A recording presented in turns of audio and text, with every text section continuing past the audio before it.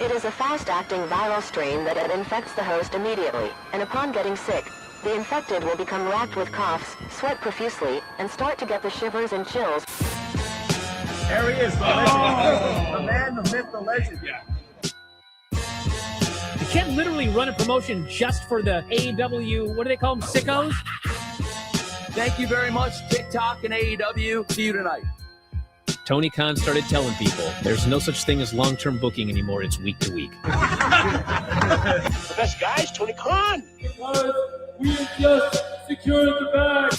It's not like I tried to be a character. It was just sort of happened naturally. But it was never something I intended. It was just something that happened because the wrestlers asked me to do things in matches, and I do them.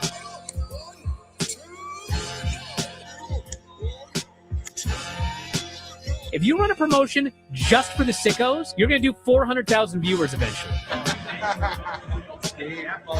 Effing melts. You know that SmackDown actually went over and everything? Yeah. You know, What's the point? the point of SmackDown. What are you getting at here? That the DVRs didn't pick it up. Did they not pick it up? Mine didn't. Let's get into everybody's favorite moment, and it is called Dave Meltzer's Dumb Moment of the Week. What would you like to listen to in your ears? I'd like to hear the flute. Well, if you'd like to flaunt your flute, then we can find you a flautist. We just secured the bag. It doesn't help me. Okay, so complain, but I will complain. Let me have my misery. And when I heard that, I was like, what? Thank you, fuck you, bye. Boom.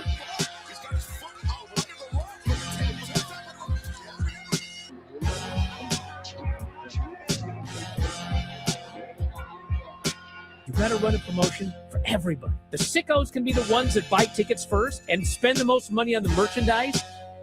Because we just secured the bag.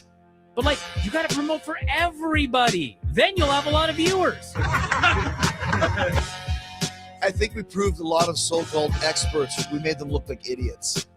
We're not going anywhere. Tony Khan's not going anywhere. You'll also be there on TNT. You'll be in 2 places at once. You'll be around like my favorite movie. Lifetime. So great, Pittsburgh. It's not like I tried to be a character. It sort of happened naturally. the best guys, Tony Khan. To keep themselves safe.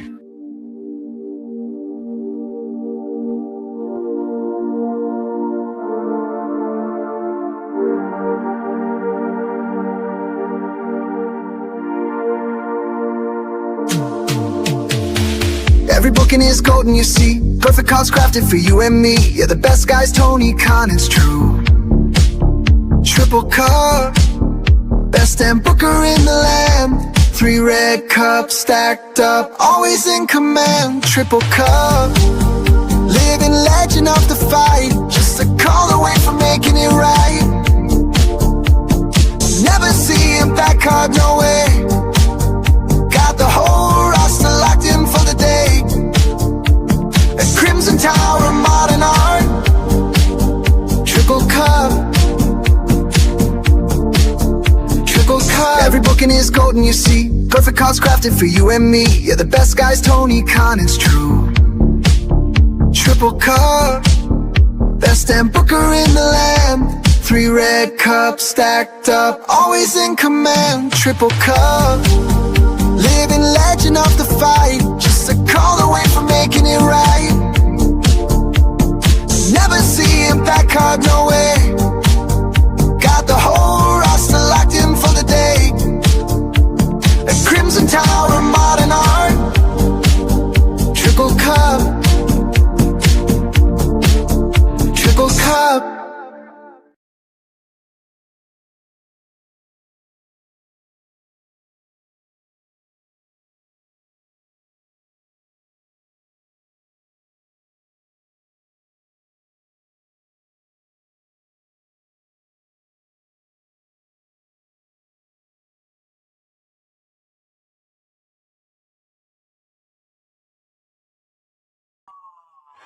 What's happening, everybody? Welcome to another eclectic edition of PWT Live Show. Yeah, we're going extra early. I don't know what happened there. StreamYard's being very weird. Move that. Okay, you guys can hear me? Good. Yeah, StreamYard's acting funky. Funky as a monkey. What's up, guys? I'm Phil S. Marks, and we're here. It is a Saturday afternoon. UFC is taking place on Paramount Plus, and I want to lock in for the pay-per-view as I did for the White House card and whatnot and the Netflix card. So I've been really locked in over on the MMAs.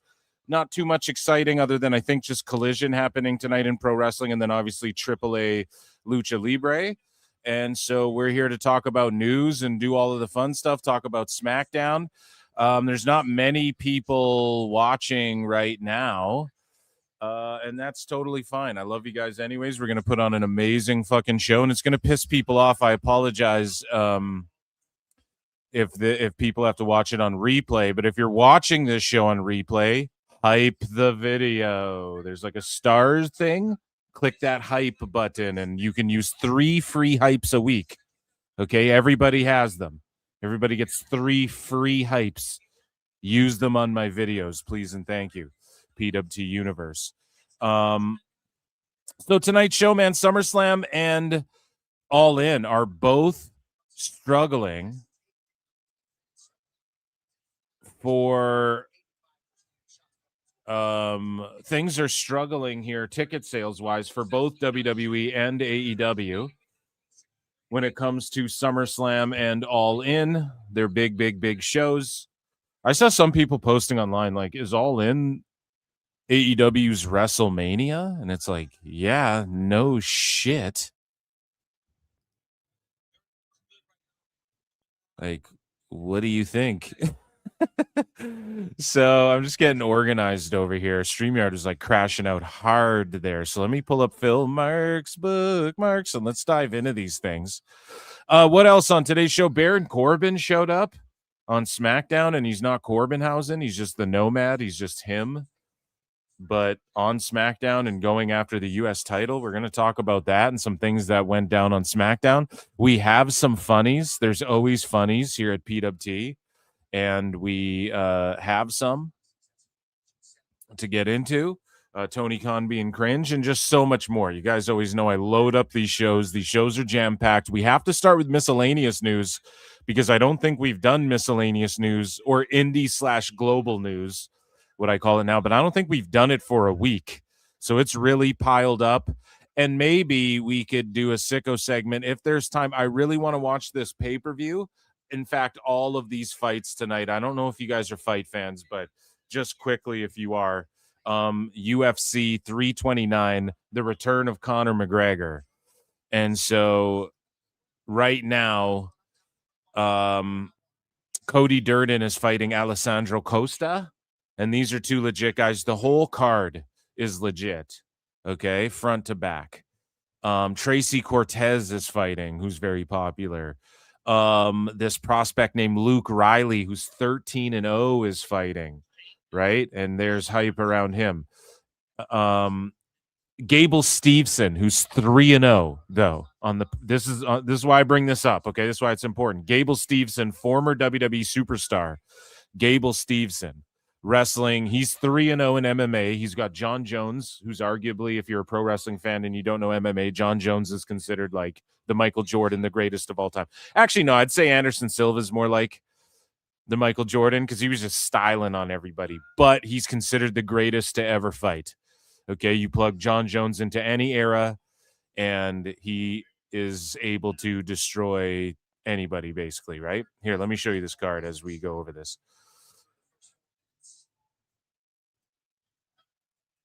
That should work, right? You guys can kind of see that.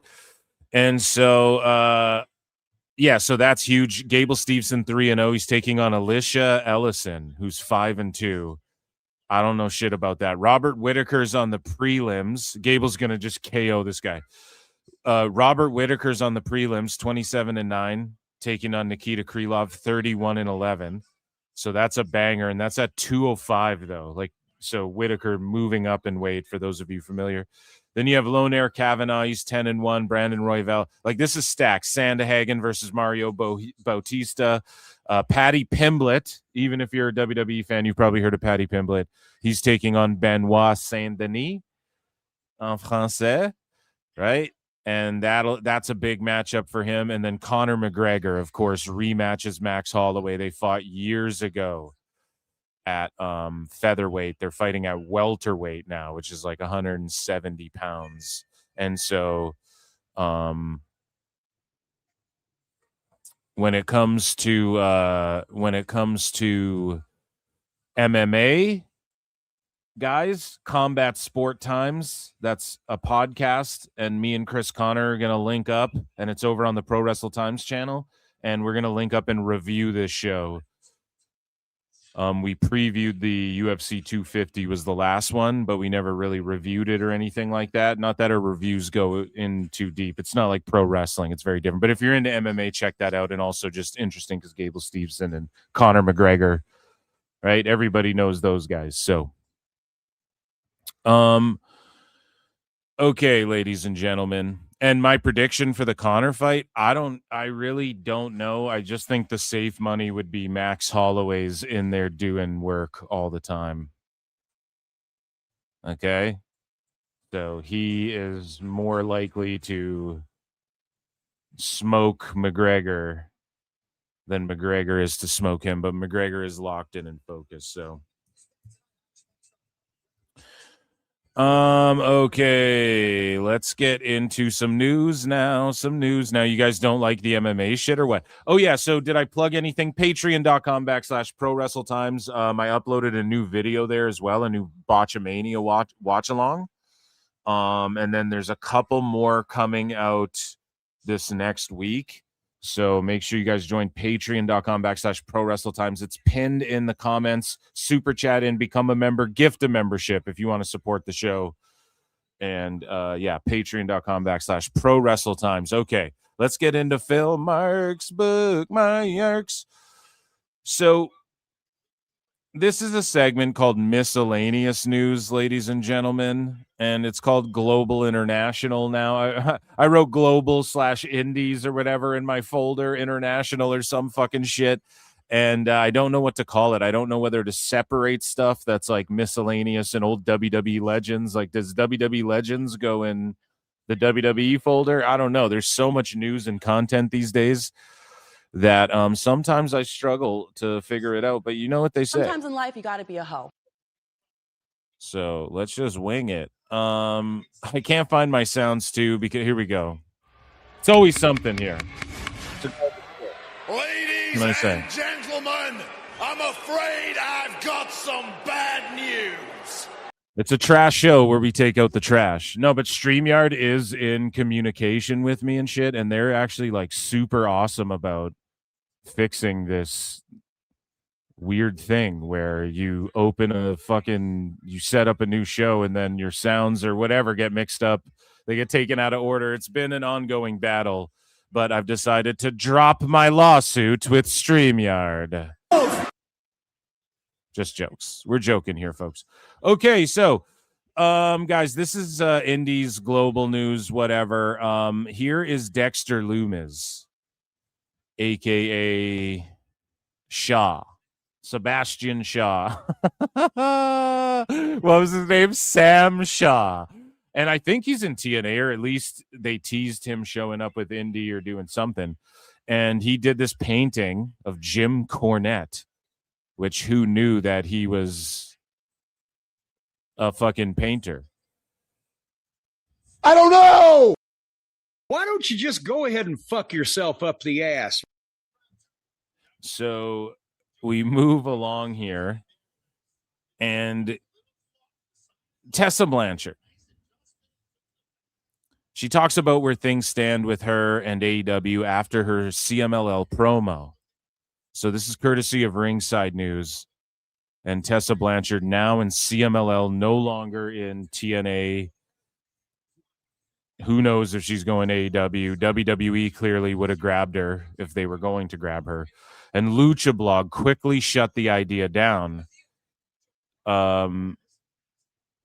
after her match with Persephone, I guess she teased going to AEW, or that's what idiots fucking thought. And then Lucha Blog shut it down. So he says Tessa's not actually going to AEW. This is a subtle dig at Persephone always going there and isn't as much in CMLL now. So basically, she's taking shots on behalf of CMLL against AEW a little bit as like, hey, you're not here. You dip out all the time. So she's a ride or die for CMLL. I think Tessa Blanchard's time to make a run somewhere serious in America. And not, I don't know if you think AEW is serious or not, but I just think that chapter's closed. I think that door's closed now, unfortunately. So moving along here, and in other feds, MLW, Trevor Lee Pro, Cameron Grimes wins the Southern Crown Championship. Shout out MLW Fusion. This is a shitty shooting star press that he hit, though. Well, Everett's got to feel 20 feet. Oh! You know what I mean? That was terrible. Shooting star, incredible hang time, and Hauser interrupts the fall at the last second. So that's like his old tag partner, I think. It's Bunkhouse rules.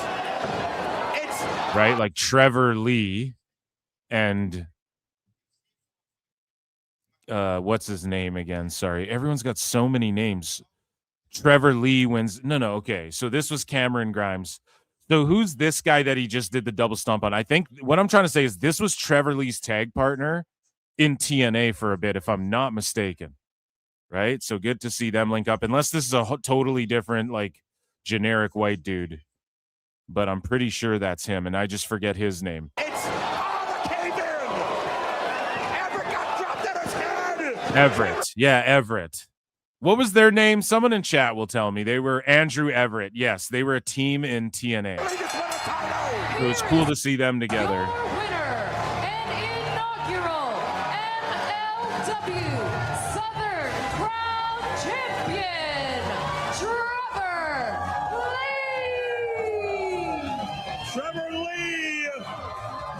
So, I mean, this is pretty cool. I kind of shit on the Southern Crown, but when you think about like where they are now, and like their roots are, I believe, New York with MLW, at least that's really where they got their footing. Now it's all like South Carolina or something like that. So who knows? Maybe they're getting ready to set up shop in multiple places. Southern roots all.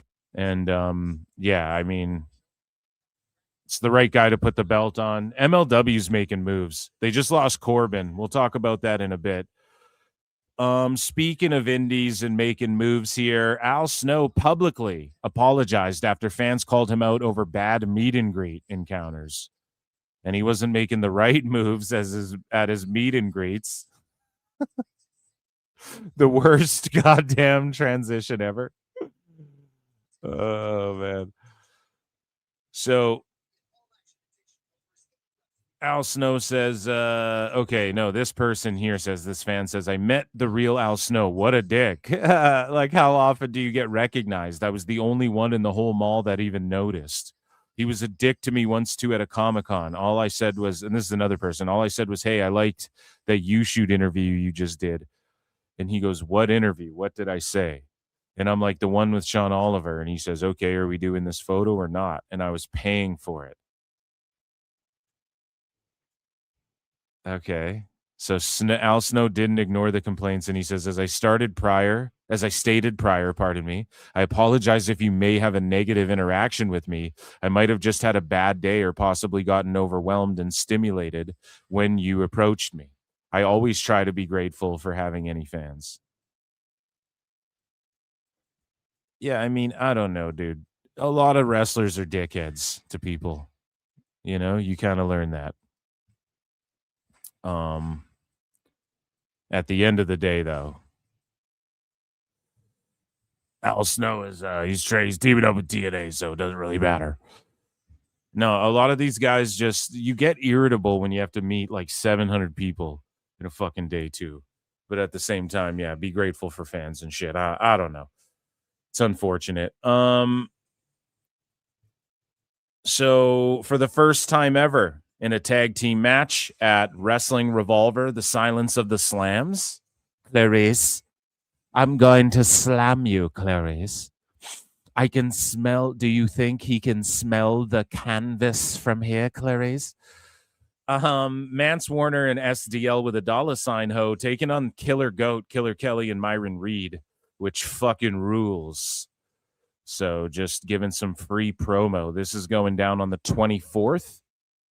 And yeah, it's Warner and SDL, real life couple, taking on the Killer Goat, Killer Kelly, and Myron Reed, a real couple. It will be live on YouTube.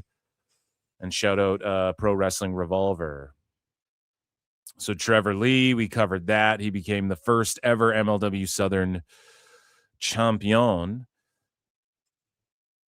And so Zilla Fatu, we'll circle back to Zilla Fatu actually. So Avery Styles is set to make his GCW debut on July 31st. So that rules. We already saw him rocking an indie with his dad. And he did amazing. So he's clearly going to get into WWE one day, go in through the fucking Evolve and all of that shit. His dad will probably send him to Japan to wrestle in Noah. He'll probably do all of that before he officially signs to goddamn WWE. And his dad is telling him right. And I've always said this too, like Sting's kid is kind of doing it right. And even the Guns. Now, it's unfortunate as fans if you're like, damn, Colton and Austin Gunn could have been really good in WWE or whatever, or in NXT. It's unfortunate that you might not get to see that. It's fortunate for them and their families and their bank accounts and shit, because Tone will just sign them up and pay them and all that. And I mean, they're in a kind of cool faction. Like in AEW, the Bang Bang Gang's one of like the only cool things. And Colton and Austin Gunn would have been good in NXT and all of that for sure. But I always praised like them going to AEW first, because there's some things you learn by like being thrown to the wolves on live TV and shit that you won't learn in such a controlled environment now in WWE. Like obviously it's live TV, it's wrestling, anything can happen. That's why you go to the PC. It's why you go to NXT. But in AEW, like you just get thrown on live TV. Like there's just something to that that's very old school, you know, and that's just something, those are reps that if you're like an NIL talent, you'll never really understand that side of the game if you just come up through the system and everything's fairly reasonably controlled at all times, you know, bar an injury or flubbing a line. But even then they'll just edit that shit out on the YouTube version or whatever, you know, like it's all very controlled. So AJ obviously telling him like, don't go do bloodbath dumb shit, but go to Mexico, go to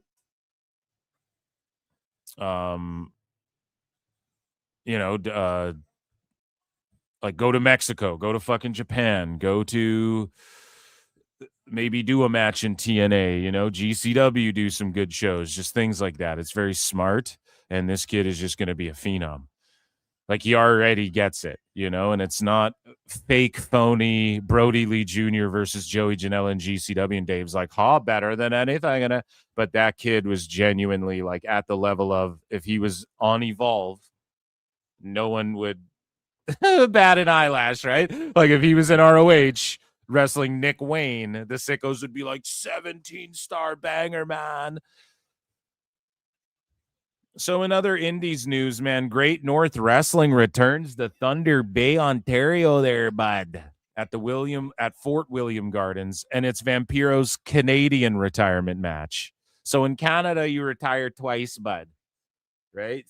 So he's trying to get some of that fucking Canadian pension fund, dude. You know what I'm saying? No, so he retired once in Mexico, I believe, and Vampiro is retiring again, but it's his Canadian retirement. Also, Charlie Haas and Hannibal the Blood Hunter. I'm gonna make Charlie Haas bleed. I'm gonna make him bleed, then I'm gonna sue him, and then I'm gonna do a podcast about a conspiracy theory about the moon landing. Charlie Haas, have you ever been to the moon? Have you ever bled on the moon? You get Hep C from moon rocks, from bleeding on the moon. Hannibal. So Hannibal TV YouTube star. He's a YouTube star the way Hughesy's a YouTube star. Allegedly. Oh, fuck. Oh, my God, dude. So Hawes versus Hannibal. Or I don't even know if they're fighting. Speaking of fights, big finish there. Amber Nova's taking on Tina San Antonio. Tina San Antonio. Who's her tag partner? Carmen Sandiego. Oh, go! I'm over it now. And yeah, so Vampirio versus Chris Masters, Chris Adonis in a no DQ street fight, but they can call him Chris Masters for whatever reason. So me and JJ Alexander on Patreon were talking about Chris Masters, and he talked a little bit about knowing him a bit, working with him a few times, like after his stint in WWE. Let's go and check that out. So NWA Power is now on Tubi. So if this was AEW, Dave would be like, well, technically it's owned by Fox. But NWA Power, every episode is on demand. So they're on Comet doing like insane numbers that nobody can prove. Billy Corgan's just claiming shit. And then now Power's on Tubi. So good for them. Good for them. That's all I can fucking say. Dave isn't going to glaze this. Right away, NWA Power is going to start whooping Collision's ass. Do you know what I mean? So let's move along here, because we have some like controversial shit. I just want to get through all of the indie fed stuff. Right? Let's go to Japan. Let's go to Japan with some of this shit. So, new Gabe Kidd has defeated Shota Umino inside Korakuen Hall to win the IWGP Global Heavyweight Championship for a second time. The G1 Climax, I think, is on like right now, or was on this morning or something. But Shooter's first reign of his professional wrestling career lasted only 22 days. So again, Gabe Kidd is just a flop. There's visa issues now. I guess like Dave Meltzer's coping over visa issues, and he tried to go, well, when Trump made this announcement about this and that and saying like, oh, WWE wrestlers and UFC fighters and AEW was in that list.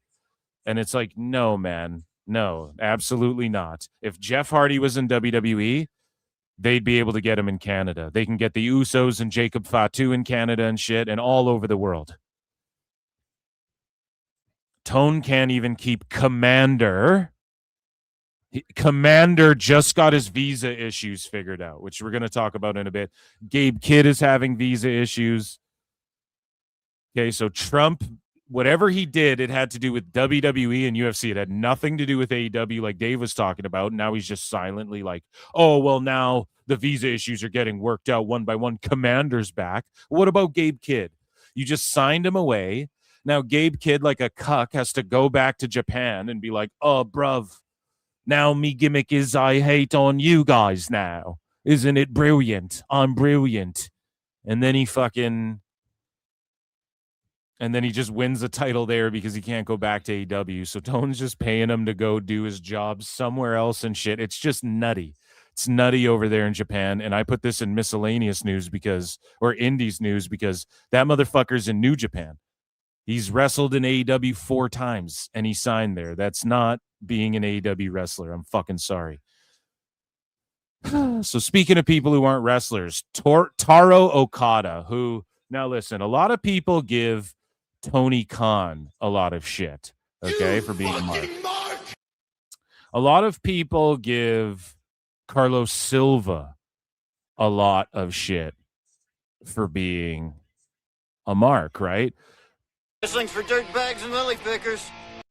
One guy who doesn't get enough flack for being a mark is this guy, Taro Okada. You are a naive, brainless, pathetic, idiotic, clueless, dumbass mark. And I'm watching this guy closely. Everybody tweet to Taro Okada and let him know that we're investigating him at PMT. I'm joking. Listen, he is just very much likes getting choked out by Tekla, which who wouldn't? Am I right? Ugh. but he really likes getting choked out by Tekla, and he loves Tony Khan a lot, obviously. And we've just been seeing more and more of this guy. He was in the crowd on, I think, Collision, or no, he's at Forbidden Door, I think. And now he's back here in Japan at Stardom. And Xena, who's Australian, by the way, on my previous show, like a few shows ago, I can't remember, I said that Xena was a warrior princess. I said that Xena was like an American. I just meant like Gaijin, I guess. Like she's Australian, I guess. So shout her out. And she is about to leave and I think get scooped up by WWE. That's the rumors anyways. But this guy, Taro Okada, lets her like chop the shit out of him, which is kind of tradition in Japan. But you guys let me know what you think. Is this like too much? Is this stupid? Is this silly? And he like sells the shit out of it for her, which is good. And like the crowd's hot as shit. Stardom knows how to make like women like WWE style superstar sports entertainers. I've always given them credit for that. Like their gear's always on point, their aura's always on point, they're trained properly. They can wrestle their asses off. Crowd's super into the show. Not the biggest crowd in the world, but they do their thing. Like, oh. So he's doing the right thing. But he's also like the booker promoter. Like, is this, I guess it's like more tradition in Japan. But that's the thing. Inoki would slap the shit out of people. Right?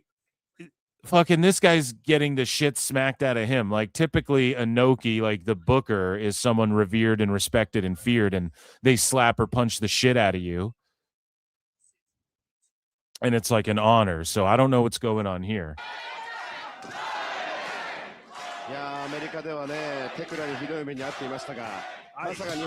Oh, he's taking it. Good on him. Good on him. So, you know, she chopped the shit out of everybody else as well. So they did the Inoki line. I don't know if this is tradition for everybody who leaves Stardom. Is this like a new thing?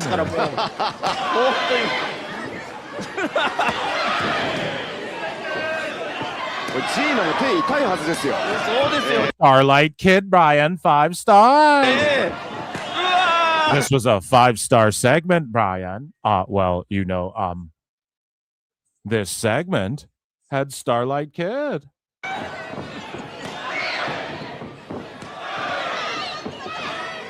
Hazuki and Starlight took 5-star slaps.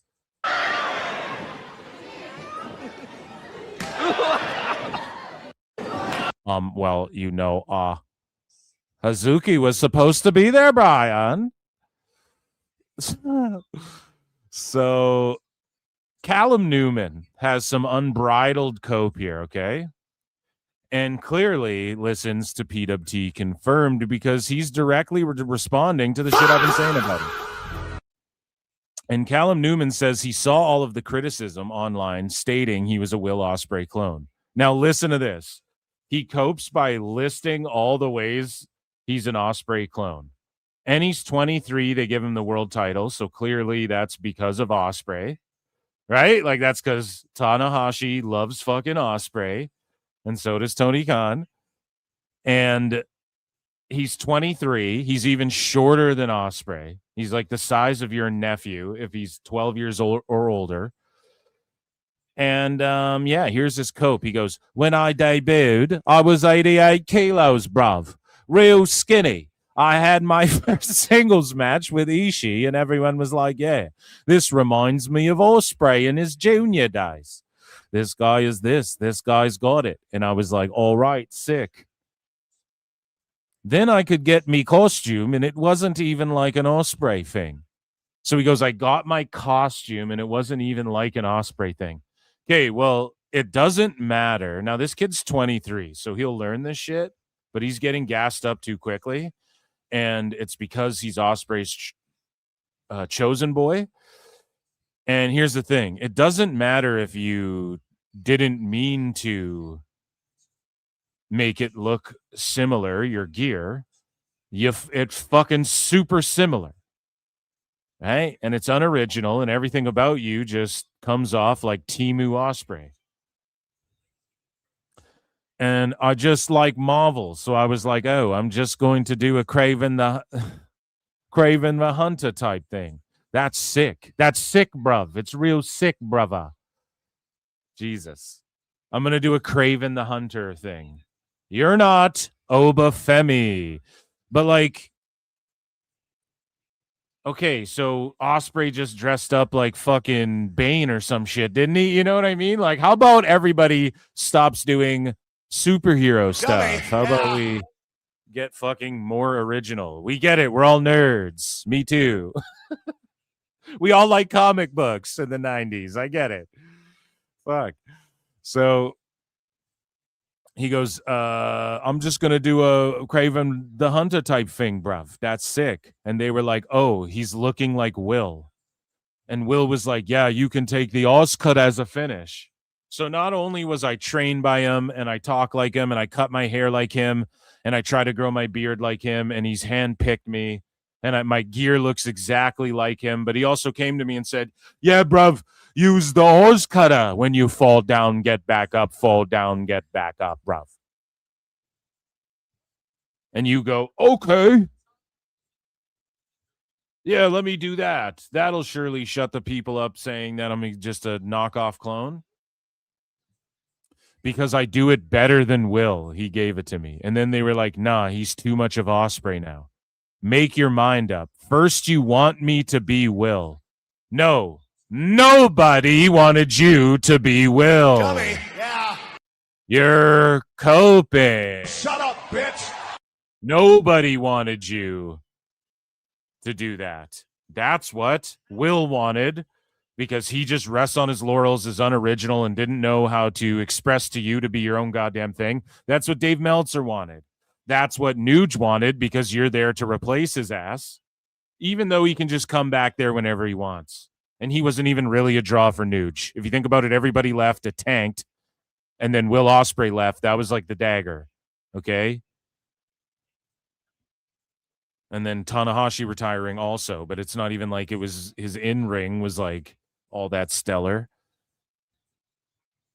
But that was like their Cena retirement tour. So that's all the wrong people. The people tanking business, Tony Khan, Dave Meltzer, Will Ospreay, who's never drawn on some indies. Okay, cool. But like at the big boys, he has not lived up to any of the hype or anything he's getting paid.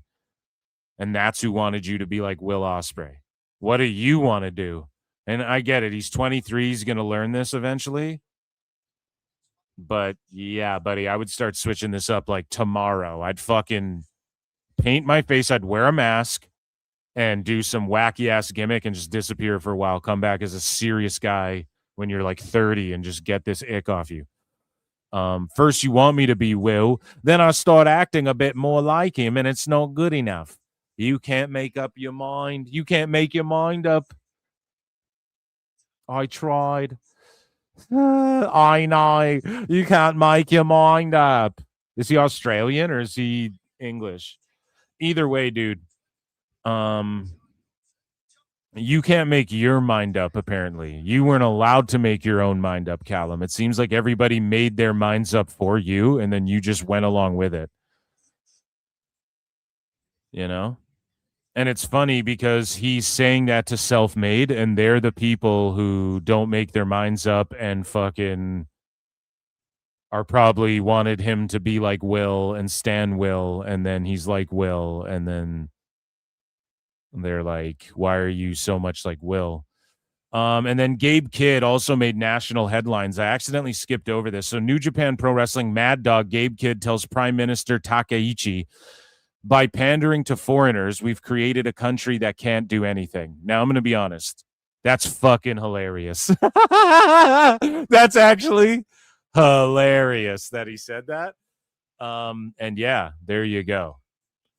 There you go. You'd get canceled for saying some shit like that in America in 2026. But in Japan, it's all good. So let's talk about ex-WWE and WWE adjacent related things. And Jasmine St. Clair, I don't think she was ever in WWE, but she was in ECW, which is owned by WWE.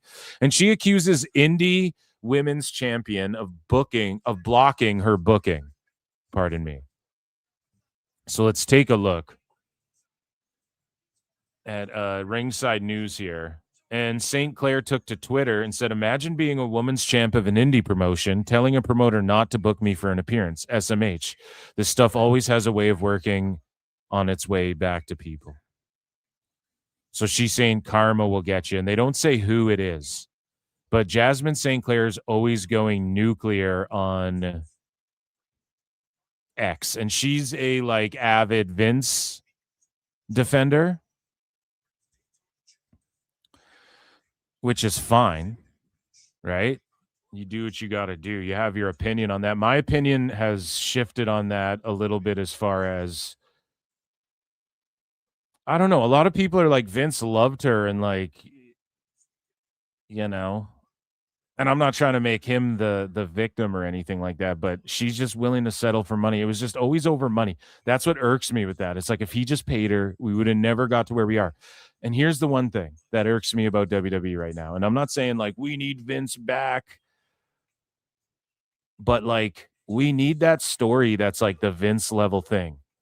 Like Heyman came up with the bloodline, but Vince approved that shit. You know, the Cody Rhodes storyline as well being a part of that. Vince brought Rhodes back in and was like, you're going to be the American Nightmare. Maybe Trips would have done the same thing. But we actually don't know if he would have for sure because he wasn't fully in charge then.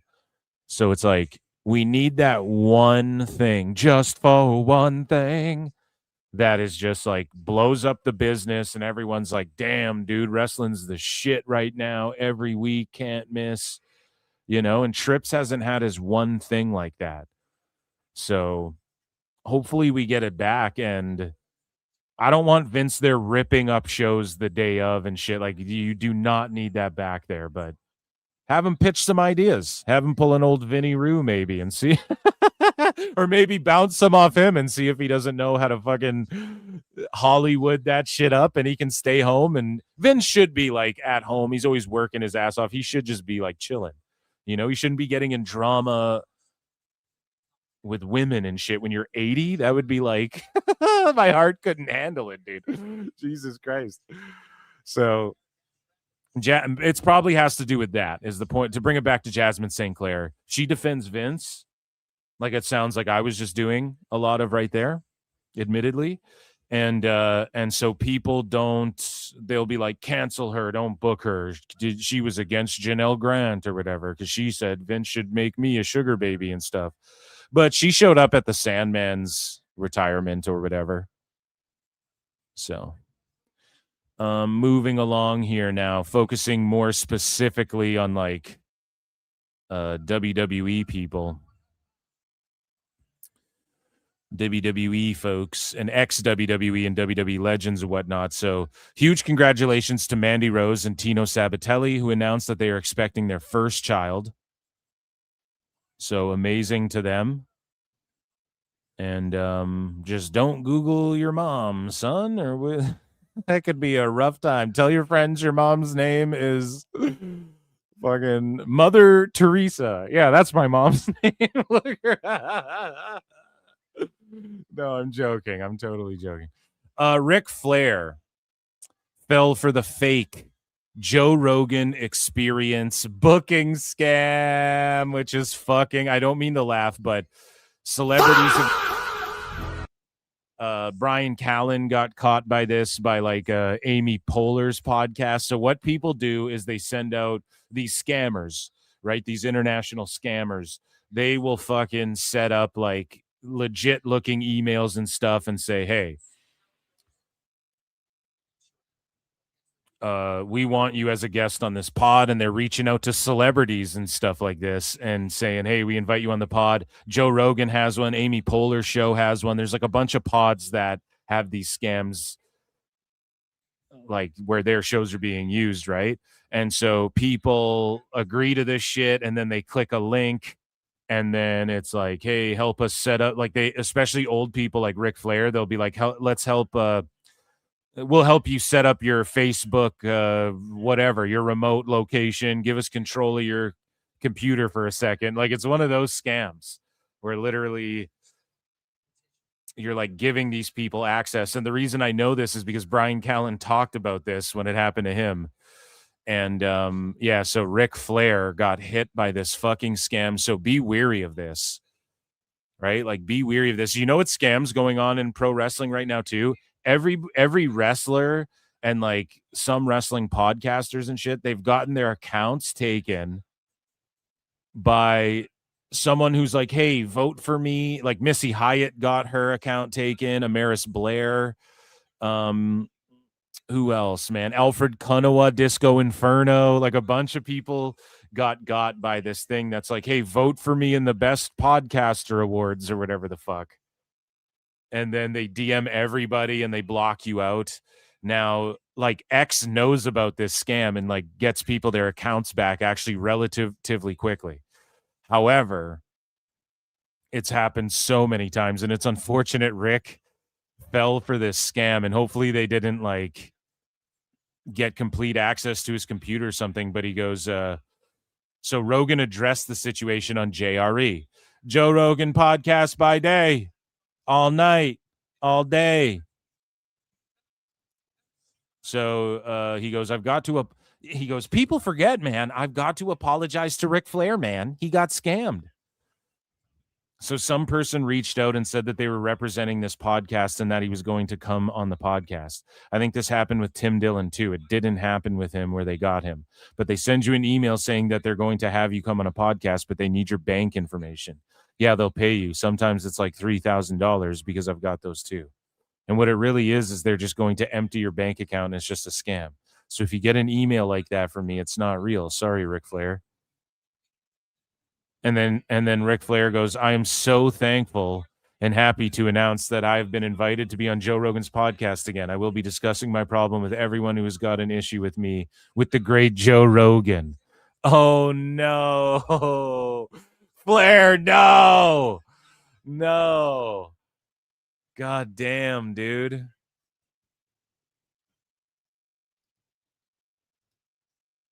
Yeah, you guys, you old timers got to look out for that shit. Joe's not going to pay you to go on a show. The biggest podcast in the world isn't going to pay you to go on the biggest podcast in the world. Do you know what I mean? So, speaking of problems, Kurt Angle's got a problem here. He shared that his daughter Nicoletta practiced a moonsault on him and she knocked out his tooth. So again, can you imagine his daughter, how much of a beast she's going to be practicing moonsaults already? Knocked his tooth out.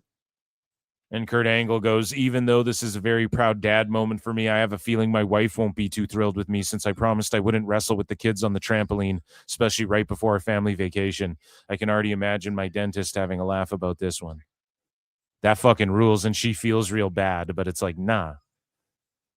Speaking of travel, man, Zilla Fatu, who apparently is signed with WWE and is going to start in WWE imminently, and we've heard rumors about like Baron Corbin and Enzo and Cass and Zilla and some of these people for a while, and it turns out Corbin just fucking showed up. We're going to talk about that in a bit. But Zilla Fatu announces he's going to Japan, despite reports of him joining WWE soon. He says, Zilla Fatu Japan tour. I would love to train over there and hone in on my skills. Noah, New Japan, All Japan, DDT. Godzilla is ready to take over Japan. So now he could be saying this because like Zilla's good, like with his vlogs and everything. He's good with social media. You know, he has a really good presence, like a media and like his brand presence outside of like, you know, the big like major companies, if you will. He could just be doing this to troll and then he's going to show up out of nowhere and Solo's getting his ass beat. I don't know. Like Solo's just alone. Like Solo's a troll now too. It's funny how Solo's character is like, he just shows up like he's disguised and then he shows up and gets involved in shit, then gets punched in the face or whatever. Like, I don't even know what they're doing with Solo Sikoa, but Zilla could join him. But also if he also tends to keep it real. So I'm just saying like, he could actually be like, yeah, I'm going to Japan and shit. And everybody just jumped the gun. Like, yeah, he's at the PC. You think he's not welcome at the PC or anywhere? Like, come on, man. Oh, he was at the Performance Center. Yeah, Booker T trains him and shit. Like, and I'm not saying he won't be in WWE or I don't want to see that. But what I am saying is, like, I could totally see him going to Japan for a bit, and this isn't a good sign if he's got to go to Japan to train up and shit. And again, speaking of pimping all over the world, Cardi B revealed she's doing a world tour. I don't know if she actually is, but she's toured the world and whatnot. And she claimed via Instagram stories that her intro during her Little Miss Drama tour was inspired by Batista. So here she is doing Batista.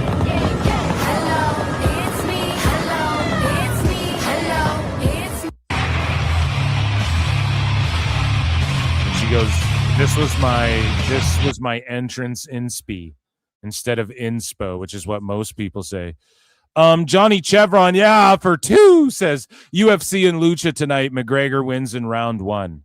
That would be cool, dude. Everybody loves a comeback story. I've got UFC on right now. Every fight's been a finish thus far, and he could totally win, and that would be awesome.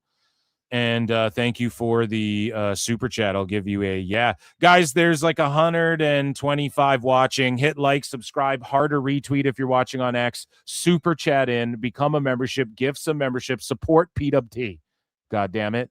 And check out patreon.com/Pro Wrestle Times. It's pinned in the chat there. And what was I going to say? I was going to give you a yeah, just my fucking sounds. I've just given up on reorganizing them for the 15th time, but this is going to get fixed. StreamYard has been helping me out here with this, so they've been addressing it handily. Here's the thing. Safe money's on Holloway. What do I want to see? I'm a Mark dude. Like, I want to see McGregor come back and starch him in 1 round. But Holloway is been more seasoned. Like, if you want to look at the 5 years McGregor hasn't had any fights, Holloway has fought some of the best in the world. He knocked out with 1 second left the current lightweight champion. You know what I mean? Like, the safe money's on him. But at 170, I go, Connor's not even that good at 70. So what's Holloway going to be like at 70? That's just his walking, or both of their walking around weights. So it's like, I don't know, man. That could give Connor the edge, right? Holloway's a fucking featherweight. He could fight at 145. He's fighting at 170. It's kind of like, okay, I guess not.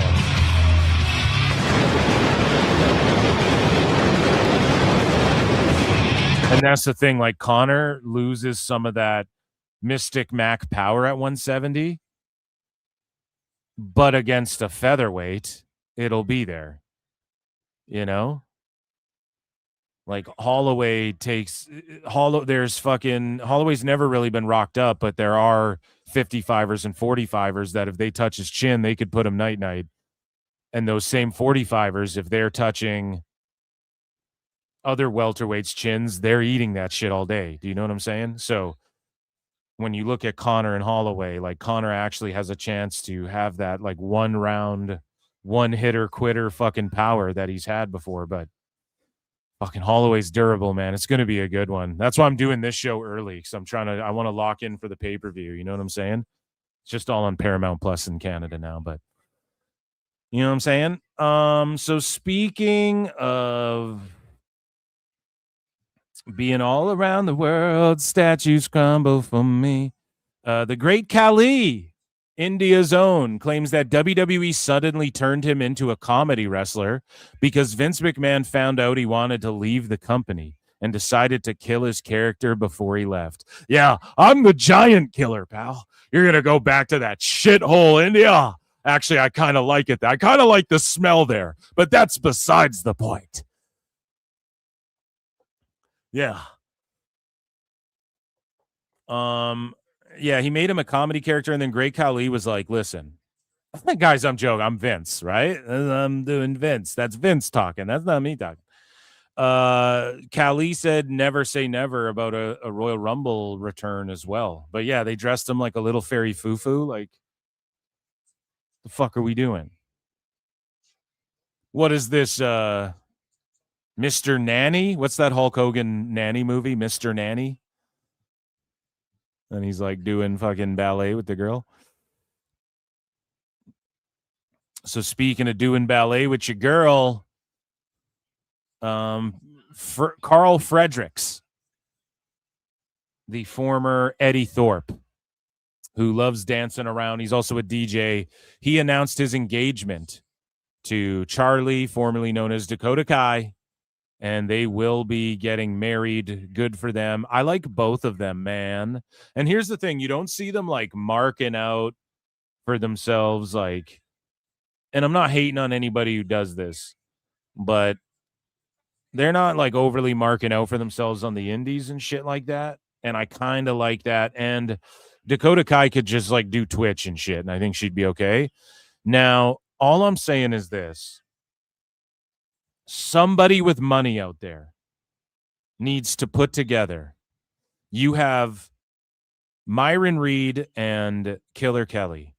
You have Scarlett and Karrion Kross, Killer Kross. You have Zelina Vega and Aleister Black. You have Dakota Kai and what's his name? I just want to call him Eddie Thorpe. I don't want to call him as Carl Fredericks, right? And others. There are others, I'm sure, but there's like a bunch of couples where do like a fucking indie tournament, mixed gender fucking couples indie tournament, or like it could be cool. There could be storylines to be had here between some of these couples and things like this in an MLW. Maybe not all of them and just overdo it. That's why I'm like saying like someone with money. You're Brett Lauderdale. You're associated with all of these GCW shows, right?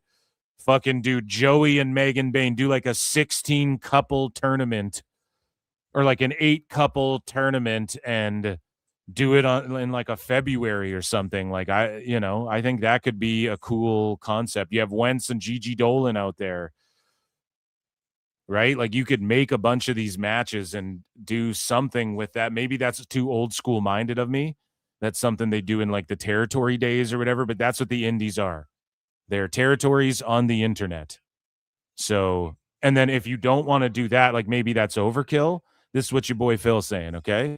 You got to do like, there's a story between Cross and Scarlett and Vega and Black in MLW. No?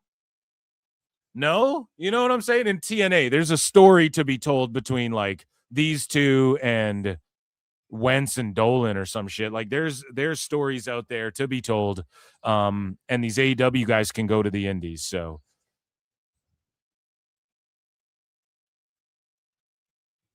anyways, shout them out. Eddie Guerrero bobblehead night is announced by minor league baseball team. Fans of the El Paso Chihuahuas minor league baseball team will be able to celebrate Eddie Guerrero later this summer. And that's transcending, right? You're fucking a wrestler and they're giving out your bobblehead at baseball games. And there's a lot of baseball themed shit. Like WWE's talking about doing a show at Fenway Park. I'm pretty sure. Maybe it's at Fenway, wherever the fuck. And we just had Brawl in the Ballpark, which we're going to get into. And then Eddie Guerrero bobblehead at the minor league. A lot of baseball crossovers here in pro wrestling. Speaking of crossovers, Mahabali Shera, I think that's his name, right? You guys remember Shera from, I think he was in NXT for a little bit, like just a couple matches. Maybe I'm wrong. Maybe I'm wrong about that. I think he was. He for surely had a WWE tryout. Shera, not Indu Sheer, whatever the fuck, but Mahabali Shera, the guy, the Lion, or whatever he calls himself, the Lion Shera. He's a multiple-time OVW champion. He is the guy who was driving Uber in the Netflix doc, The Wrestlers, right? And he just has such a great story. He has size.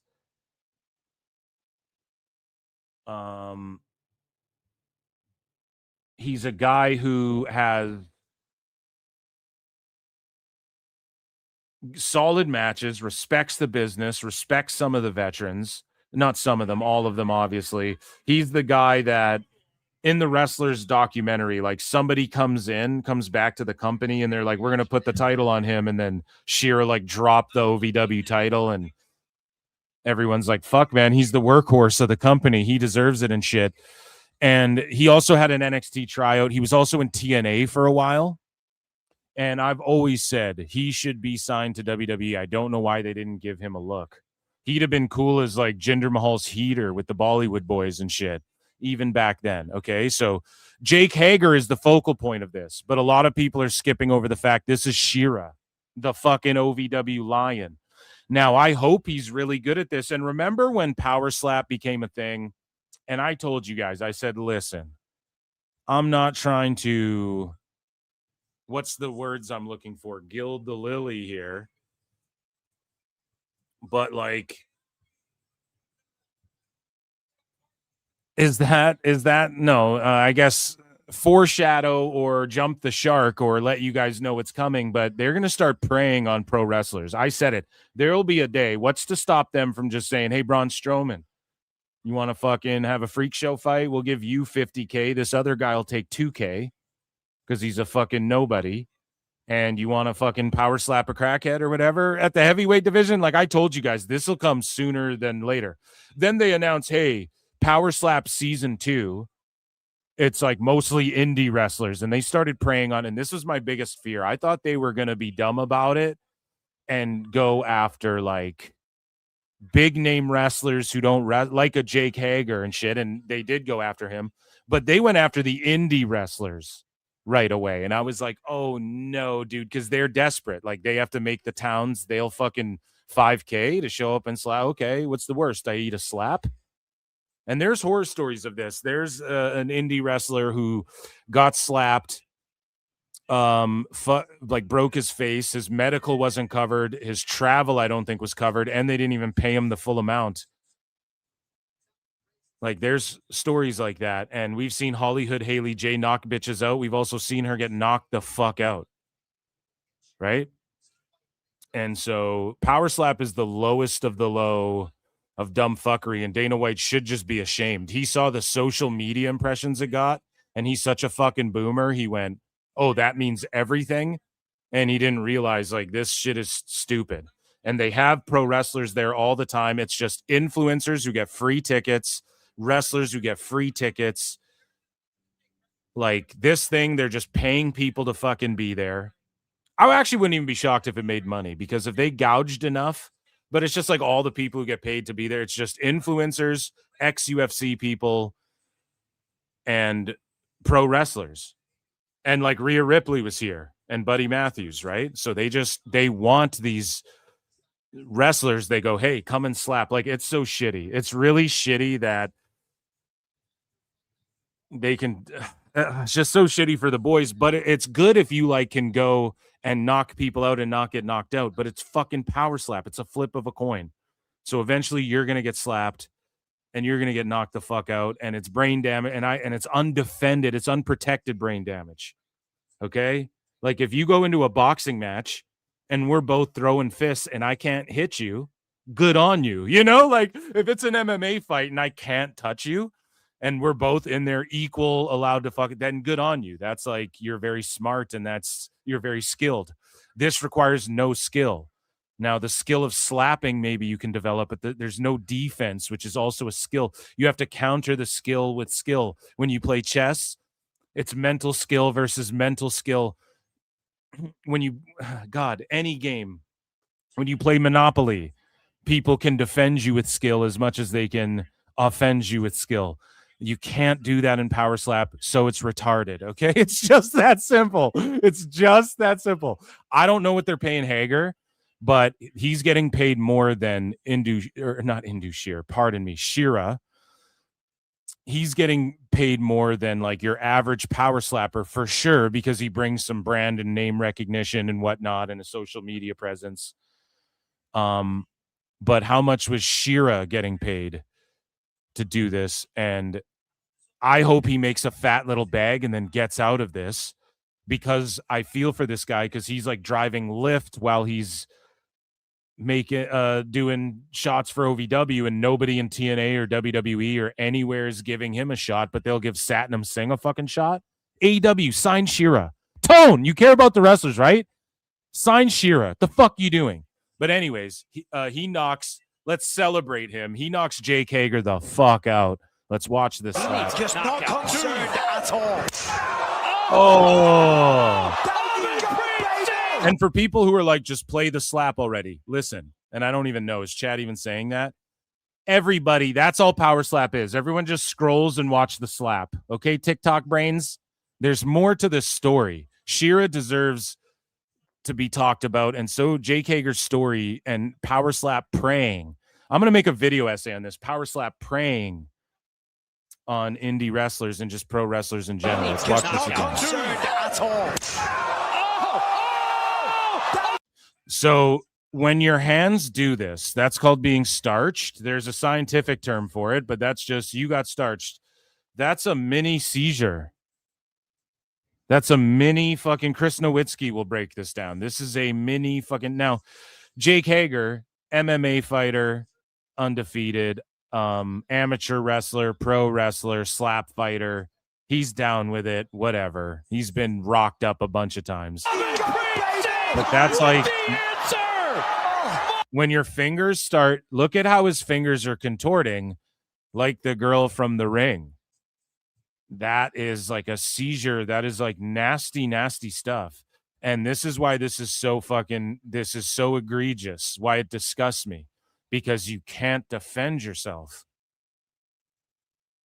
Right? So if he was able to defend himself and he gets high kicked, you know what you signed up for. Yes, it's scary, but this is the fight business. It's the hurt business. We're prize fighting. This is prize. I'm going to brain damage myself for life. I don't even understand it. You literally might as well just sign people up. Hey, let's just have people slam their heads against a brick wall and see who gets knocked out first. You know what I'm saying? Like, it's this equivalent of that, literally. But good for Indus. I hope he got a bag for this. I don't know what to tell you. And Hager was talking shit like he wanted the world power slap heavyweight title. So Sheer just said, fuck that. Just not concerned at all.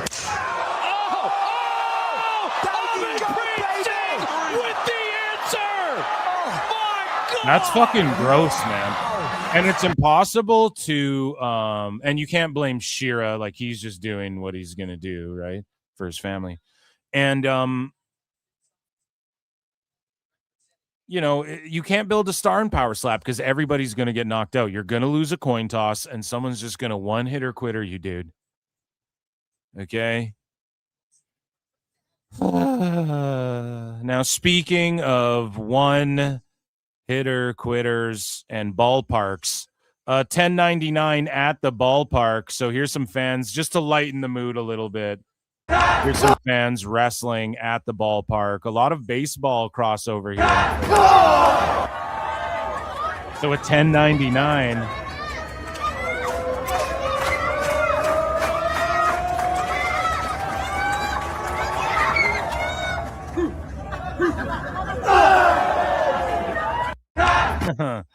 I don't know. That's pretty funny, but it's probably so hot out there.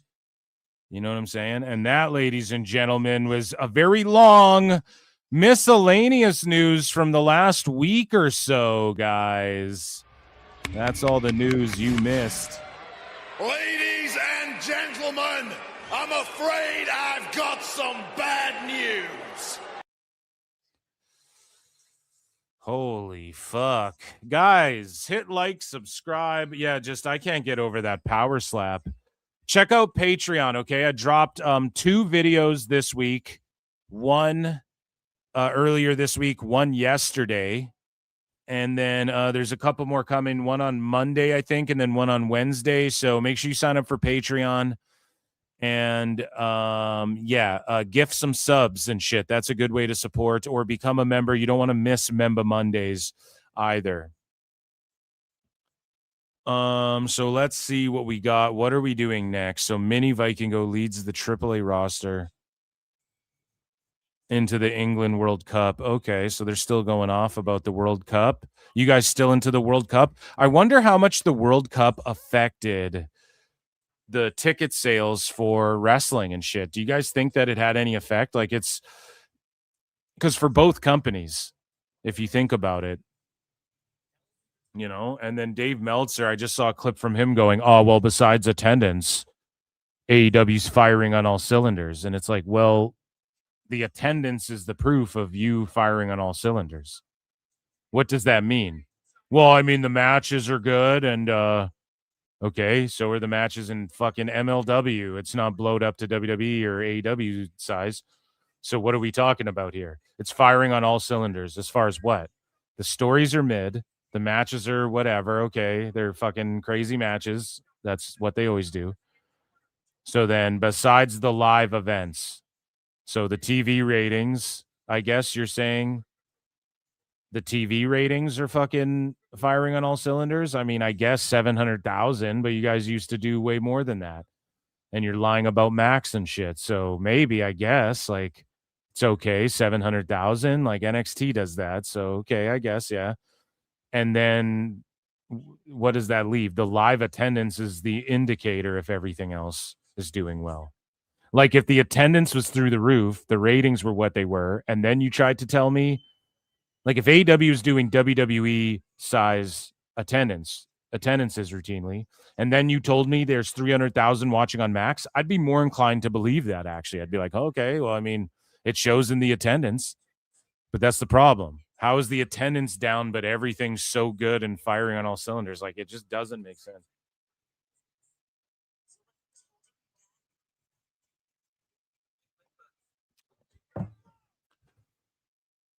Speaking of shit that doesn't make sense, ladies and gentlemen, Chris Jericho. I look and see it's not just me. So many others have stood where I stand. We are the young, so raise your hand. They call us problem child. We spent our lives on trial. We walk an endless mile. We are the youth gone wild. We stand and we won't fall. We're one and one for all. The writing's on the wall. We are the youth gone wild. Let me get wild. Yay!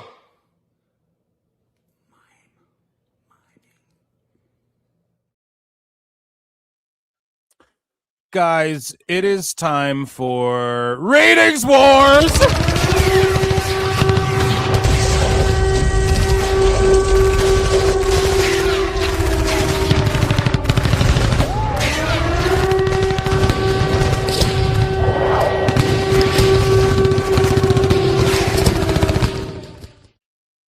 Brought to you by patreon.com/Pro Wrestle Times.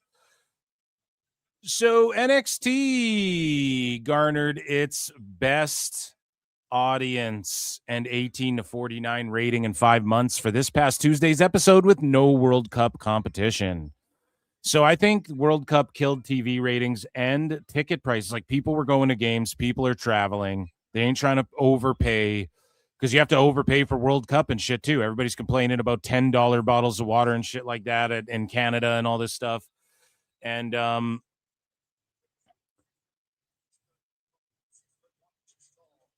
I think that people aren't willing to overpay for, like, WWE or really pay for AEW in general. I mean, look at their attendances just in general. They don't really. I mean, you know what Dave says about it. Where's my goddamn?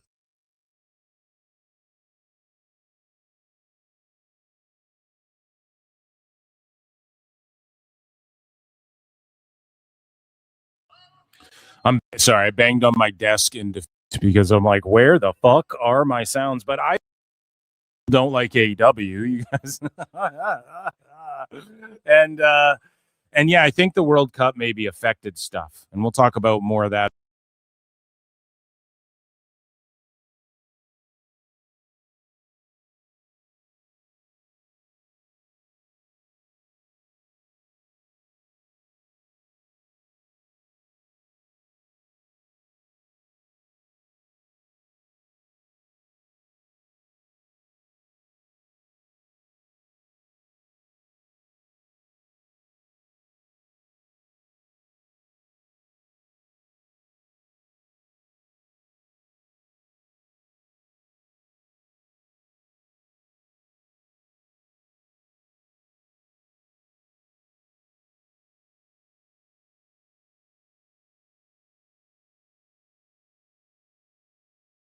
some of the best. How long was I fucking muted again? Did I mute myself again? God damn it.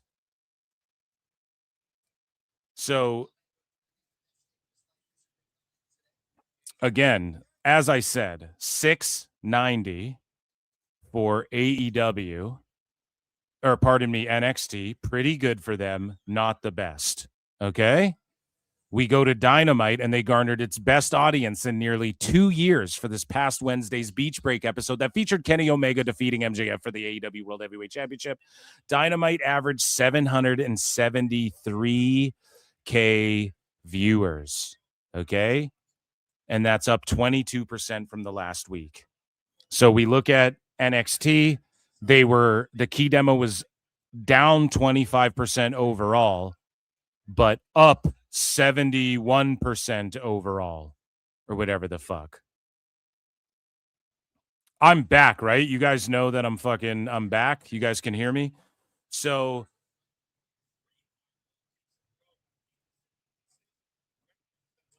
that's fucked for NXT to be up 71% on the week, but then year over year, you're down 25% in the key demo. That's like, holy shit. Now, I will say that a lot of people are probably watching internationally and whatnot. If you count the international, it's obviously over 700,000, but I'm not here to cope over all that. Dynamite, okay? It averaged 773, up 22%, and its best audience in nearly 2 years is 773. Like, that's super yikers.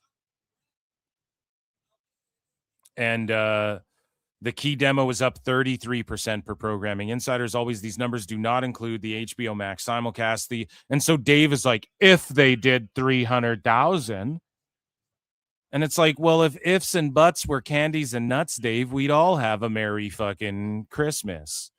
Thank you, fuck you, bye, boom. You know what I'm saying? Poor people don't like AEW. So let me know. You guys can hear me, right? I'm just making sure, chat, you sons of bitches. Let me know. So the audience was the highest since the 24 Blood and Guts episode on July 24th. The 18 to 49 rating was tied with 5 other episodes as the 6th highest of the year. Dynamite was tied with Jesse Waters on Fox News for 4 on the night. Year over year, Dynamite was up 25%, but the key demo was also down 25%. So just like NXT, the key demo is down 25% overall year over year, the exact same. So what does that tell you? Wrestling's boring right now. It's summertime. At the summertime sadness, right? And everybody's doing their thing outside, doing other shit. The World Cup's on. I think that has a huge effect on everybody. And we move along here because we're going to talk about the fucking ticket sales, okay? And oddly enough, though, the collision that went head-to-head with Impact this last Thursday, Raj Giri doesn't have the ratings. Let's do an updated check. He doesn't have the ratings yet, and they're not out yet. So very weird, very conspiratorial, I will say. Where's my fucking X-Files? CWJ1288 for 5 says, according to WrestleNomics YouTube, top 25 videos count for June. WWE 25.5 million, AEW 3.6 million. Top AEW YouTube video 478K is 225K less than WWE top 25 video 703K. Thank you for this. Okay, thank you for this. And I love these breakdowns when people go and crunch the numbers and just look these things up. I enjoy that because I do a lot of show prep, and it's like I don't have time to sleuth this shit out. When I do, I'll do like a little video essay, but not sleuthing out these numbers like other people do this shit. And I appreciate this. Bring more of this to me. Tag me in this shit on X and stuff. DM me this stuff and whatnot. Email me this stuff. I will say this. You have to factor in social media impressions as well. Big knockout here on the Paramount Plus UFC card. You have to factor in social media impressions, and that's what motherfuckers don't want to talk about is WWE dwarfs AEW in that. And That's how you know it's bigger. Social media and attendance, I would say, are the two key ways to see how valuable you are in this climate. Like, yes, there's TV ratings and stuff. Yes, those matter to some degree. Yes, those, it's measurable data. It's stuff you can factor in and stuff like that. But I think most importantly, social media presence is everything. And yes, having a head start helps, but it's not like you can't look at the quartering. It's not like you can't just collapse and shit when people don't fuck with you. So look at Brendan Schaub, right? Look at fucking Greg O.P. Hughes. Look at DSP, Dark Side Phil. You know what I'm saying? So you have to factor this in because a lot of people, this is why it's important. A lot of people, when you see like the key demos down 25%, okay, but what are the YouTube numbers? A bunch of people haven't entirely fallen off. They just go and watch all the clips on YouTube that Monday, and then they just don't watch Raw that week because they got other shit to do. They just scroll the timeline. Okay, I'm going to go do stuff. It's summertime. You know, I'm going to the lake or whatever. Ain't got time for Raw. Ain't got time to bleed. So thank you for that. I appreciate that. And thank you for the super chat. So Raj Giri has not gotten ratings for TNA versus Collision, which I would love to see. So in comparing the two major shows this summer, and we have another breakdown. Okay. This guy Angel drops this little breakdown here. I don't know who put this together, but we're going to get into that to Felt Dave a little bit. WWE SummerSlam Saturday. Now I checked WrestleTix and there wasn't a Sunday posting yet. Okay.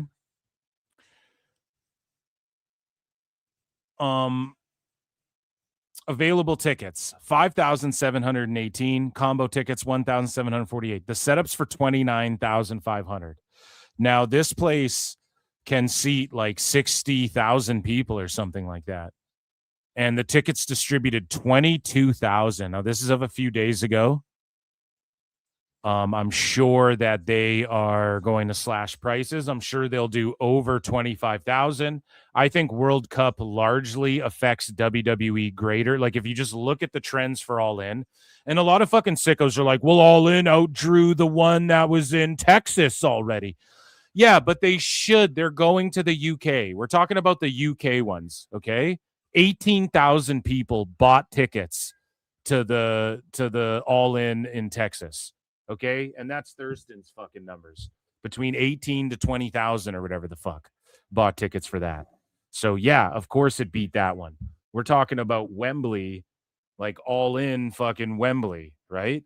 That shit is down year over year. If they had went to the UK that year, you would have seen the numbers tank, and they would have tanked even worse this year. Okay, now WWE, I think. And World Cup, because you got to think about it like in the UK, in Europe, that's a huge thing. So that for surely is affecting All In a little bit. But also you can look at trends and see, okay, everything's trending down, even for WWE. Now, AEW, they're doing 50% off, whatever. SummerSlam should be able to draw more. Now, like going to a live event even, like I'm going to the one in fucking Calgary or Edmonton, because Punk's pulling up there, and I was looking at ticket prices, and on the floor, it's like, you know, it's like $500 and shit to for 3 fucking tickets or whatever. It's crazy. So for a live event, you know, and they're going to come with their stars and shit, but it's just like, it's nuts, man. So it's just too much. And I think doing 2-night SummerSlam and shit is greedy and selfish. They don't need to do 2-night SummerSlam. SummerSlam can be the show where once a year they put 9 matches on a fucking card. Events, I'm okay with WrestleMania being 2 nights, I guess, because it's the granddaddy of them all. But unless it's an event where, and I think this might even be smarter to do it this way. Like Mania can be 2 nights. SummerSlam, okay, that's pushing it, but I'll take it, I guess. But like I've always been like, if it's not 2 nights, I don't care. If it is 2 nights, I don't care, right? But it's too demanding of the fans to do a 2-night SummerSlam. Like just load this show up with 9 matches or 10 matches or something. Mania, do 2 nights, load it up. And then like Money in the Bank, do a smaller venue or whatever the fuck. It's a smaller show, right? Do 2 nights of that. And especially because they take those shows international. Like Money in the Bank goes to Canada and shit. Okay, do 2-night Money in the Bank. Why? Well, because it's fucking one Money in the Bank one night, and then the women's on the next night, one world title match, one, and then you can do a smaller venue, pack it to the tits both nights, and then you're all good. And I'm not saying retreat, but WWE should adjust. Now, I think 2-night events should be reserved for, like, okay, the Rumble. You do the men's Rumble one night, the women's Rumble the other night, and then you have fucking a bunch of matches both nights. Okay, that makes sense. SummerSlam, though, like, to wait, they should be announcing the matches sooner. Like, you didn't need to wait till fucking now to announce all the fucking matches. As far like putting Punk and Rhodes, that's going to sell some tickets, but they kind of booked themselves in a corner. Like, you had people who were like, am I going to SummerSlam? Well, there's nothing really popping. I'm going to go to the World Cup instead. I'm going to travel this year or whatever. Like, that's all that's happening, and it's unfortunate. And I guess we'll say it's affecting AEW a little bit too. But WWE, you have to be honest about the greediness of, like, you're gouging the fans. You expect them to be there for 2 nights to fill this place. It's an L. If AEW booked this venue and did 22,000, it'd be a fucking L, and I'd make fun of it. So I'm going to do the same thing to this SummerSlam. And yeah, the build, everything is just a little lackluster. Let's be honest, just across the board in wrestling. There's no one thing, like there's no Cena's retirement tour, which, again, Triple H, that was like his one big thing he's done. But I mean, Cena was going to retire anyways. So I'm not going to say, oh, it just fell in his lap and he had nothing to do. Like, I will still put over Triple H in the production during that fucking him going, okay, producer, just stick with me. We're going to freestyle now. No one knows what's going to happen. Okay, go, now go here. Now stick on his face. Do that. Blah, blah, blah, blah, blah. Anyone who knows anything about production, like Triple H he's fucking rock solid, but he needs his one story, his Vince McMahon level, like larger than life. And Oben Brock isn't that. I'm sorry. Like, it is. You can, JD, again, I'll roast him for melting down about it because it's not like it's terrible, but it's not like this crazy fucking build. It's just 2 super heavyweights where we're like, fuck yeah, that's a money match. Like, people would pay to see that shit. It's 2 big super heavyweight fucking super villain looking motherfuckers, like, you got to definitely run this one and people will pay to see that, but it's not enough, like, especially when you're a company that's very much like story based, and that's what draws. And we have no, like, even Punk right now, he's not cooking with anybody like he was with Drew. There was so much good and think about like Dom Liv and Dom Rhea, like all of that stuff was cooking at the same time as the Bloodline and fucking, and like Gunther's uprise and shit. Now Gunther's kind of cooled off. Rhea's hurt. Dom, they just, what the fuck happened? What happened? Now, I've heard allegedly, like, they're just trying to preserve. Allegedly.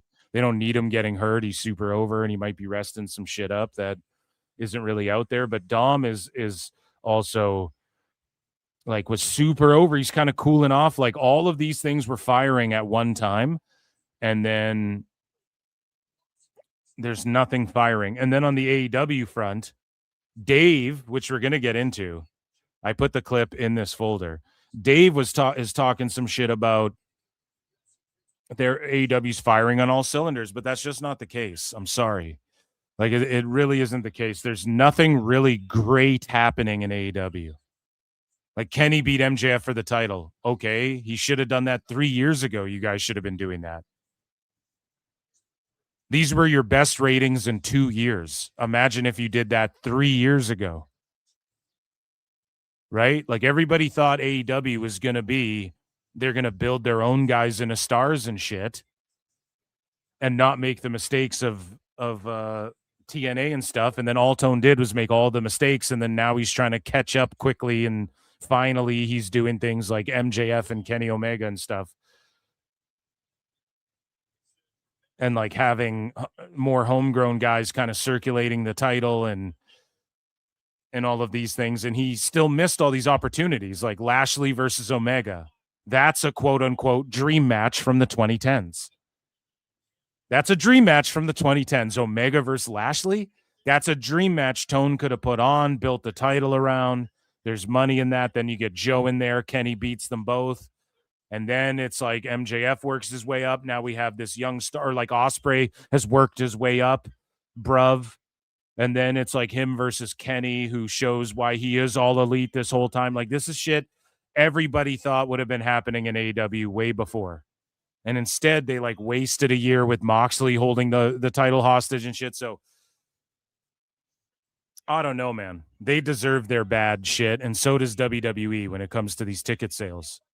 And ticket sales are the number one indicator, in my opinion, of a live touring, live sports and entertainment show of, are you entertaining? Are fans invested? How do we know this? Well, if people don't go to a movie, artistically, it doesn't always mean the movie sucks, but people weren't invested in it. It's considered a box office flop for a fucking reason. But typically when you see a movie like Obsession, right, it broke all the records. It's the highest grossing movie ever that was made for less than $1 million in human history.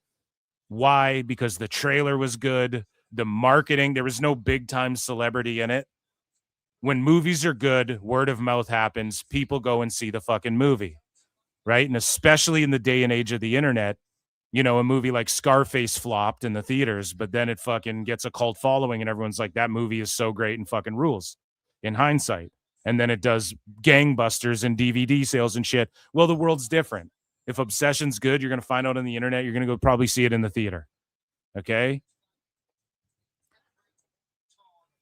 It's the same thing with sports. If a team's good, if you know Michael Jordan's coming to fucking town, or, hey, this team, it might not be one stellar player, but this team's on a fucking 15-game win streak. The Knicks are all of a sudden winning 15 games in a row. Timothy Chalamet's pulling up to your fucking game with a Kardashian on his arm. You know what I'm saying? That's when it's big-time shit. Like, you know, when the Charlotte Bobcats came to town, you might skip that game. And if you don't sell tickets in sports, you got to pack it up. They move the franchise somewhere else, or the league threatens to do it.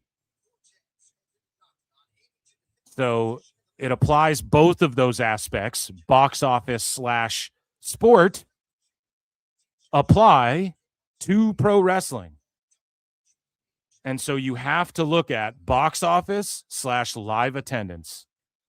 AEW's attendance is the shits. WWE's still packing houses for Raws and live events and shit like that. A little bit lower since the World Cup started.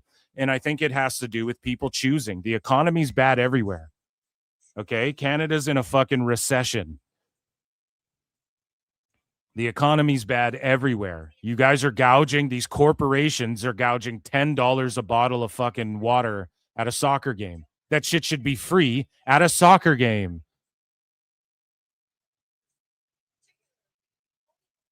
Legally, you should not be allowed to charge $10. There should be a station where, hey, there's mass amounts of people somewhere. You might need emergency water. There should just be a place where people can fill their water up for free.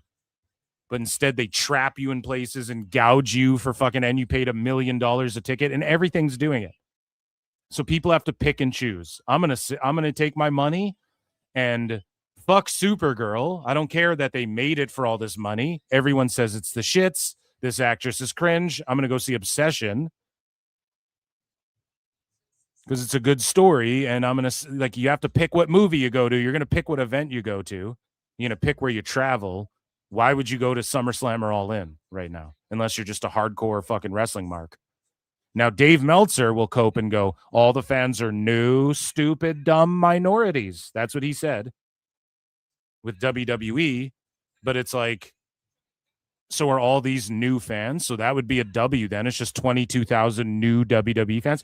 Or are these like the hardcore, no, I'm a wrestling fan. There's no fucking way I miss SummerSlam. That's probably what this is whittled down to here. And other casuals and shit, they're watching soccer and stuff like this. You know what I mean? They're just going to watch it. They're going to barbecue at home and watch this shit. Everything's too expensive. And I went to WrestleMania, was 2 nights, and you're talking about fucking 2-night Money in the Bank and Rumble and Survivor Series. They're like, fuck you. This is just demanding way too much of the fans. So both of these companies kind of deserve this because of their creative and the way they price. So the cheapest ticket, $76. Okay. The cheapest ticket for standard admission into All In, we take a look at All In London, similar, like again, they're going in a building that can hold 93,000 people, and they're doing 28,000 tickets, which is just straight garbage ass caca, right? And the cheapest ticket's $31.70. So let me just look this up, because I would love to look this up. So here, let's just go $72 USD in Canadian. So that would run me $102 Canadian right now. Okay. Now let's look up $32 or 32 pounds in Canadian right now. That's $60.72. Rounding up a bit. So the difference there is like a $40 difference. That reflects obviously in these prices. But if I were to go to the show, convert it into Canadian, that's how bad our fucking dollar is. Right? Now, would you rather see SummerSlam for one night, or would you rather just go see the whole All In show for a little cheaper? If it's me personally,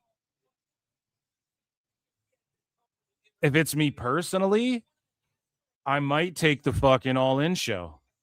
I'm not joking, because I don't want to go for one night. Like, so imagine you go to both nights and it's running me $100 per ticket per night. Take the wife, take the kid.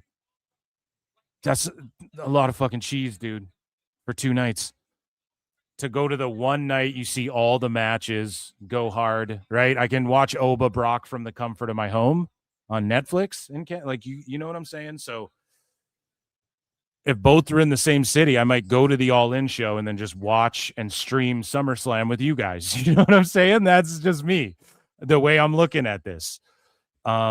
But I wouldn't want to be in this giant like people are trying to make fun of WWE. Oh, look, they're going to sell 25,000. And remember, these are distributed. So WWE is going to paper it and fluff it up a little bit, but AEW is going to fluff it up too, and they're already doing it. And again, man, this shit seats 93,000. This is a way bigger L. Okay? And All In, last time they were there in 24, did 54,000 people, which was fluffed up to the max. This shit will be lucky to do 30K with 60K empty seats. Meanwhile, WWE's going to a 60K seater, and there will be like 30K empty seats. That's way better and less clownable, and they're charging more for their tickets. So if we're talking business, so for all the sickos who are like, who cares what the fucking metrics are? Just enjoy the wrestling. Yeah, okay. Well, that's a discussion about like what you enjoy. That's another discussion, though. When it comes to wrestling, everybody wants to tap dance about AEW's big ratings. They're better with Max. They beat Raw. The fucking ratings, the ratings. Undertaker didn't do 1 million. Challenger brand. Raw will beat Raw in the ratings. Everybody wants to talk about that. Okay, then we have to point out how NXT does similar ratings to fucking Dynamite. That's an L. That's a giant L. We have to talk about, look at the ticket sales. Who's taking a W on the business front? WWE again. Well, there's more people at this show. Okay, but if you give them all away and sell them for, Tone will start selling these tickets for $5 the day of. You don't even buy tickets in advance for these big events when it comes to AEW. Right? And Tone said it himself. He devalues these pay-per-views and these events. He's like, well, it's for people who can't afford them. Meanwhile, it's like a $10 ticket price difference. For people who can't afford the pay-per-views, we try to stack our Dynamites. So then why go to a pay-per-view, right? With WWE, it's the opposite. Like, you go to a Raw, it's fun. Like, I'll go. It'd be a fun-ass time. Get drunk as fuck. See some wrestlers. See the matches, right? It's good during commercial break. You can fucking run and take a pee real quick and stuff. Where at a house show, you might miss something if you you got to wait till the intermission and shit. But like, yeah. Why with WWE, it's like you want to go to the PLEs because that's where you're going to see matches, and all the biggest names no matter what. And they won't just be cutting promos. They'll be fucking wrestling. Whereas AEW, like, hey, you want to see Ospreay do have a banger, bruv? You can go to Rev Pro the night before and he'll do a run in there. I guarantee you, on the same card that FTR's on, Ospreay will do a run in on a Rev Pro show the night before Wembley. And it's like, why pay to see that when you just see him do flips all the time? And I just saw him at Rev Pro last night. And I paid way less than this. But the cheapest ticket's $31. I mean, this is the premier wrestling. They're firing on all cylinders. This ticket's cheaper than what the Dynamite tickets were, Dave. Right? And we're about to felt Dave here in 1 second, but it's funny because this is the Cope and this is WrestleTix. This is all the dirt sheets running with this fake bullshit narrative too. So AEW slashes the prices by 50%. And then they announce Omega versus Ospreay. And then Cultaholic and everybody reports over 1,000 tickets have been sold for AEW All In since Kenny Omega's world title win and the introduction of the 50% off code on select seats. So are you sure that it has to do with Kenny Omega being added, or did these people already assume Kenny would be on the show and it more likely has to do with the 50% off code? And that's over. By the way, they're going, since Kenny became champ. Okay, well, guess what? They added the 50% off code like a week before Kenny became champ. So they moved 1,000 tickets in the last week and a fucking half. It's not fake! And you guys are going to try and attribute it to Kenny at all. Now, if you said overnight they sold 1,000 extra tickets, right when Kenny was announced till right now, 1,000 plus. Okay, he moved the needle a little bit. But guys, look at how they word this. This is how you embellish the truth. This is propaganda media. Okay, this is sloppy journalism.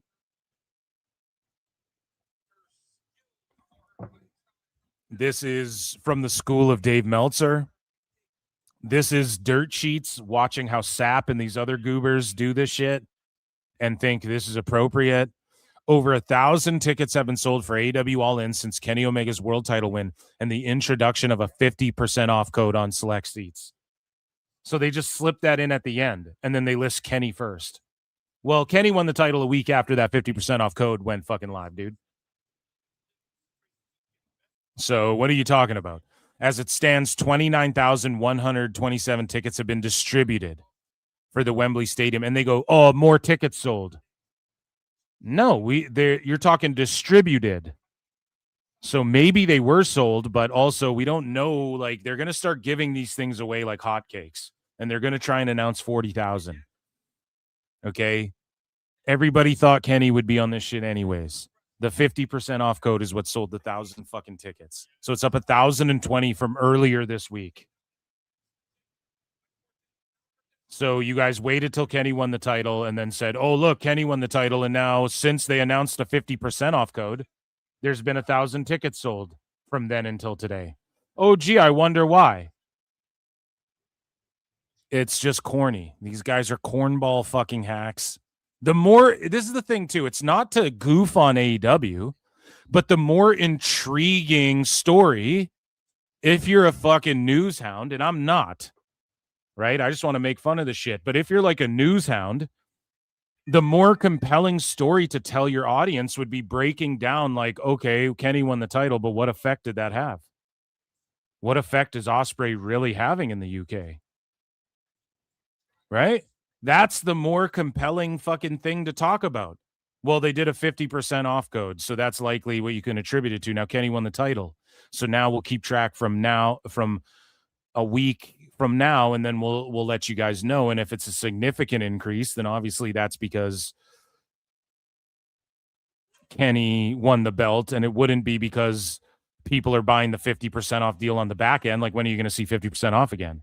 the day of when you go and the tickets are 80% off. But either way, that's the more like compelling story to write, but it's just lazy slop. None of these guys want to try, and none of them are interested in doing something interesting. They just want to spew the fucking propaganda. So speaking of propaganda, ladies and gentlemen, get your fucking flutes in the fucking chat right fucking now and hit like, hit heart, hit retweet, super chat in, gift a membership, become a member for only 99 cents, or check out patreon.com/ProWrestleTimes to support. Get your goddamn flutes in the chat, because it is time for everybody's favorite segment turned show, and it is called Dave Meltzer's Dumb Moment of PWT Live Show. So Dave Meltzer had this to say. Besides live attendance, AEW is hitting on all cylinders, Garrett. Here's the problem, and I broke this down. So besides live attendance, which is really the only thing that matters. So they're firing on all cylinders creatively. No, they're not. No, they're not. And that's a subjective thing as well. Maybe you think that, but you're a fucking guy who just likes spot monkeys. The whole company's just spot monkeys, and you fucking, that's your favorite thing. So creatively, I mean, that's subjective. I don't think they're firing on all cylinders. In-ring action, I mean, sure, yeah, they have. That's what they're known for. That's all they do. They just go balls to the wall. So is that impressive? Does that make me go, man, they're really firing on all cylinders because every match is tailor-made for Dave Meltzer as a 5-star class? No, it waters everything down. It's oversaturated. It makes everything redundant. So not really. Compelling story-wise, the promos and the fucking investment in the character. No, I don't think they're firing on all cylinders. So are we talking TV ratings? Well, I mean, 773,000 or whatever is good, but that's a one-time thing, and I thought ratings don't matter. But now you're tap dancing about them, and 773 is the best in 2 years. And we're talking about invisible max numbers that don't exist, that nobody believes. And some people claim it's in the tens of thousands all week for both shows, AEW Dynamite and AEW Collision. So are they firing on all cylinders? I don't know, man. So why isn't NXT firing on all cylinders? Because they often beat Dynamite and do 700K. And they're also on Netflix internationally. So if you're saying Dynamite's beating Raw, then that means Netflix and SmackDown are beating Raw too. And we know that's not the fucking case. And so I don't think, unless you're going to say that NXT's ratings are firing on all cylinders, then AEW certainly aren't. And so he says everything but live attendance. Now, pro wrestling, as I broke down previously, is all about the live attendance. You're a touring live event, sports and entertainment. You got to focus on that. And we broke down with a chart previously on the show, courtesy of Raj Giri, how the poor ratings directly correlate with the poor attendances 1-to-1. Now, people say correlation often doesn't mean causation, but if it's 1-to-1, then it raises eyebrows, right? That's correlation doesn't always necessarily mean causation. However, when it's 1-to-1, man, you got to look further into that. Do you know what I'm saying? So, of course, we look at the attendances, and for some reason, Dave will sit there and tell you poor people don't like AEW. He had a Cuervo with him the whole time, too.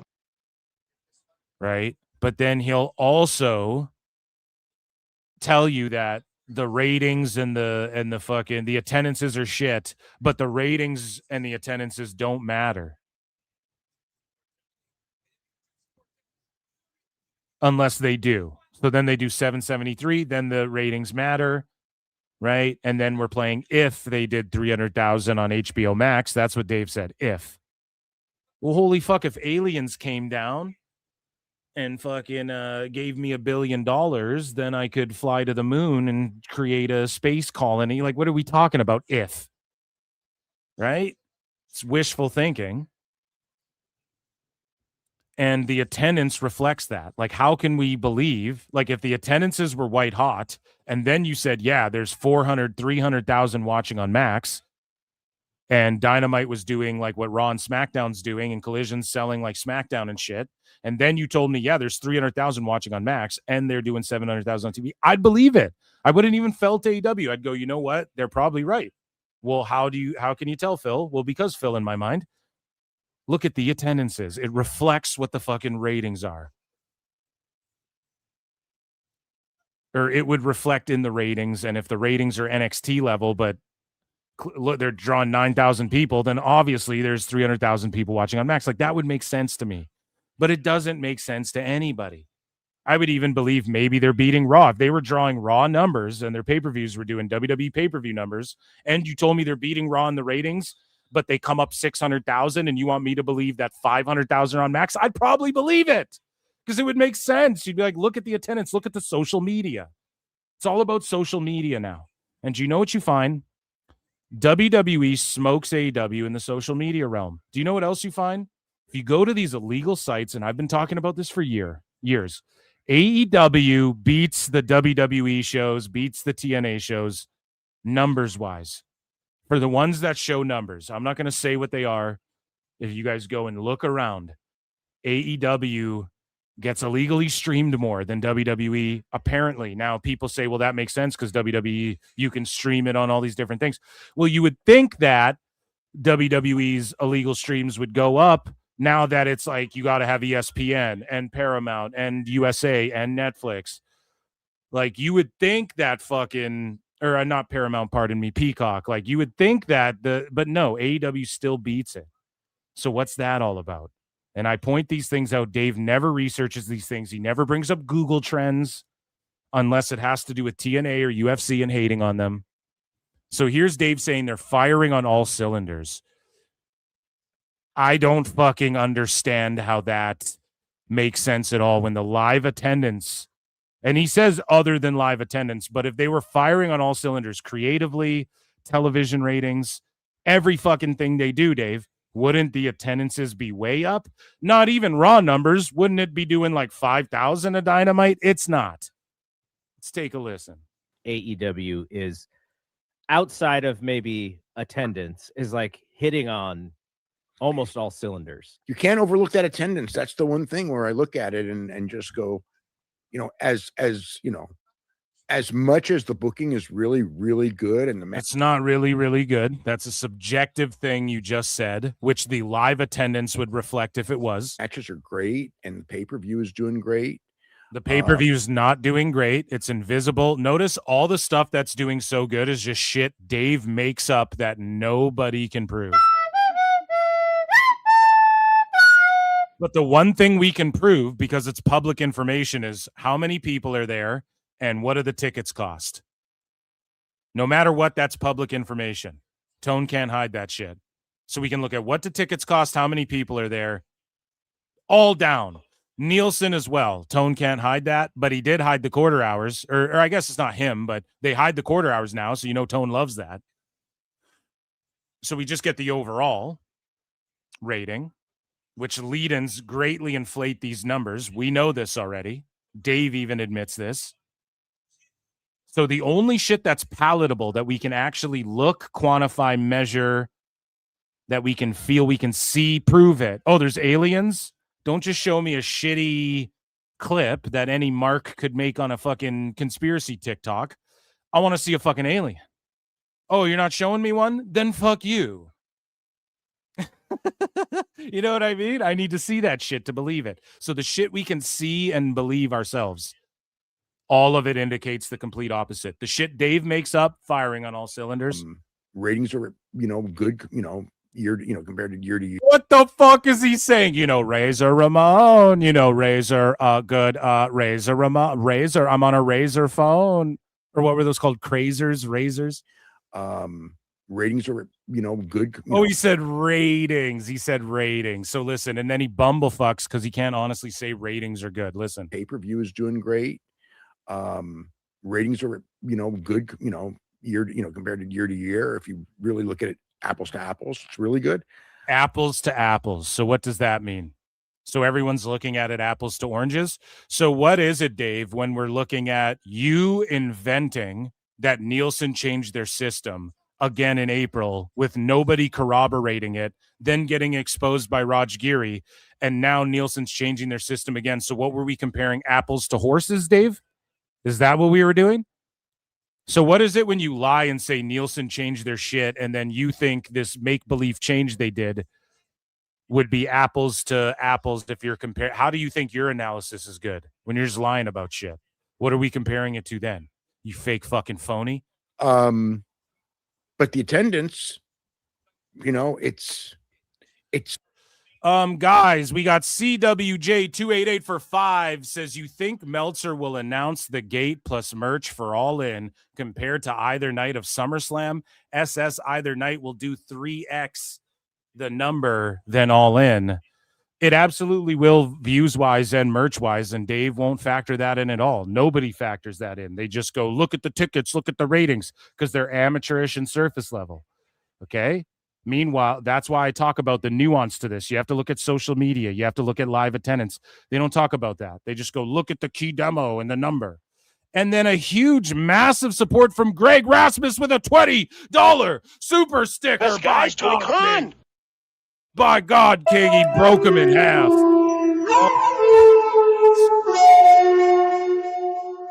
And you triggered the Chris Jericho, guys. Oh, my God.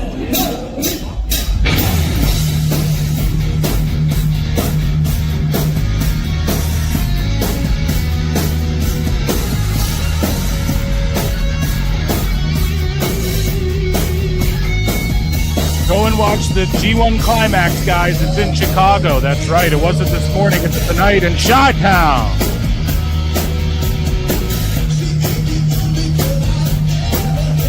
And thank you, CWJ, for your support as well, guys. Everyone shout out Greg Rasmus. Rah, rah, Rasmussen.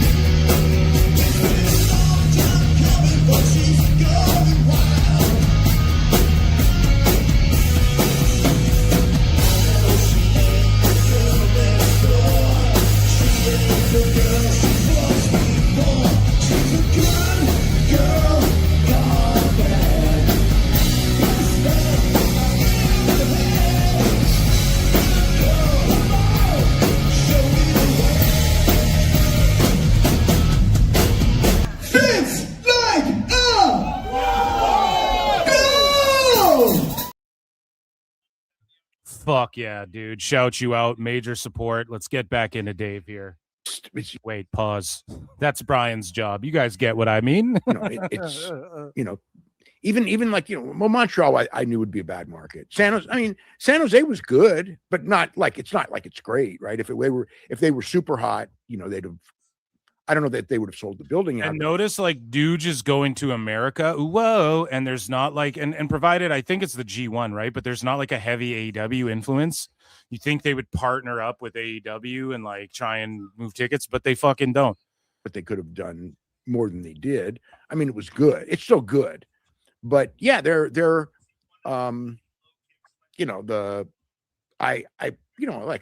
my God. Today, Junior, listen to this bumblefuck, because he's not being honest. He's not being honest, so he just starts bumblefucking around. Good. But yeah, with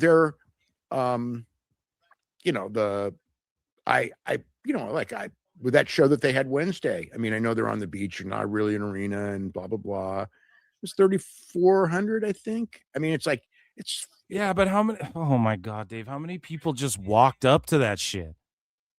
You motherfucker! Dave is just such a goofball. Let's listen to him just spurg out here. It's based on what they've been doing, it's fine, but it's like that should have been, granted they announced it, the week out and everything, but like that's something that's one where I would go, God, that should be 6,000, right? Or more. Why should it be 6,000? No, fuck you. And this is the thing with Dave too. Some people will go, oh, base Dave, even he says it should be more. No, bitch, you had like 3,500 people walk up to again, you could stand on the hill and just watch the show. Why would anyone pay to even go in there? The fact 3,500 paid or whatever, probably not even though, let's be honest. They just probably let a bunch of people in that motherfucker. Or maybe not. Maybe I'm wrong. But Dave should be putting that over. Like, that was the beach break aesthetic, vibe, stage setup. The show was okay, but like the moment of Kenny winning the title, the match was decent, pretty decent. You know, they schmozzed it. Osprey's just, he needs to get away. He just needs to go the fuck away back to Japan or something. Like, he's no good. I'm sorry. Every time he comes out, I just cringe. It's like Moxley to me. It's just like, fuck, man, you're ruined ever since you've been to AEW. Mox was good in the early first year or two of AEW. And then once the exploding super boot, it was like, that's it. This is over. But anyways, Dave should be putting that event over, and he goes, that should be 6K with the numbers they're doing on TV and pay-per-view that I invent and make up. It should be 6K. So that's where Dave doesn't realize, like, he's just burying AEW. He's like, it should be 6K. No, it shouldn't. We all know that it should be this number, right? It's almost like AEW catches too much heat because Tone just lets the sheet chill for him. He should be going, no, look, like, we're doing great, but like we had stronger numbers before, and we're definitely going to get that back in the swing of things. And I think we're doing great with these cool venues. We're really focusing on production and aesthetic, which really sets us apart from other shows when you consider blah, blah, blah. Tone should just be saying that. And then everyone would be like, go Tone, it's your birthday. And then you want to fucking root for him.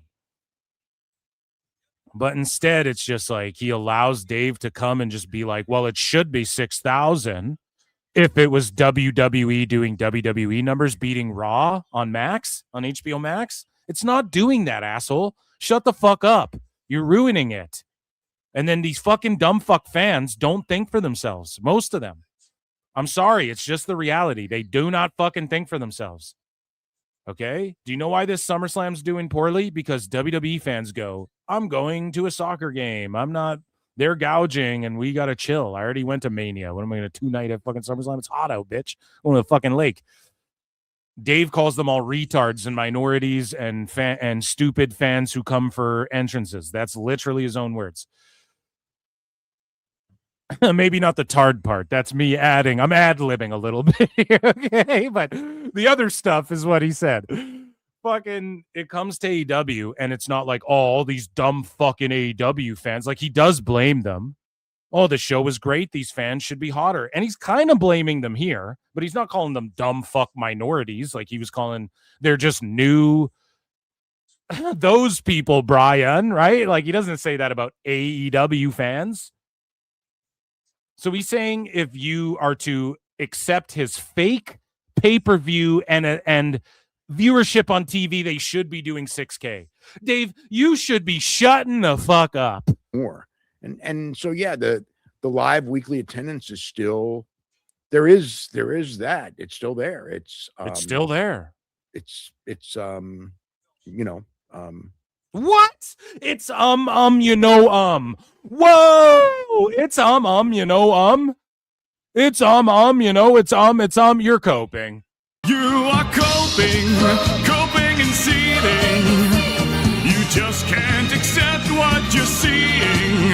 Yes, you're coping and seething. The truth it is scalding, and now you are molding and coping so hard. Coping and seething. When there's nothing to say, just like and it out. That's Dave's fucking methodology here. It's not where it should be. Granted, I mean, they're the number 2 company and all that, and that's about what a strong number 2 is going to draw. But they should be. I would That's still say about what a strong number 2 is going to draw. Dave, you are drawing a fucking strong number 2 all over the goddamn industry. And that's why I draw a strong number 2 on your dumb ass on Dave Meltzer Dumb Moment of the Week every goddamn Thursday live on YouTube. But like, if someone else had Tone's pockets, bro, they would absolutely do better than this. If Herb Abrams had Tone's bank account, he would do better than Tone's doing as a number 2. It would be way more closelier, come closelier. right? So here, They should be doing better at live attendance than they are. They should be doing better than they are, but it's not a real criticism because he justifies it all. Now, again, we have some numbers to crunch. So shout out Angel, the one Archangel. You guys see Archangel in fucking X-Men 97, dude? X-Men 97 fucking rules, dude. Shout out Bo DeMaio.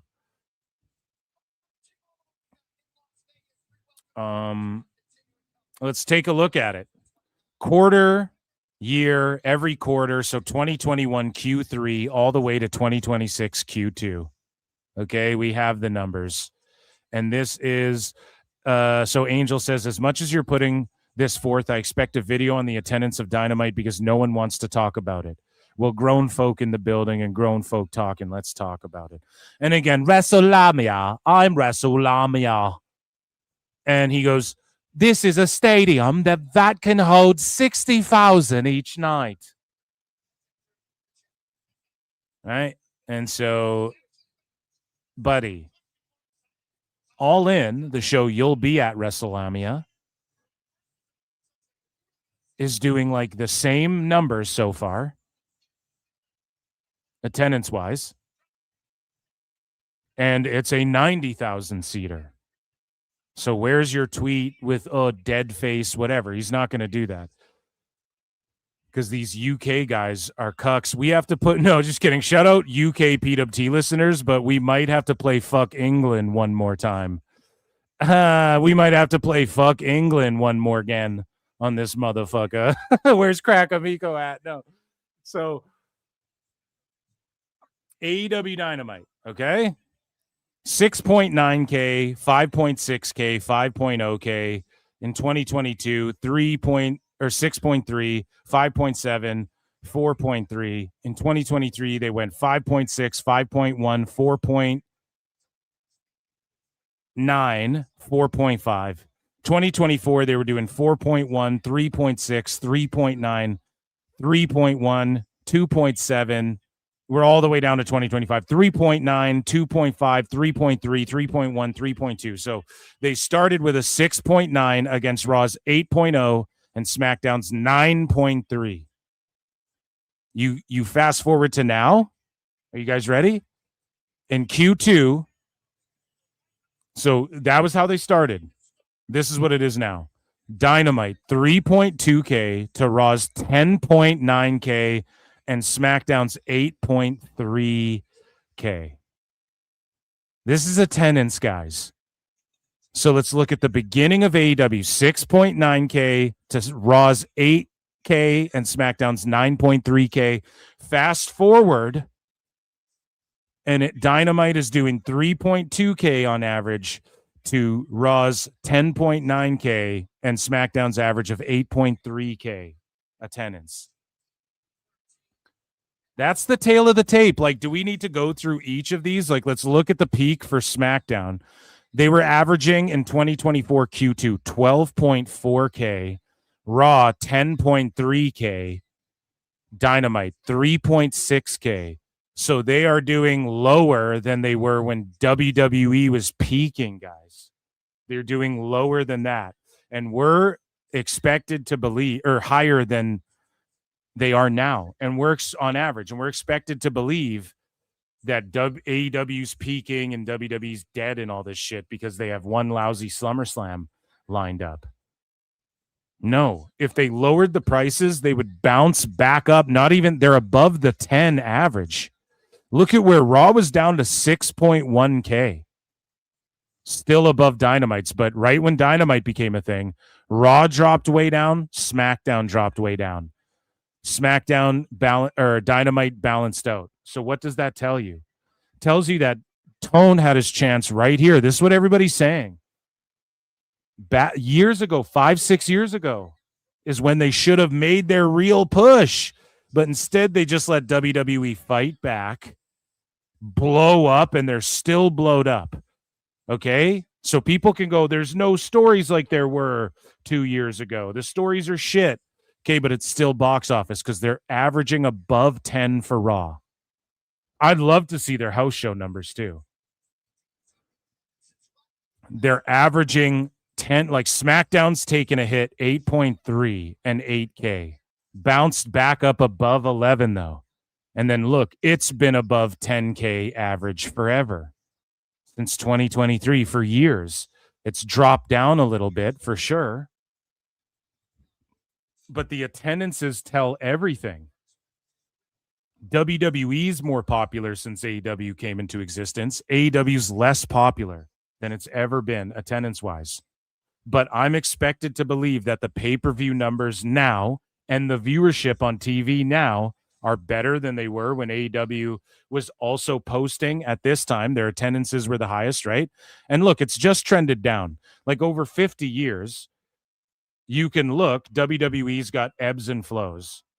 But there's never been a 7-year stretch where they just fucking only tanked lower and lower and lower and lower. Maybe if someone can point out a 7-year stretch, because think about it. People say the lowest was the early 90s, but then by the mid to late 90s, it skyrocketed. So maybe 5 years, when WCW was on the air with Nitro, because WCW was around for a while, but then in the Nitro era, that was what, 6-7 years? 6-7 years. CM 54197 for 2 says, but 500K max numbers. Brian. Exactly. It's just not possible. Now, if you were showing me, thank you so much for the super chat. If you were showing me the attendances were like the same, but then the TV ratings were like 600K, and I know I said this, but I'm just going to beat this to death. And then if you told me BJ Bethel's like, hey, I heard 500K on max, I'd even believe BJ. I'd believe him. I'd go, you know what? The math probably maths on that. If you compare it to W, doesn't math. And so this other comparison I'm gonna make here, this other draw I'm gonna pull. So you expect me to believe that at 3.2K, the lowest in history is in 2026, objectively, attendance-wise. And this, okay, in 2024 it was at 3.1K, 2.7. Okay, so that's the lowest in history. I guess, let's just say since 24, it's been the lowest attended in history. But even before that, they're dying. They're just slowly dying. And people go like, oh, come on now, Phil, that's not very fair. In 26, their attendances are way better than last. No, they're not. Because in 25, they peaked their 2 lowest. And this is higher than anything they've done this year so far. So what is their lowest going to be if we look at last year? At 1.9K in Q3, are they going to start averaging? You know what I'm saying? So it's really not. When you look at this shit year over year, it's just tanking. Okay? And it is floaters. Like there are wrestling fans who clearly look, when SmackDown goes up to 11.4 and 11.5, Dynamite gets a bit of a boost too. Or when they go to 11.4 and 13.6, Dynamite's getting its ass kicked. So that means there's like fluctuating wrestling fans. In my opinion, at least, right? Like, and I've said this a million times too. Most AEW fans are also WWE fans. Most WWE fans are not AEW fans. And I think that this reflects that as well.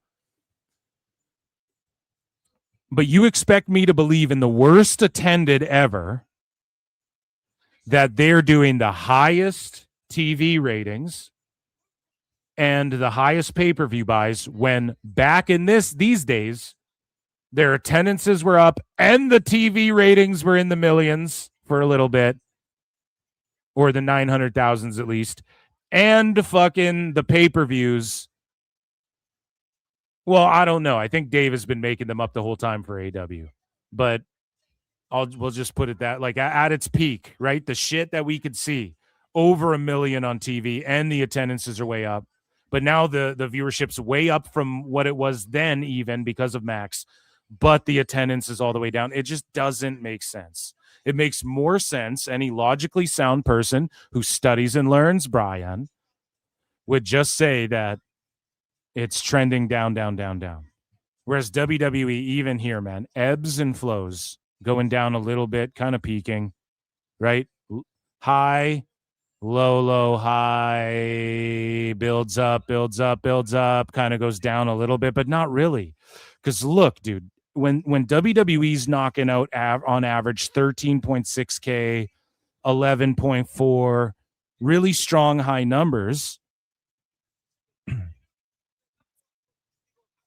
like even when they're doing these type of numbers, it was less than what they were doing before on average, and this was considered gangbusters, right? And then this is like, holy shit. And then now they only fell down a little bit, like a couple of points. And then even like a 12.1K average in Q1 of 26, like that's fucking huge. That's bigger than like this, which is considered the peak in 2024. If you guys are watching, if you're listening, you can't see what I'm doing with my cursor, but you guys know what I'm saying? Like their average just recently was higher than like when it was like, oh my God, and everything's peaked right now. So like, what are we fucking talking about? This just felts AEW so hard and Dave so hard, and he doesn't look at charts like this. Tag him in this chart. He won't even look at this shit because he's a fucking grifter. And so are these dirt sheets, and so are these bad faith fucking sickos. And it's unfortunate because AEW can never live up to the fake hype. They can never live up to the fake hype. It's just that simple. And then when they do, it'll always be underwhelming because there's going to be people going, well, what's the difference between this and before? Or like you realize you could have done Punk and AJ Lee and Punk versus Cody Rhodes in your company, right? And AJ Lee could have come back to your company, right? Like you realize that, right? You realize that Rhodes and Cody Rhodes and Brandy Rhodes versus CM Punk and AJ Lee was your match in your company you could have done, right? What the fuck? You realize you had Wardlow, who could have been your Obafemi. Like they were chanting Wardlow in those buildings like crazy. Like that could have been your destroyer, your Rula. You fucked it up. Like, why can't the attendance proves that? Nobody's paying to see Osprey. Everyone's paying to see Oba and do the strut. Okay? So that, ladies and gentlemen, was not only a Dave Meltzer dumb moment of the week. Best guys, Tony Khan. But it was also a segment called Ratings Wars. Where's my war sound? War. Everyone in the chat. War. No, maybe don't do that. I don't know how YouTube feels. It's the War Raiders. War. That was Ratings Wars.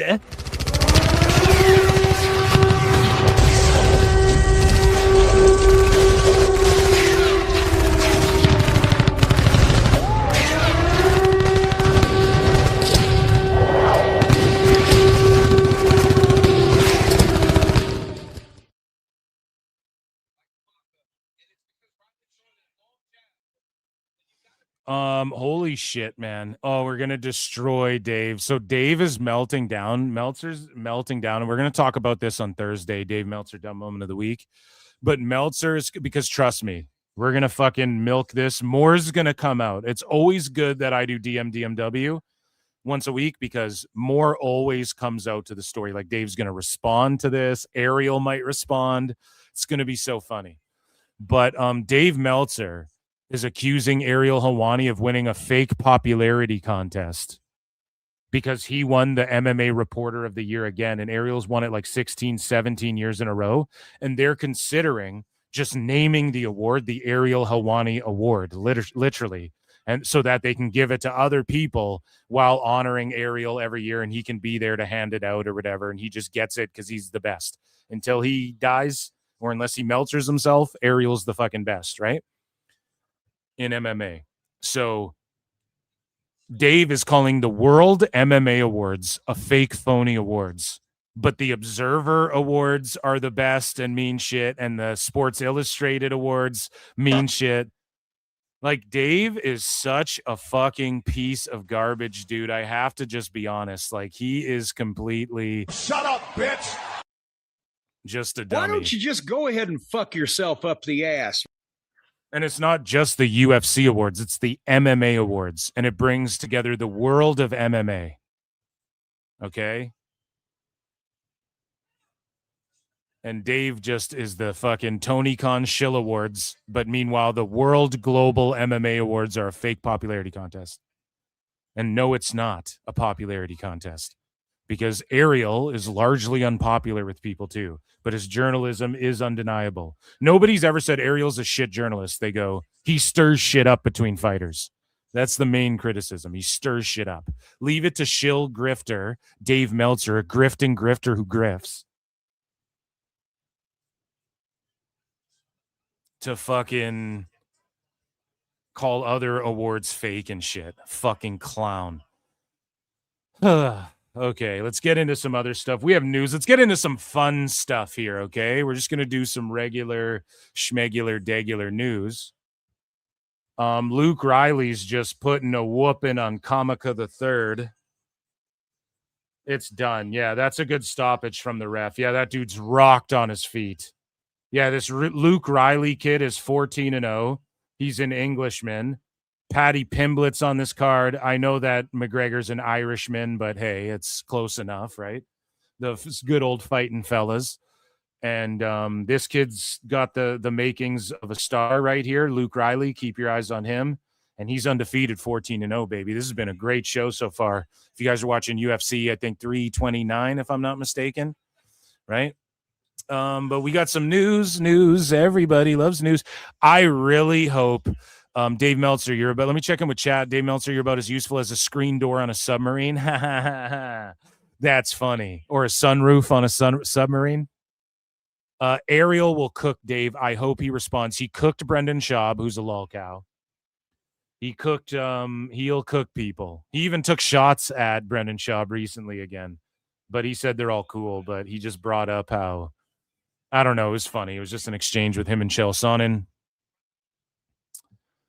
I'm just so wrapped up in the quartering coffee brand coffee saga. I don't know if you guys are watch like YouTube drama content and shit, but that's all what it's about right now. And shout out Yellow Flash, who blocked me and then some months later unblocked me. And I know that we know mutual people, so shout out Yellow Flash for, because I've never really been a hater on him. You know, I'm not like the biggest fan. Like, I'm subscribed to his shit, but I don't like watch all of his videos or anything. Sometimes, you know. But yeah, he was beefing with your boy Phil for some reason. I don't know. But we can all come together hating on fucking Jeremy Hambley of the quartering. So, and Dave Meltzer. Dave Meltzer's the new he's the lol cow, him and Elbu. You guys get it? You get what I was doing here with this PWT Live Show? Right? It's him, John Alba. I have a whole class of my own fools. Right? Yeah, shout out this Luke Riley kid. He's just, that's spectacular. So let's get into TNA news. What else is chat saying? What else? Ariel will cook Dave. War. Yeah. The sirens have grown on me. They rule, dude. They rule. Ricky, get on Discord. Ricky Day, more like Ricky Gay. Don't roast Ricky.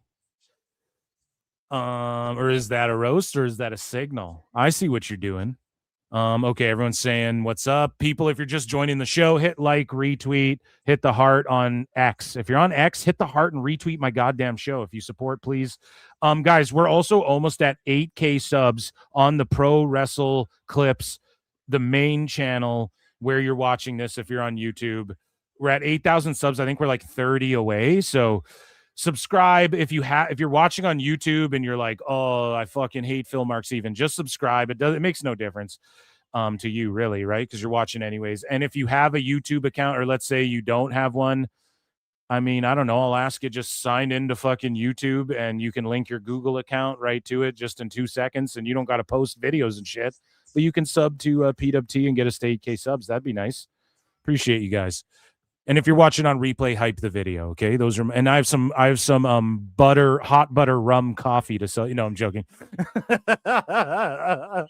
So, ladies and gentlemen, let's get into TNA news. Where's the banjo? Where's the aces and eights? Here we go. TNA news.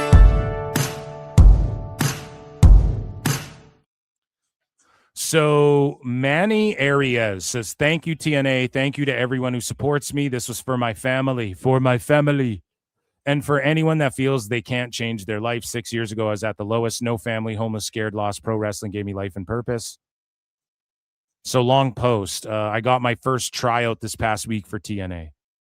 So a lot of people saw this, and good for this person. It seems a little over eager. But this dude, this is like a follow-up post. So like, here's a trick, right? In the day and age of email. Let's say you're applying for a gig. Sending a follow-up email to say, hey, I applied for your job and blah, blah, blah, blah, blah. That's a good way. Employers will see that, especially when you're independent contracting, which is what wrestlers are doing. They'll see that as like, okay, this person's following up with us. People like that. Show initiative, right? This motherfucker here is like, I just got a tryout in TNA, Manny Aries, and he's like, thank you so much, TNA. So hopefully he gets hired, you know? Speaking of being signed, Rich Swann re-signs with TNA. So a good re-signing for him. Hopefully he keeps everything straight in his life. That's all you can hope for. And he was doing good stuff with AJ Francis. He was doing good stuff with KC Navarro. Now he's doing his own thing. So let's see Rich Homie Swann. Let's see what he can do to help elevate, I guess, like the X division and the international title and all of that, because he's probably in that stage of his career. Former TNA world champion. Speaking of re-signings, as first reported by Fightful, and we've been talking about this on the show for a few weeks. I was like, look, Daria Ray's coming up. We don't know. She might dip out. I thought they signed her for a longer term thing.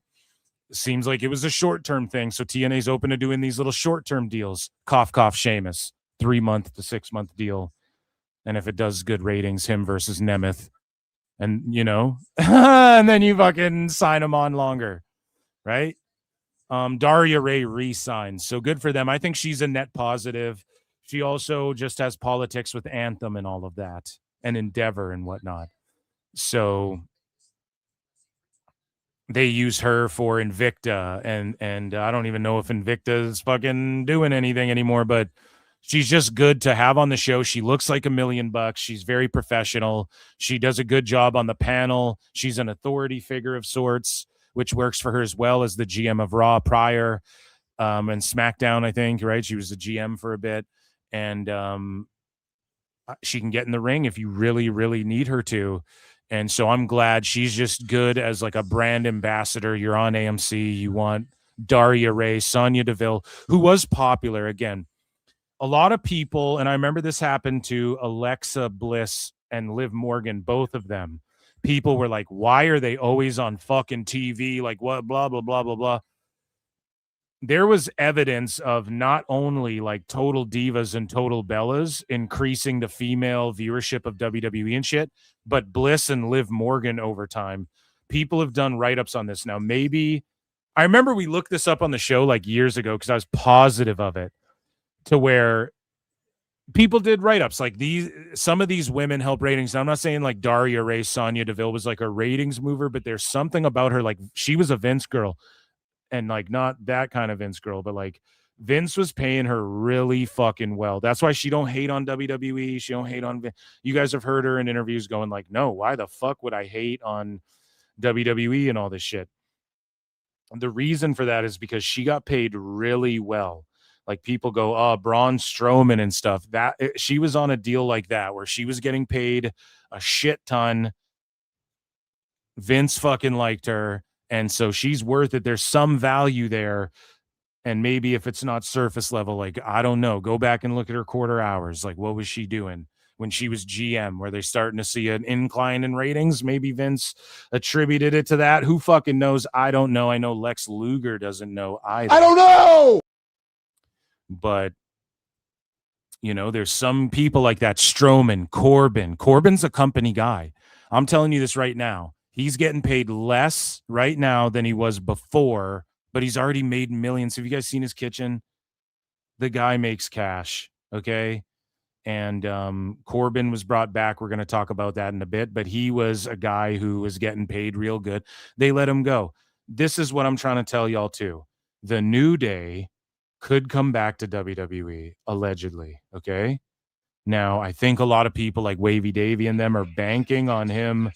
On them. They're interchangeable, Brian. It's like when he saw Quavo. He's like Cuervo. And then he thought Quavo was a different rapper when Quavo came out later in the show. Which, right?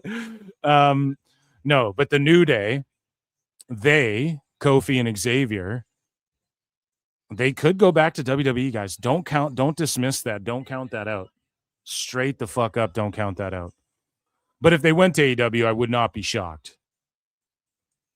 Speaking of don't count them out, man, Jeff Hardy's still going fucking strong. The TNA World Championship on July 30th in Philly. Nick Nemeth versus Jeff Hardy for the TNA World Championship. And that's awesome, man. This is money shit right here. Imagine old Shamo comes in and him and Nemeth run a program, and then they end up teaming up for a bit. Not even on some faction shit, but to thwart some evil forces or something. They team up as like individuals for a little bit, but it's them going for the world title against each other. You could run a trilogy between them. You could sell a pay-per-view with that. That's some good shit right there. Shout out TNA. And Sheamus, dude. And apparently Sheamus is interested in going to AEW creatively.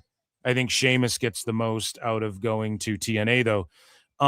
Speaking of creative, though, and what type of creative you're going to see in TNA, the Nomi debuted. And I don't know if Gabby Forza has always been at _Nomi. So Gabby Forza is a fairly prominent indie women's wrestler, and she is married to Bear Bronson. So I don't recall, like, here's the thing. I haven't seen a bunch of her work on the indies and whatnot. I do like Bear Bronson. You guys know that. And I put him over heavy. And I was like, this is a good signing for TNA. And so I don't know if Forza changed her Twitter to the Nomi. I don't know how long she's been doing this gimmick. It says Savage Gnomes in her profile. I don't know how long does she do this on the indies, because someone called her out and was like, this is a dumbass gimmick. And she was like, this isn't a gimmick. This is me in real life. So I don't know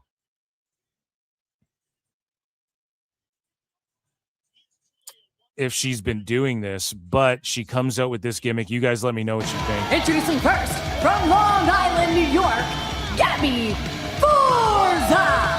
And I don't know if she's signed to TNA, but she's dressed like a gnome. So if someone's wife showed up, and not that she's not a good wrestler, but like, you know, she's not in any major company yet. From the little I've seen, she's like a fucking solid hand for the women's indie scene right now, right? She's making a living doing the damn thing. Could use some NXT or some Ring of Honor, let's say, even some OVW. No, TNA is a good spot for her. Like, this is where you do this. But if it was in AEW and someone's wife showed up dressed like a gnome, everyone would have a field day with this. Just to give AEW the benefit of the doubt here. The powerhouse making her TNA wrestling debut here on Impact. This is a tremendous opportunity for Gabby Forza. Gabby Forza has the spotlight of the wrestling world now and has a chance to mark her place in TNA history. It's your homie, the Nomi, Gabby Forza, the world's strongest gnome, but I'm not here. Here's the thing, man. It's your homie, the Nomi. Dude, she actually looks physically imposing. I'm pretty sure this is Bear Bronson's wife. I'm like 99% sure. She looks physically imposing. She does deathmatch shit. I mean, her gimmick could be, this is like a gimmick you give to like a Bailey type character. This is like some shit Willow Nightingale would say. You need to be like more of a badass. And there's some people where the whole like Chelsea Green and Tiffany Stratton, the whole Tiffany refers to it as daddy's little girl or whatever, daddy's princess or whatever. You're not that. You're not homie the Nomi. You're not that Elton John movie that flopped about the lawn gnomes. No, just kidding. That was a good fucking movie. But like, you should be more imposing and badass. And she doesn't cut it. Like, she can deliver a promo. She has a look. But then you put a fucking gnome hat on her and she goes, that's not a gimmick. That's my real life. Well, don't do your real life. Like, you got to come up with something then, because this is just like, you have all the tools. It's just a matter of like, you got to do something other than this. This is like Orange Cassidy type. To make friends, I'm here to win gold. And it starts with Jody Threat on my way title winning. It's your homie, the Nomi. I'm not here to make friends. Well, you just said you're everyone's homie. Like, you gotta trust me, okay? And I'm saying this because I love Bear and I love her, you know, and I do think she has potential, definitely. But what do I know? I'm just Phil S. Marks, right? You gotta just switch it up. You don't gotta pretend to be Rhea Ripley, but you gotta okay, you got something with the Road Warrior gear. Like, maybe come out with this and spikes, and maybe the spikes have been done, but gnomes, like, it's just silly. Maybe I'm wrong. Maybe this blows up into the next big mystery iguana gimmick. I don't The really know. TNA Knockouts TV title. Because gnomes love gold. And I do it for the gnomes. Okay, so the gnomes love gold, and all right, maybe. Okay, you tried to get it over. Like, the promo's not bad either. She's like cutting a promo. It's just about dumb shit, right? Doesn't make any fucking sense, and it's random as fuck, but okay. It is what it is. And that, ladies and gentlemen, was TNA News.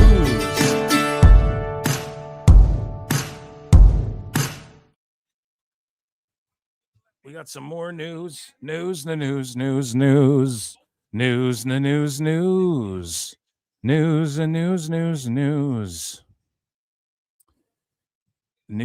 news.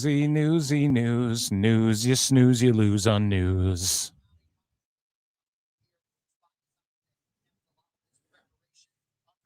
Okay. That's crazy. Meltzer said what? Just dropping bombs on fucking Wavy Davy? That shit is hilarious. Let's look at some bookmarks. Let's look at Phil Marks bookmarks. Where are we going next? Should we talk about...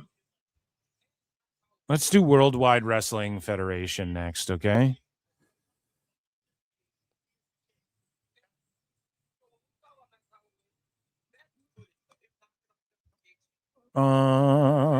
Let's get into some... Where the fuck is my breaking news? I hate this so much. StreamYard, though, you guys rule for emailing me back like a bunch about this. Here we go, guys. Time for WWE news, and get you some patreon.com/ProWrestleTimes. So we actually have some controversy here, and surrounding CM Punk defeating Sami Zayn for the WWE Championship. More fake bullshit comes out. So Wrestle votes on Fightful. And Fightful like co-ops the dirt sheets. They try and co-op people so that they understand like the pecking order of things. You see shit like this in the entertainment biz all the time. Sap does this. He's been doing this forever. And so Wrestle Votes, I guess, like do a show through Fightful, and then Fightful can take the credit for news that Wrestle Votes sources get or whatever, right? So sources within WWE Creative believe that CM Punk's WWE title reign won't be short term. No shit, stupid, dumb fucks. So it went from, there's fucking turmoil, and all of these shitty journalists who pretend they're not fucking news and reporters and stuff. I'm a reporter. I'm not a journalist. Well, all reporters are journalists, dipshit. So this is Dave. Everyone who signal boosted that fucking fake story that Punk could go back to AEW. Why did they do that? Well, because they saw the last time they had good TV ratings and tried to trick people, the dumb fucks who watch their shit and are going, Punk might come back. That's what it is. Okay? Now, you might be dumb fucks, chat, but I shoot you straight, okay? So...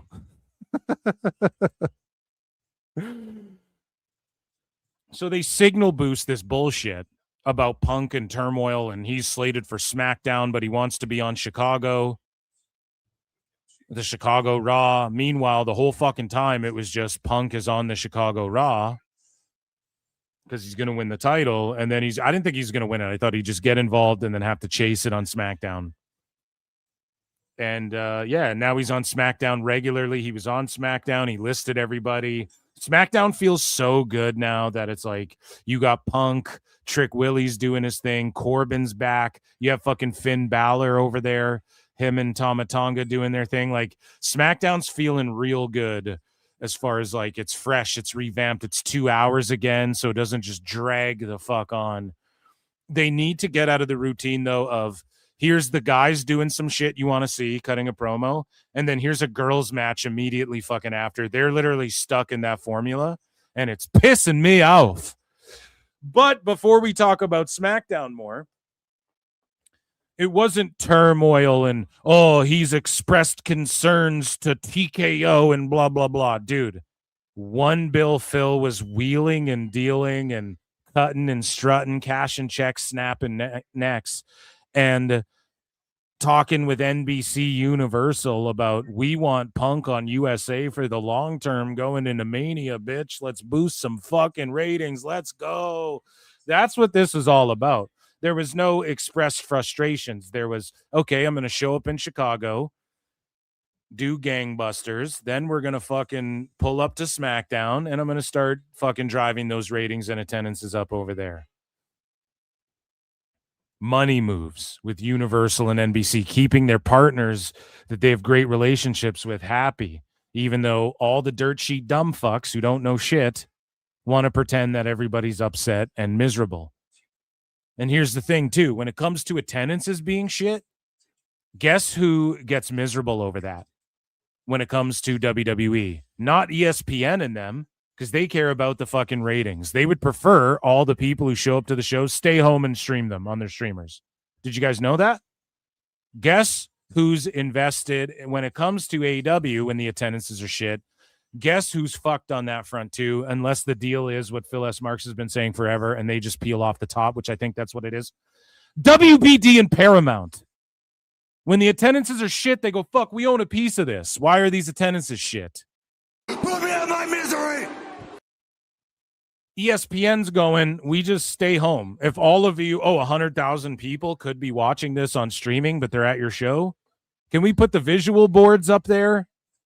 And every other one's a fucking Slim Jim ad, and everyone stays home and streams this shit. Can we do that? That's what fucking Netflix and everybody wants to happen with the live show, right? They don't care how many people are at any of these WWE shows, right?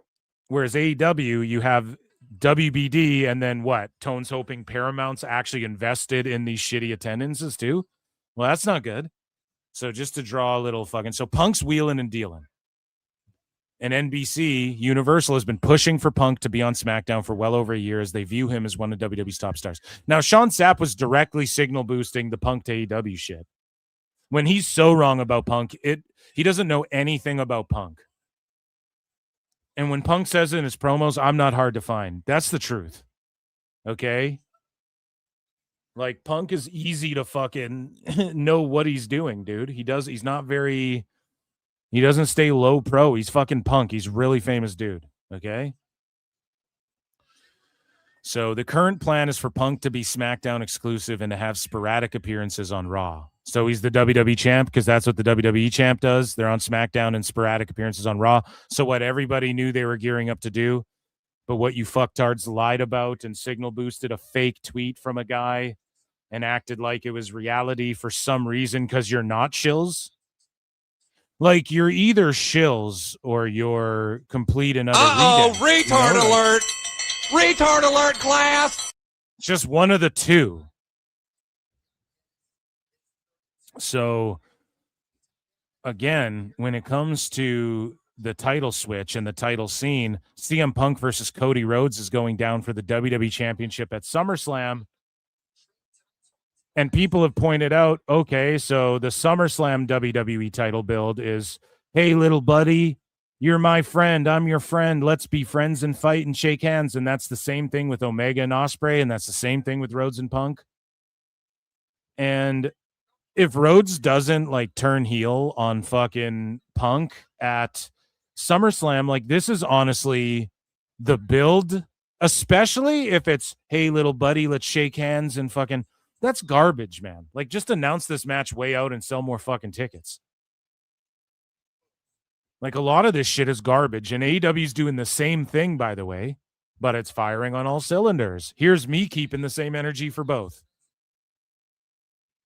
Like, fuck you. They just shake hands and kiss. Why don't you fucking kiss? Like, Jesus Christ, man. I'm ready for Oba to just show up, powerbomb a motherfucker, step on him, pin them for the title, and fucking defend it for 4 years like Roman just did. You know what I'm saying? Like, I'm ready for some shit like that. Because at least we know Oba don't fuck with anybody. He just fucks you up. If you're in my pat, the ruler, he just rules that ass, dude, like Jimmy King. You know what I'm saying? Oba just comes in and rules that ass. No fucking Diddy, who we're about to talk about. Okay. So it is this is box office, but it's like, come on, man. You're just going to they're going to shake hands and Rhodes is going to go, the one match is Rhodes versus CM Punk. Now it's going to be funny how they felt AEW, but it's not going to be funny because people are going to point to this match and go, well, Punk and Rhodes drew less than Wembley did, than Ospreay Omega. When if it was Punk and Rhodes headlining this All In, it would maybe do like 60,000 fucking people like you guys once did a long time ago. But yeah, shout out Punk and Rhodes. That'll be good shit. And I think that's all. Well, when it comes to SummerSlam, we'll circle back around to that. Let's talk about SmackDown a little bit. And the booking and what's surrounding the WWE title. So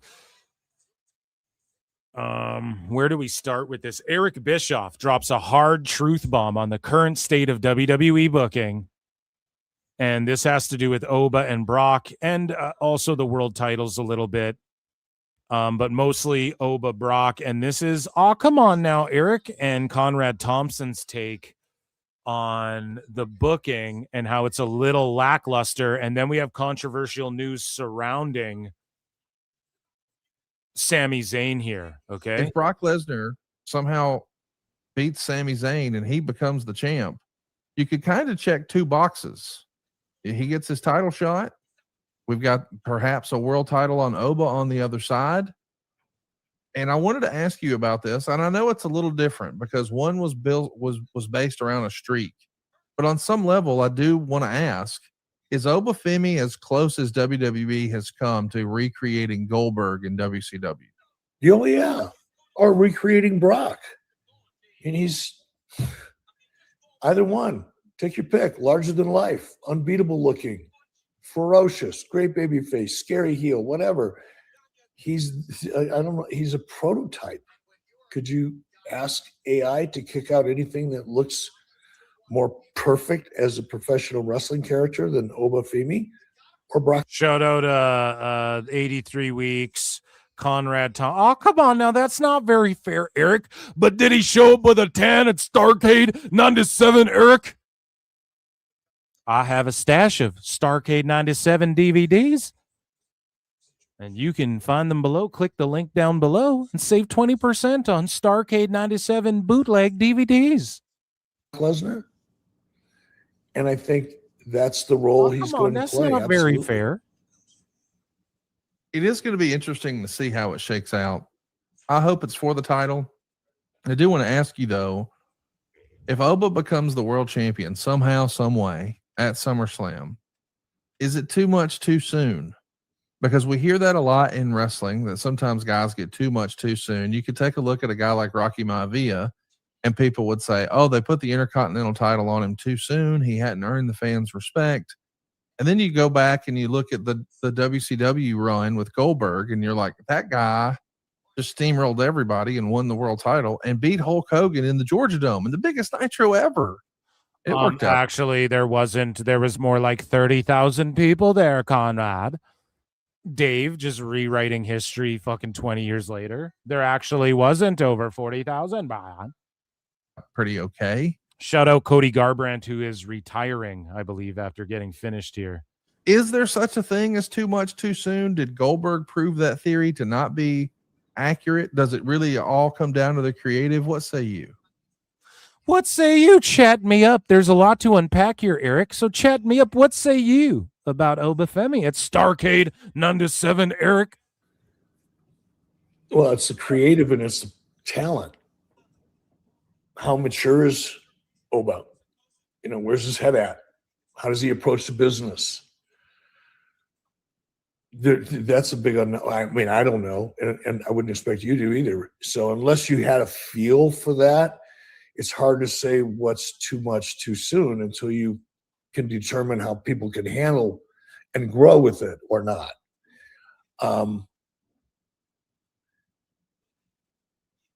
Here's the challenge, though. It's like you're damned if you do and you're damned if you don't. Meaning, if you don't make the decision to, we'll call it Goldberg, the verb. If you don't Goldberg Oba and just give him something, give him a mission and just have him go accomplish the shit out of it, whatever it is. Just eat through people till you've got him built up. He's a monster among men. He's a monster amongst monsters. All right. Roman Reigns is scared of him. That kind of thing. Braun Strowman is like, that's my gimmick, brother. Or respects him at least. Come on, Roman, give a little bit. Respects him at the very least. You either do that and you hold the audience's attention through that ascension, that trajectory, or you're boring them because there's only so much you can do with a guy that big. If you don't put him on the path, the audience is like, there's nothing to get. Yeah, he's big deal. So what? He doesn't go anywhere. He just comes out every once in a while, throws some shit around, takes his money. The best part of Dark Side of the Ring was Awesome Kong going, people ask me what I do for work. You know, people be like, what do you do for a living? And I'm like, I throw bitches. I pick bitches up and I throw them. That was the funniest part of Dark Side of the Ring. He goes home. So what? I don't care. Or you put him on a rocket. There's very little in between. Okay, Eric. Well, we appreciate you, your analysis on that, and we understand that aspect. Now, speaking of putting a rocket on people, I just want to finish up talking about SmackDown because, you know, we're talking booking. I'm a little all over the place, but SmackDown in the world title picture, which involves Sami, but SmackDown did not involve Sami Zayn. He had nothing to do with fucking SmackDown. He wasn't even on SmackDown. So I don't know what's going on with that. Also, Royce Keys lost.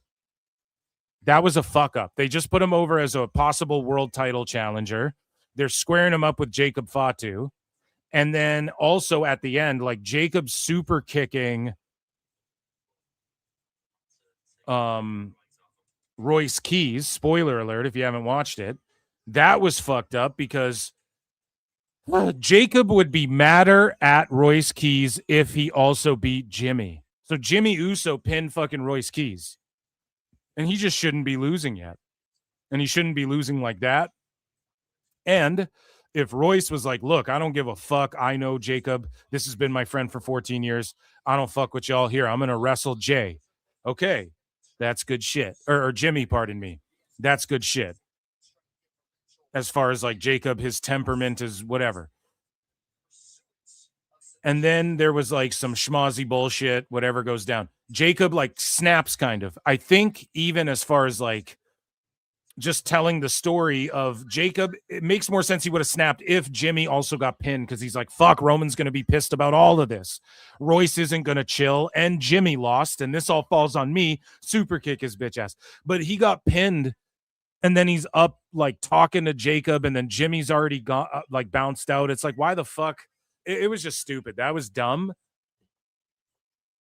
But like, I'm into it. The crowd was kind of getting behind Royce Keys.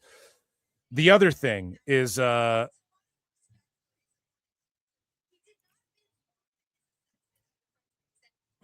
was it? What I want to talk about? Oh yeah, Tama Tonga and Finn Balor. That shit is all good. I like that. Whatever they're building with that, that's all good. And I popped for Solo, even though I don't know what the fuck they're doing with him, but he's just so funny how he just pops up.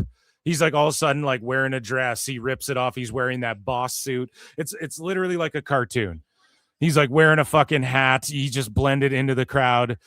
And I swear to God, like you first see him, he takes off the hat and it's almost like a cartoon, his whole disguise. It's like unveiled. He's wearing like the boss outfit, but I don't know, man. It's too funny. Solo's so funny. It pops me every time. But one thing that got a big pop and popped the shit out of me, Alexa Bliss's elbow got popped the fuck out. And she did the spot where she hyperextends and fake dislocates her elbow. Now, it is really bruised. And she's sitting here like, Jesus Christ. But she's done that spot in the past. So they did this to help get Jade over.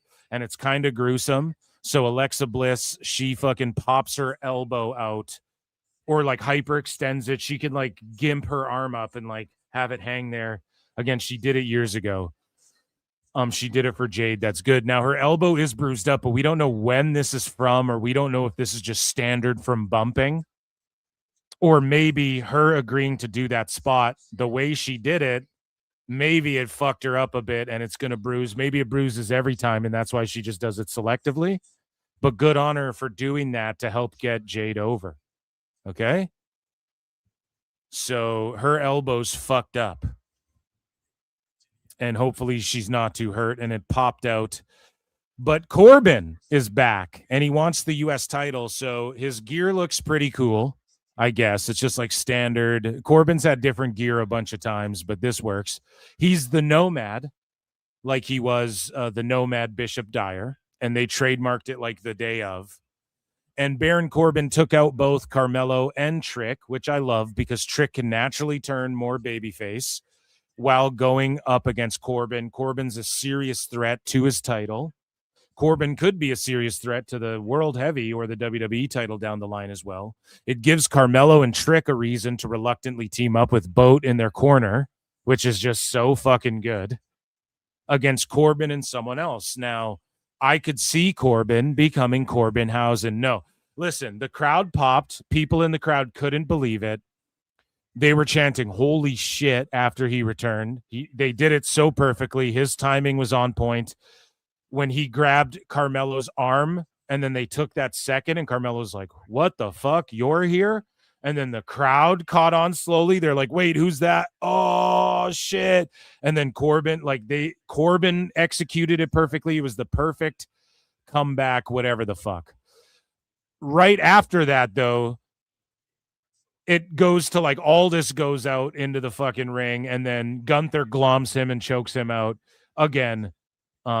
Allegedly Aldis, like for years back now, Triple H has always been open to Aldis getting involved in some way with Gunther or Drew, and he's always been down with him getting back in the ring. Now it's finally happening. Gunther will retire Aldis at SummerSlam. That's my prediction. And I don't know if Aldis, or maybe Aldis somehow sneaks a dub and then he continues as a full-time wrestler and not a GM anymore. Or maybe Aldis gets beat and then he retires as a GM so they can bill it that way. But then he goes, I'm actually an active competitor. And then he like can just start wrestling because he agrees to retire as GM, not as a wrestler. There's many ways to do this and get another retirement under Gunther's belt, which is what they're going to do. Aldis fucking rules. If you guys remember before WWE or before AEW or WWE really took off, or like AEW came into existence, or even when AEW was a thing for a while there, Aldis was one of the coolest wrestlers outside of AEW or WWE that everyone was like, bring to WWE or bring to AEW, right? So, Aldis rules. And you know, to bring it back to Corbin, because this is my freestyle review of SmackDown. To bring it back to Corbin is going to obviously retire in WWE. He's a great wrestler. He's a solid hand. Do they put Briggs with him and make him redo the skyscrapers? Dijak's already redoing the skyscrapers with the other Bishop, Josh Bishop or whatever in MLW. They ain't going to bring Dijak back in. I wonder if there's someone else that they see who's like not in the company yet that'll team with him, or is he, as of now, he's just a fucking individual. Okay? And he's going after Trick. Now, speaking of Trick got his own legacy title. And you can see it. It's the white fur belt that Trick has. Yachty designed it, and it's the white fur United States title, which I love. And I can't believe nobody's done something similar before, like a furry title. That's fucking hilarious. And yeah, I'm looking forward to whatever they're going to do with Corbin. Like, it was executed flawlessly, the return, and he's primed for a push. Matt Cardona, not so much. And some people are coping online and they're spurging out, and they're like, oh, you lose the New Day and name someone else who just left. You lose the New Day and Sheamus for Corbin and Enzo and Cass? Well, yeah, I mean, Corbin's never been a world champ. Not saying he should be, but he's a big what if. Vince had him doing goofy shit, and he executed it to where it got over most times. And he never really got that push. And they pushed him huge in NXT, so you know Trips is high on this dude. And also, Enzo and Cass we never saw that get fleshed out. Now, are you talking about 40 to 50-year-old people who are over and that WWE can create excitement with and push as like fresh and new, but nostalgia at the same time? And they're cheaper than fucking New Day and these other guys? Yeah, they're going to do that. Why wouldn't you do that? It makes business sense. Right now, Enzo and Cass reuniting in WWE has the potential to draw more than New Day were drawing. You know what I'm saying? Like, that has the potential to sell more shirts again than fucking Sheamus is right now, or whatever Sheamus is drawing. Corbin's healthier. They're all in their 40s. They're all 50. What the fuck it's just, you got to look at it in a business sense. And if they're using Corbin like this, well, they didn't plan on using Sheamus like this. Well, why weren't they planning on using Sheamus like this? I don't know, bitch, because they used him like this, even higher than this, for 20 fucking years. For the last 15 years, Sheamus has held a fucking title, or has been, right? Look at his last match in WWE. It was a fucking 6-man tag with 2 legends. They view him as a legend. What, do you not view him as a legend? Well, why can't he be Grand Slam champion? Why can't I have $1 billion in a fucking, you know what I mean? In a fucking, in a private jet, dude. I don't know. You don't fucking get everything. Why don't we focus on the things he did accomplish?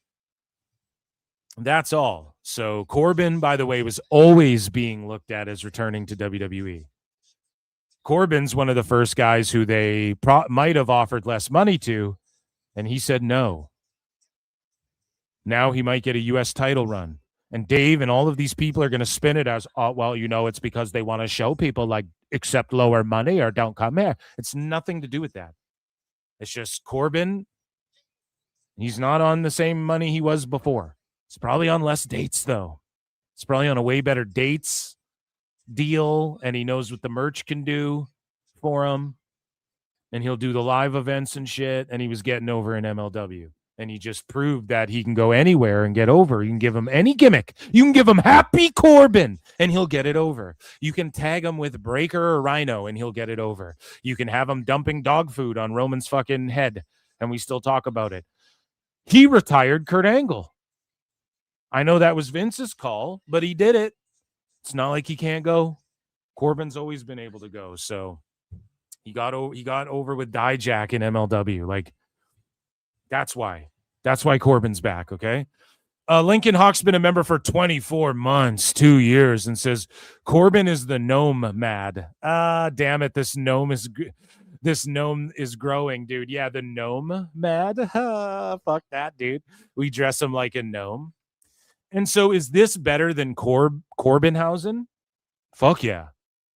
I thought they were bringing him in to just help get other people over, which he's going to do with Trick and Carmelo. He's giving them the rub. Here's the thing. This got him, I never in 100 years thought they would just have him come out after everything he's been through in WWE. I did not think he was going to just come out, be a badass ass kicker, and just end of days people and leave them laying and shit. I thought for sure they were going to, like he was going to interrupt something and be like, hey, you remember me? I've been fucking like, I thought for sure he was gonna be Matt Cardona'd, and he still could be, but this is like, whoa, he just left them laying. Like, I didn't see that coming. It was awesome. It was executed flawlessly. Now, speaking of pay cuts, okay, Sean Oliver allegedly confuses an off-air conversation he had with Kevin Nash as an on-air one, reveals that Sami Zayn was the wrestler who took a 50% pay cut. Now, we don't know if this is true or not. Like, there's no proof of this, that Sami took a 50% pay cut. Now, 50% pay cut of what Sami was taking before, I mean, would give Generico a 50% raise. Now, that sucks, but also, I'll take 50% of what Sami's making right now. You know what I'm saying? Like 50% of what he was making before to still wrestle, and maybe they rewarded him. Here's a little pat on the head, WWE title. Look, you're a WWE champion. The plan we have, Sami re-sign, it's 50% off, but guess what? Off the old pay, but we're going to give you the WWE title for 9 days, and you're going to. Now, I don't believe this. Maybe it's true, though, because Nash gets told shit by Triple H, and that's his friend, and Nash stooges shit out. He does it all the time. Nash is also a carny-ass fucking worker, one of the best ever, and for surely has brought people into hotel rooms and slipped things out in passing to insinuate things that may or may not have been true to fuck with people's heads, and he will, I'm sure, say things on his pod that maybe Trips didn't say, but he can pretend like Trips said some shit to help whatever agenda he's pushing or whatever the fuck. Kevin Nash is a worker. He's a worker. He's always going to work, okay? So, who knows if this is true or not? Who knows how this would do anything that would benefit Nash? I don't know what motive. I'm not trying to attribute motive. I'm just saying Carney's going to Carney. He might be talking some shit, and Sean Oliver may have fucked up. Like the quartering, stooging his coffee brand coffee company, Sean Oliver may have fucked up with conversations here, and he alludes to Sami Zayn taking a 50% pay cut. And let's take a listen. Shout out, click this, Sean Oliver and Kevin Nash. Very nice of you. You know, the last time Sami Zayn was in significant... And their show's edited, so why wouldn't they just edit this out? I don't think they go live, so... And maybe I'm wrong on that, but I'm pretty sure they edit it. So they would have edited this out if... Or maybe they missed it. Who knows? In the wrestling news. And I hate that my mind goes here. Someone might call me a cynic. Or Dunn did what now? Has been a member worse. for 13 months. In regards... Had a baby over 1 year. Right. I don't know why his name landed more significantly than others, but his was one that was publicly reported, and a significant reduction of a nice salary. Am I wrong to connect any dots?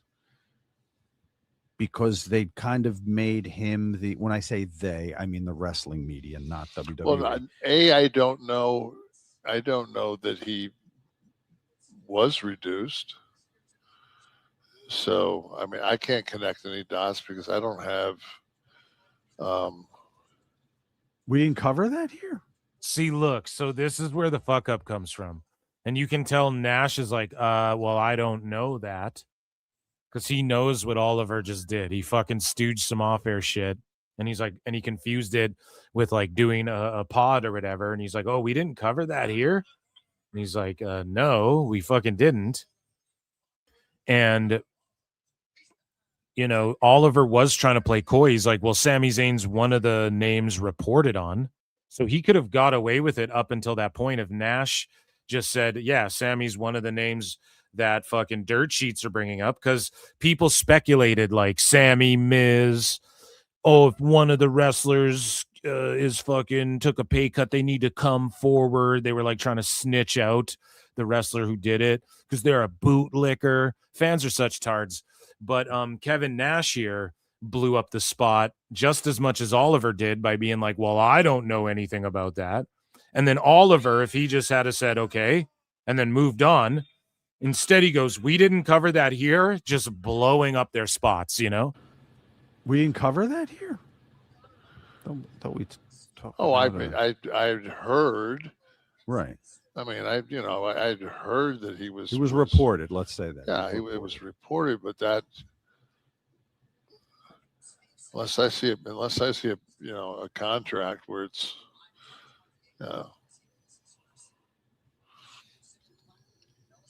Yeah, don't know Oliver for just sure. fucked up. Damn, that's brutal. On Very air, nice of you. too. Just an on-air felting right there of themselves. So we're going to get into some other news here. This is and that. Gable Steveson is fighting. So this is WWE somewhat. And this guy, Ellison, I think they were saying if you bet $28 on this guy, you'll win $100 or some shit. I don't know if that's what the odds were that they were saying, but this guy's putting it on Gable Steveson. And Stevenson's only 3-0. He's got heavy hands. He's trained by John Jones, and he's got insane wrestling. Let's see if he survives. This is the true test, though. He's going nuts. He's got a chin, too. But some of the more accurate, heavier punchers at heavyweight, they may put you to sleep eating shots like that. And Stevenson's rocking this guy up. I just want to keep eyes on this. And people hate Steveson, dude. Someone said there's like a law named after him or something now, or that's how people refer to it as. But Steveson just kicked a guy in the balls and then fucking hit him with a straight up against the fence.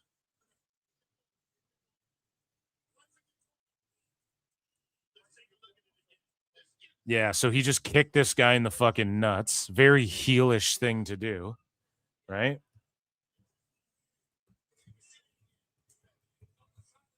And he is not doing so good in this fight thus far. He's got heavy hands, but... And so Mark Goddard, who just won of the... No, this guy's faking it. He didn't really get kicked in the balls. I think Steveson hit him in the gut. So again, this happens a lot of times. Like people get fraud checked. They get G checked when they come in 3-0. It happened to Bo Nickel too. Like RDR just smoked him with like Muay Thai. And RDR's a fucking grappler, a jiu-jitsu guy mostly. So it happens. Bo Nickel. Did I say Bo Dallas? I meant Bo Nickel. But this is like a match. This is like a tune-up fight, basically, for Steveson. And he's like super mid so far. And he should have spent more time outside the UFC. But in heavyweight right now, you can kind of just like be athletic. He's rocking this guy around. Don't get it twisted. Like he does show promise. The guy's down. It's going to be over soon. The guy, because I don't know much about this guy, Ellison. That's his name. But Gable's getting rocked. Like he's getting punched and wobbled by this guy. Right? Like if someone else touches you like that, what do you think's going to happen to you? You're going to sleep. Like if Tom Aspinall's touching you like that, you're going night-night. Now I know he's only 3-0, but UFC, you get thrown to the wolves. Right? But he is using his front kick and his head kicks extremely well. This front kick is to the body. Oh, my God. Yeah, Stevenson's just a dog. Very sloppy and green, but, oh, that lead left. And then the knee, the Muay Thai knees is what I'm most impressed by with Gable. He's done, ref. Holy shit. Yeah, he just caught a body. He just caught a body, dude. Yeah, Gable Steveson, shout him out. Good on him. Okay, let's get back into more WWE news, guys. Good on him. He fucking got the dub. But he just brutally, he's going to be pissed about that performance. He got hit way more than he should have. Oh, come on now, Eric. Let's get back into WWE news, okay? Wrestling's not fake! So, in business-related things, Diddy apparently rubbed a lot of wrestlers the wrong way backstage at WWE years ago. You what? Not surprised. Not surprised. Let's get into some other thises and that's. We're gonna do business news. We'll save that, bro. Y'all gotta let SummerSlam. You gotta sell SummerSlam tickets. Keep that ish to yourself. Justin Bowtie. Shout out Justin Bowtie. Rhea Ripley was at Power Slap with Buddy Matthews, and she revealed that she's hurt and how long she'll be out for, and the injury's not a work. And she's chilling with Nina Drama. I am. Yeah. Sorry. I am. Unfortunately. Hopefully soon. This match is 5 rounds. I hurt my knee. Yeah. I got a slight tear in my meniscus, so it's just healing. It's getting there. It's getting stronger. I can't bend it very well. So kind of needed to bend, guys. How long was the recovery time like? I don't know. I tore it in a really weird spot, so it's kind of a little bit up in the air with just how fast my body recovers. But I've been out for just over a month now. I think it's been a month and 1 week. It feels better now. It feels better. It still starts to hurt and throb and it gets tired and I can't get up or bend down really slow or kind of move side to side while crouching because it gets stuck. So we'll see how it goes. So yeah, she describes it pretty thoroughly there to Nina Drama, and so Rhea Ripley confirms herself. Of course, all the sheets grab it and go, report Rhea Ripley injured, and then they don't go, well, maybe they credit Nina Drama's channel or whatever. Maybe they put her fucking social media or whatever, but they all just run with it like they came up with it. Scully Vibes has been a member for 26 fucking months. Your shout out chat, hit the F and like. What's the vibes, guys? Run the likes up. Become a member. It's only 99 cents. I do a weekly members only stream. Patreon.com/Pro Wrestle Time. Super chat in. Get your member chat in. Again, you get a free super chat if you're a member or whatever the fuck. So let me know what you're thinking and shout you guys out. But it sucks though that Rhea's not vacating. I see, and show you out Scully Vibes. I see that chat is she needs to vacate. Yes, she fucking does. She absolutely does. But here was her reaction to Jake Hager getting knocked the fuck out. Here's Buddy Matthews too.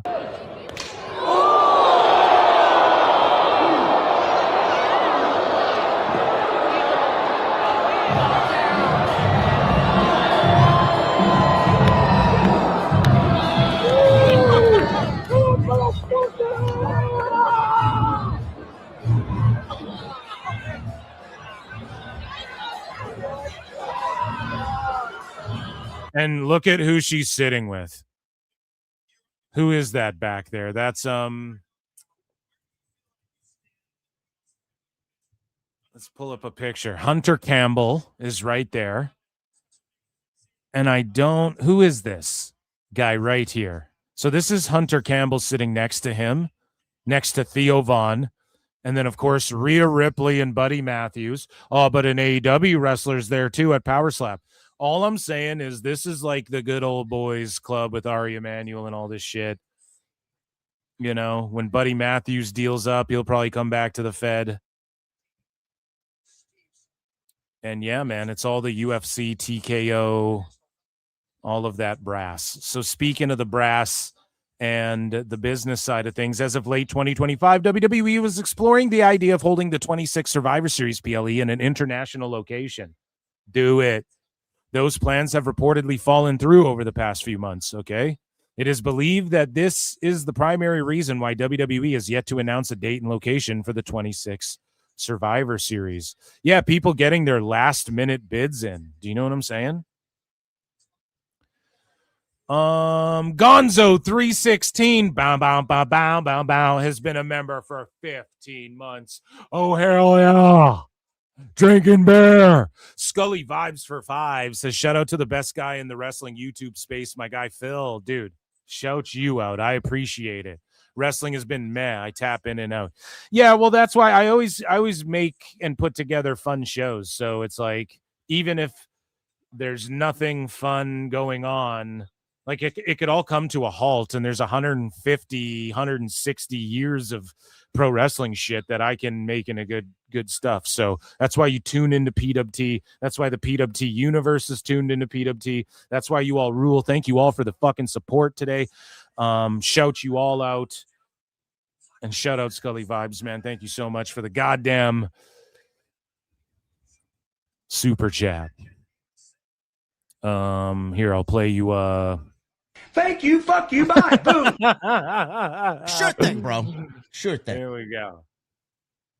So, moving along here, we're talking business. The SummerSlam ticket sales story, or lack thereof, has been a hot no. God, I hate these hacky dirt sheets. Oh my God.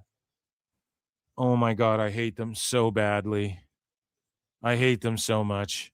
Look at this. The SummerSlam ticket sales story, or lack thereof, has been a hot topic in Stamford. You dumbass. You mean to say the SummerSlam ticket sale, or sales, or lack thereof, has been a hot topic? Like, the story is that there's a lack of ticket sales. Not that there's a lack thereof the ticket sales story. There's tons of story.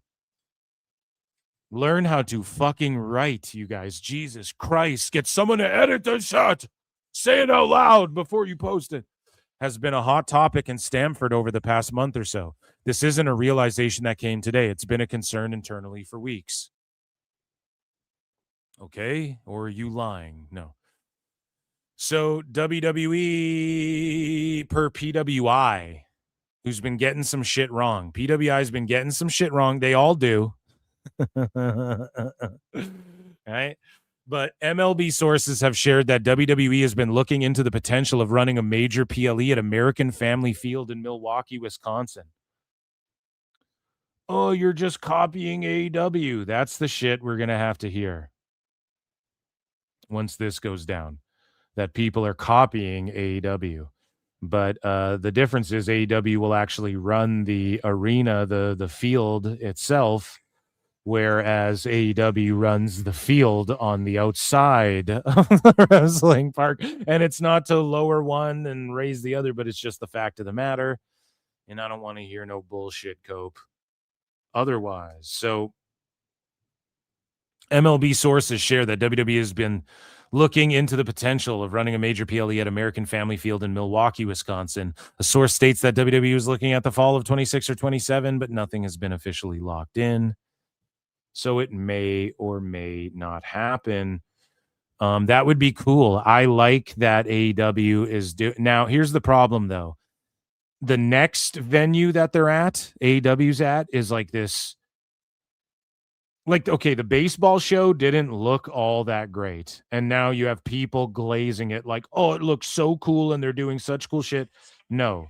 Every time they go to one of these fuck-ass places, it isn't always a great look, okay? It's not. Like, sometimes it will be, sometimes it won't be. The golf thing, the fucking beach thing, the esports arena, they're doing well. The ballpark, I don't know. That didn't look too good. It just looked like a shitty indie that's at a ballpark.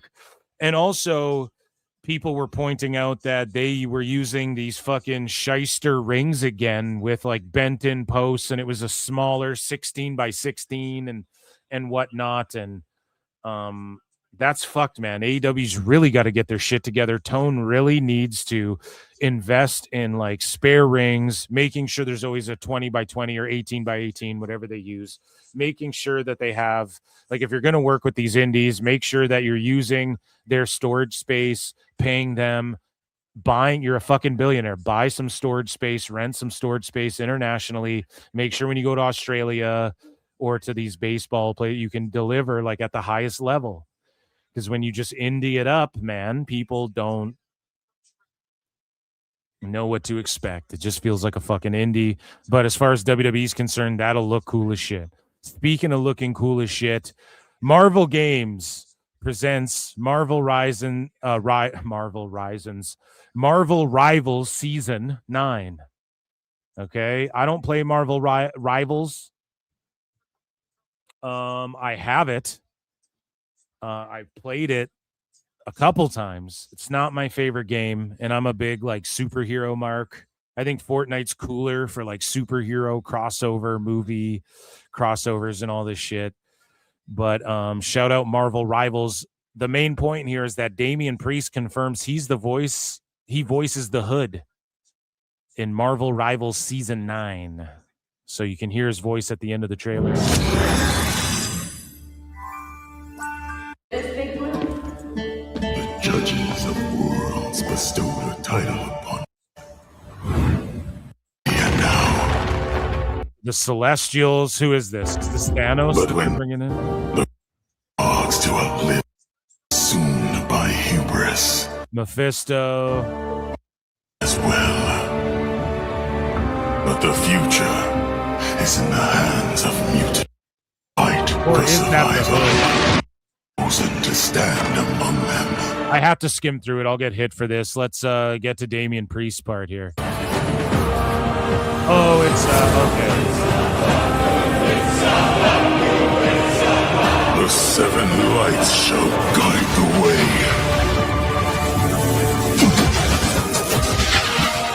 In the name of Apocalypse, I mean, yeah, that's dope doing Apocalypse. the world shall be.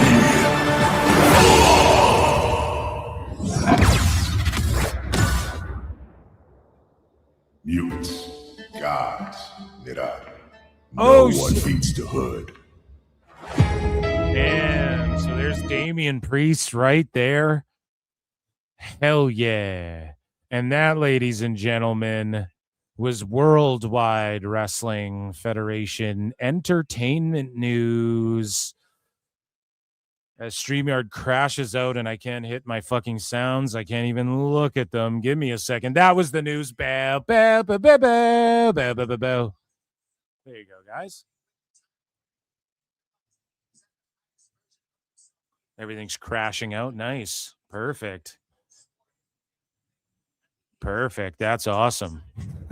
Right on. Right. Okay, so that was WWE news. What can I say?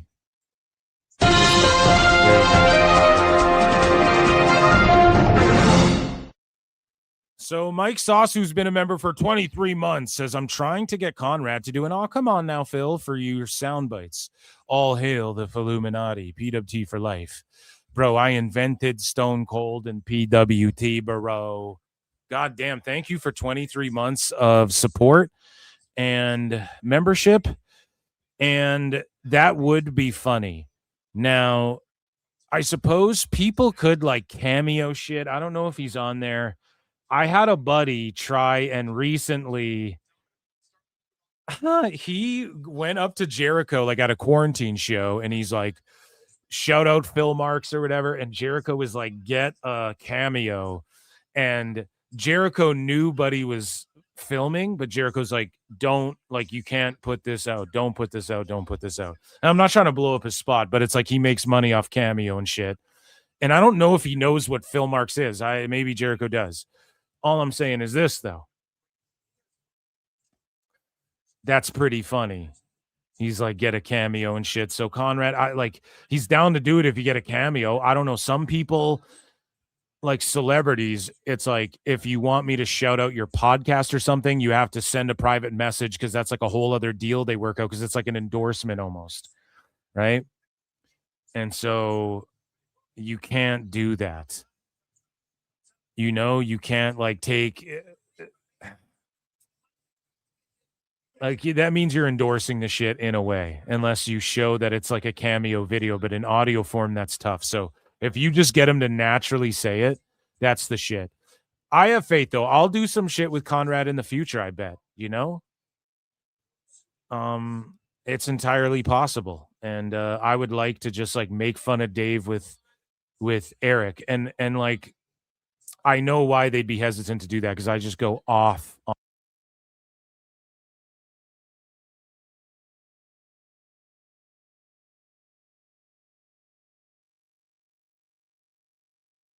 little less, sorry, I think I muted myself again, just moving things around.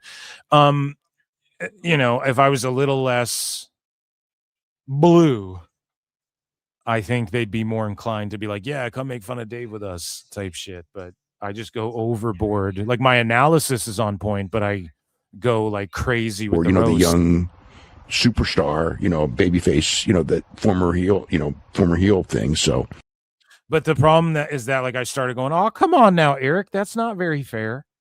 As like an impression. And then people in the IWC started like saying that to him. So I think he sees that shit and it makes him like anxious. Like he thinks it's people trolling him and like making fun of him, I think, which it is. But I mean, well, is it really? It's just what he says. Oh, come on now. That's not very fair. So we got AEW news and we got Tone Cringe. I can't wait for it, guys. Stay locked in, hit like, retweet, heart, all that good shit. Okay. Come say hi in chat. Also, you can super chat in, check out patreon.com. It's pinned there in the chat. If you're at youtube.com/pro wrestle clips, and that's patreon.com/pro wrestle times. The link is below or pinned in the comments, and support and check out Patreon. I'm dropping a bunch on there, and I appreciate everyone who super chatted in. I appreciate everybody watching. I appreciate everybody who hit like and hype the video. If you're on replay, always hype. Always use your free hypes on the videos. Appreciate you all so much. Those are my plugs, my shameless plugs. And now I have some blueberry cobbler coffee that I want to sell you guys. No, I'm joking. So what do we have? We have AEW news, man, oh man, and we got Tone Cringe. Oh, this is going to be good. This is going to be good, man. I cannot wait. People are watching Collision. I know AAA's on. I'm watching the fights. I'm watching UFC tonight. I apologize for that. Certain fight cards take precedent. And you guys know, because I talk about it on the show, a lot of the UFCs I'll just watch after.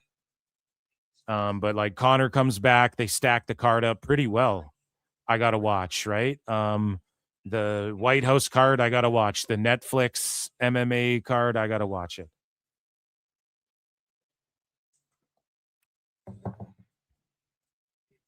Now, if it was SummerSlam going head to head, I would probably end up watching SummerSlam because I'm just a sicko, wacko wrestling fan.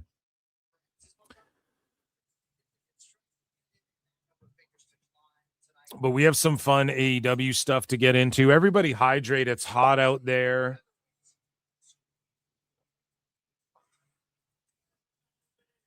We've been getting like flash storms too, where it just storms like the X-Men. Speaking of apocalypse, it just like storms for 30 minutes, like crazy thunder, like all that shit. And then it'll just stop. And then it gets super hot out. And my fucking lawn just, it grows back so fast, man. It is nutty this year. But the garden's getting good, rain pour and water and all of that shit, so that's good.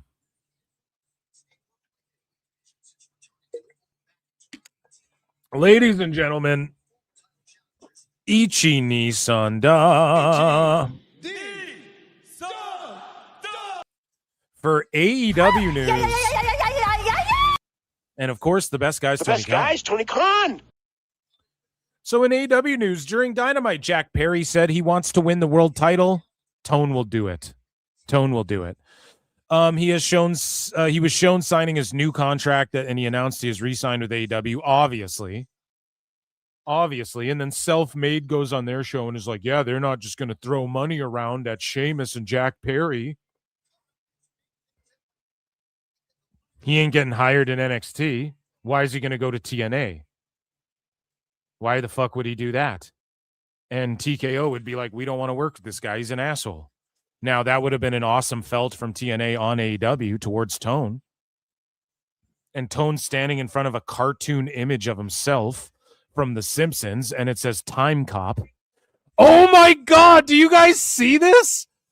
Dude, he's standing in front of a fucking picture of himself as Time Cop from The Simpsons. This looks like a thumbnail from PWT.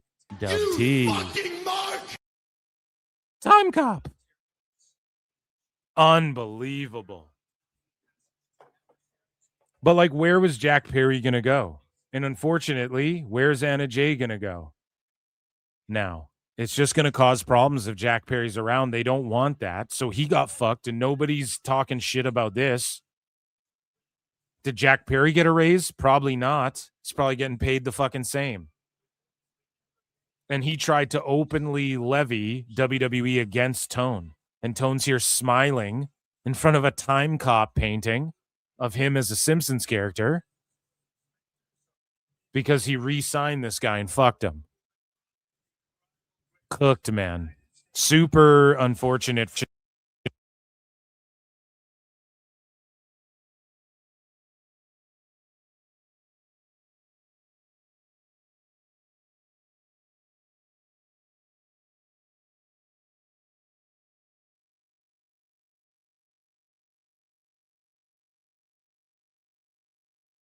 Okay.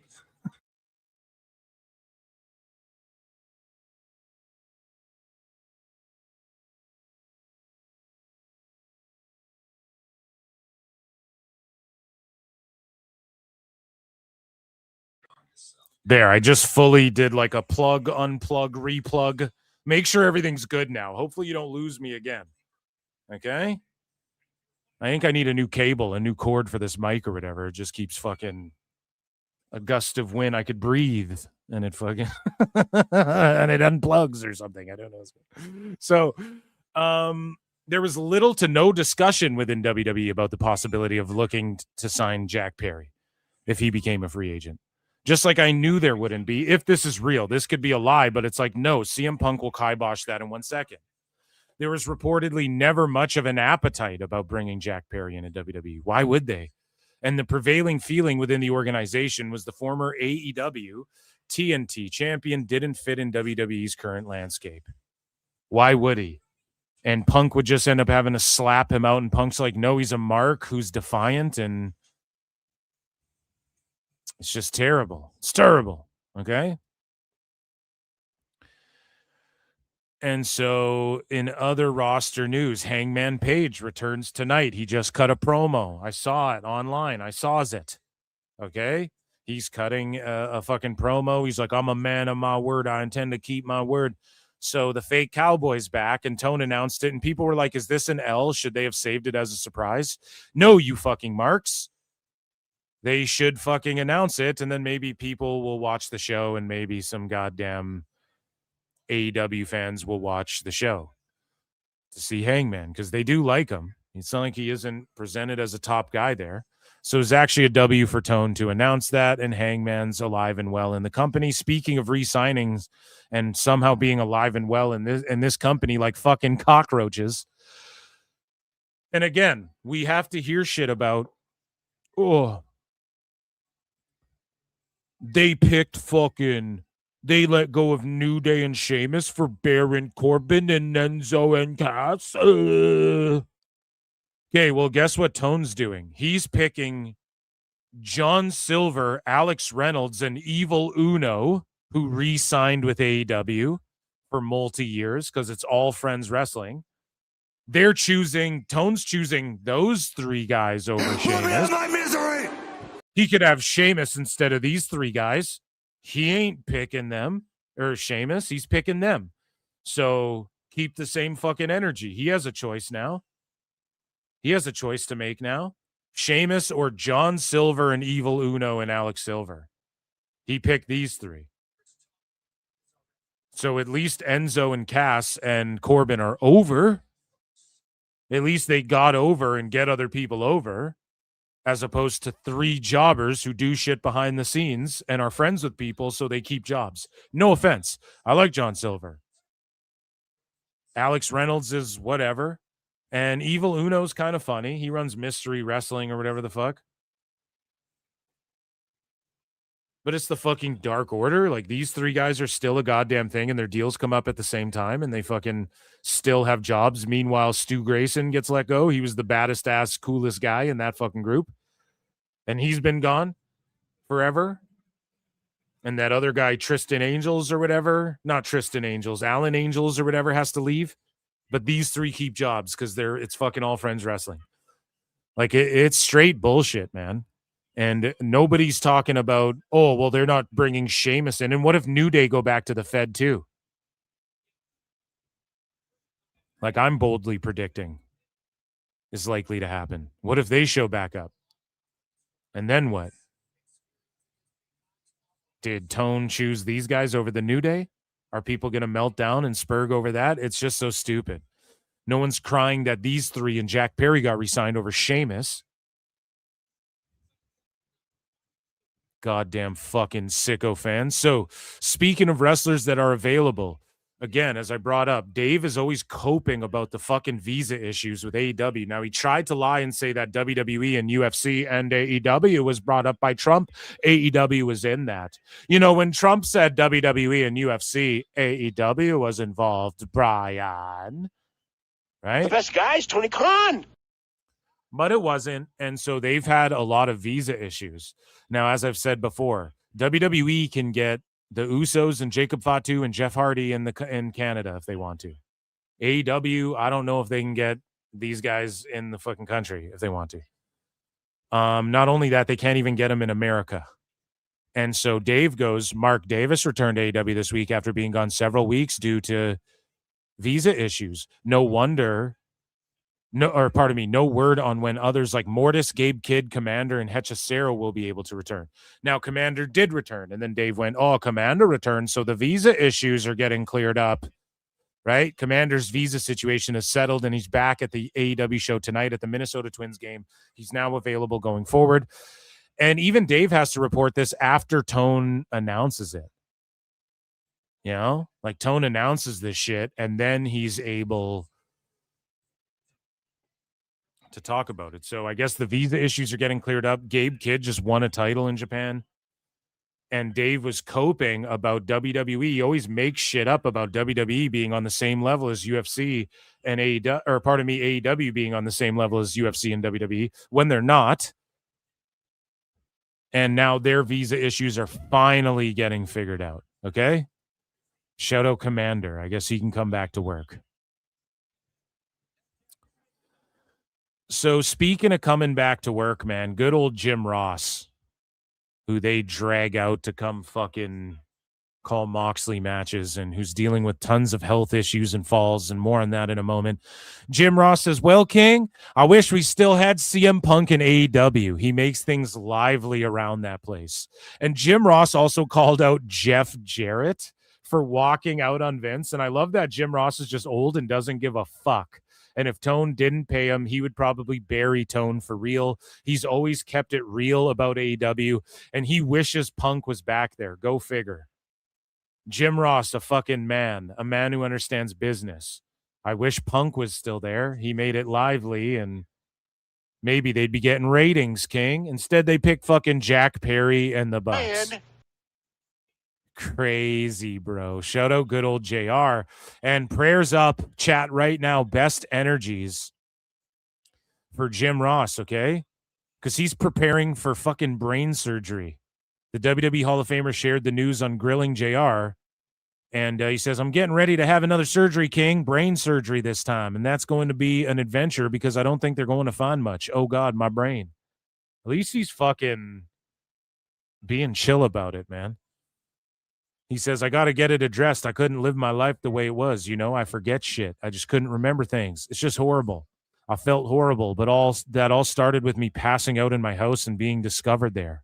And we began an almost 40-day hospital stay. 40 days, man.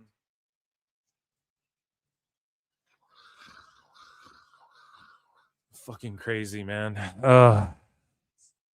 It just makes me sad, you know.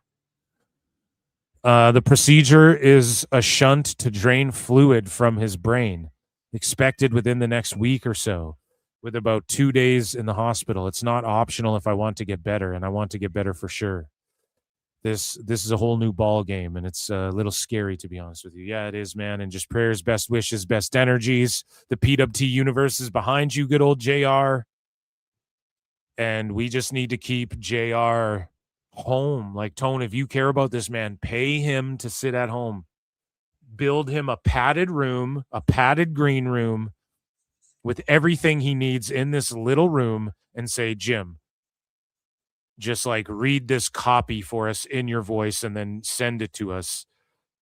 Film yourself. We won't even film you from the waist below. Just put on the fucking jacket and then here's a camera crew. It's all professional. Here's the loveliest, most attractive fucking nurse who also knows how to operate cameras and shit. We'll hire the best of the best. And she will be there to help you film this content and take care of you. You know, like we will pay them top dollar. Jim, we appreciate you so much. I'm Tony Khan. I'm a billionaire who claims I care about wrestling. Instead of, hey, Jim, can you travel? Here, get on this plane and come here and call this Moxley match and come to the show for 7 hours and then call a Moxley match. Holy fuck, man. Stay home, Jim. Stay the fuck home. We love you. That's why we're saying this. We only say this because we love you. All right. So, speaking of love, Ospreay loves some weird shit, and the road to All In is heating up. And Ospreay, Tone loves Ospreay. So does Dave Meltzer. Ospreay just says weirdo shit all the time, man. So listen to this. Listen to his response to MJF on Beach Break. World Championship, the stakes in this match could not be higher. All In just around the corner. How do you want to see this go? Obviously, I'm pulling for Kenny more than anything in the world. Listen to this. Listen to what he said on TV. Every week, he's cringy. He's not relatable. His promos are like fired up, but they're just super mid. He's not really saying anything. He's always saying cringe shit. World. Kenny is one of the greatest of our generation, the best to ever do it. But you can't look past Max, especially with the year that he's had. You can't deny what's been happening, but it's never the talent that you need to worry about with Max. It's the ball. Listen to this. That comes with it, let's be honest. But hopefully by the end of tonight, Kenny's able to fire away through those antics. I have to pause a bunch. And we can announce that the All In main event will be Omega versus Ospreay for the world champion. Yeah, I'm going to say no to that one. Also, I got to say, you sounded quite judgmental while you were speaking about me. That was a little rude because I'm not judgmental when I talk about the fact that you claim to be the best in the world and yet you've never won this. I'm not judgmental when I think about the fact that you're a grown-ass man looking for the love, affection, and admiration of Jon Moxley. I think you have it. Was that a compliment? Please, sir, can I Oh, God. MJF's just getting have cringe. some more? I don't judge. Here you are judging me. An era of looking at him. But isn't it ironic? Turns out, so what Kenny Omega's you're doing so. 2 steps back on August. Listen to what Ospreay says right here. I just skipped through to the part. Listen to what he says. 30th. Max, you've mixed up your mouthwash with cat piss, boss. Take 2 steps back. Max, you can be the youngest, you can be the longest, you can be a multiple-time world champion, but there's a lot of people that can easily say the talent didn't beat me, or the bull that comes with you beat me. Max, you can be the youngest, you can be the longest, but the best, mate, you don't even crack the top 50. I know Japanese girls that are 14 years old that can be better than you, mate. I know Japanese girls that are 14 that could be better than you, mate. You what? Put this man in fucking prison? He needs to be locked up, man. This is unbelievable. And then burying your world champion. You're not even top 50. At what, doing moves? I know 14-year-old girls in Japan, bruv. Whoa. That's illegal. Right? That's fucking illegal, dude. So, I don't know. I thought that was funny. It's an epic fail. Ospreay stinks. MJF is just cringe edgelord shit. Right? And so, in other roster news and just this is and that's, MLP Mayhem is going worldwide. MLP announces not only are they on TSN, but they are officially on my AEW. Stu Grayson for the Canadian Championship is taking on Gresham. That's awesome. We were just talking about Stu Grayson. Gresham rules. Alice Crowley, shout out El Juggalo in chat. I'm sure he's there promoting JCW shit. And Alice Crowley, I think she does shit over there. Johnny TV will be there. Grizzled Young Vets, Giselle Shaw. So again, a working relationship with AEW. And they are on my AEW. Speaking of new working relationships, Tahuti Miles, and no one's talking about this. So Ashanti the Adonis wins his ROH debut. Tahuti Miles, Ashanti the Adonis in AEW. And let's see if Swerve throws him a bone. Now, according to AJ Francis, Top Dollar, B-Fab, Tahuti, and AJ all fucking still text, but none of them still text Swerve. And there's a reason for that, allegedly. So if Swerve was smart, he'd throw him a bone and put together Hit Row. Hit Row 2. Why? Oh, come on now, Phil. It's copying old WWE. Yeah, but that's all they fucking do. So you might as well do it. When they're sitting there going, bring in Sheamus and have him be part of the bar. Why is John Alba not going, we'll take Ashanti and put him with Swerve and do Hit Row? Motherfuckers, do it. Miles. I'm lost for words. And then he's just got this garbage like rock music. You know? Like, who gave him that theme? Fucking Maven's theme song? That his theme goes hard though, but like that doesn't suit him at all. And this is just affecting all of the TV stuff. And as I spoke about, holy fuck, man. As I spoke about, been on the air almost 4 goddamn hours in the afternoon. It's hot as shit. And my brain is melting like Meltzer on a San Jose Sunday. Okay. But Media Gazer posted this about, and we discussed. We spoked. No, fuck it. It's called spoked now. Okay. We spoked about this earlier. That when WWE, when it comes to the attendances, let's say WWE does SummerSlam and there's no attendance records or whatever the fuck that get hit, that 25,000 people show up. ESPN, Netflix, none of them care about that. As I said before, as we spoked about earlier, if 100,000 people show up to WrestleMania, Netflix is like, if they all stayed home and they stream this shit on Netflix, we'd be happier to get 100,000 more viewers. You know what I'm saying? The streamers don't give a fuck. If anybody shows up to these shows, they'd rather everybody watch the fucking shows at home and stream it on their platforms, right? The problem with AEW when they do low shitty attendances is that Paramount, eventually, currently WBD, they own a stake in AEW. So unless they just, no matter what, get the 10% off the top, which still it would be fucked if it's low attendance, they're like, what the fuck when AEW does low attendance? Because they're actually bought in and they own some of the company. Do you know what I'm saying? So Paramount WBD is set to emerge with roughly $80 billion in debt once this deal's done, with net debt projected to equal roughly 6.5 times annual EBITDA. Now, if you've ever listened to Eric Bischoff and Conrad Thompson, oh, come on now, Eric, that's not very fair. Then you know. Oh, come on now, Eric. That Eric Bischoff talks about EBITDA. Okay? Which sounds like a Meltzerism, sounds like Meltzeritis, like me with spoked EBITDA. It's just like a silly word, but it's EBITDA. And Bischoff talks about it all the time. And so a level analysts consider high for a media company. So it's considered to be high debt. Once they merge, they're coming out of it with $80 billion in debt roughly and 6.5 times annual EBITDA. Now, Bischoff talks about like if your EBITDA's out of whack, you get axed, blah, blah, blah.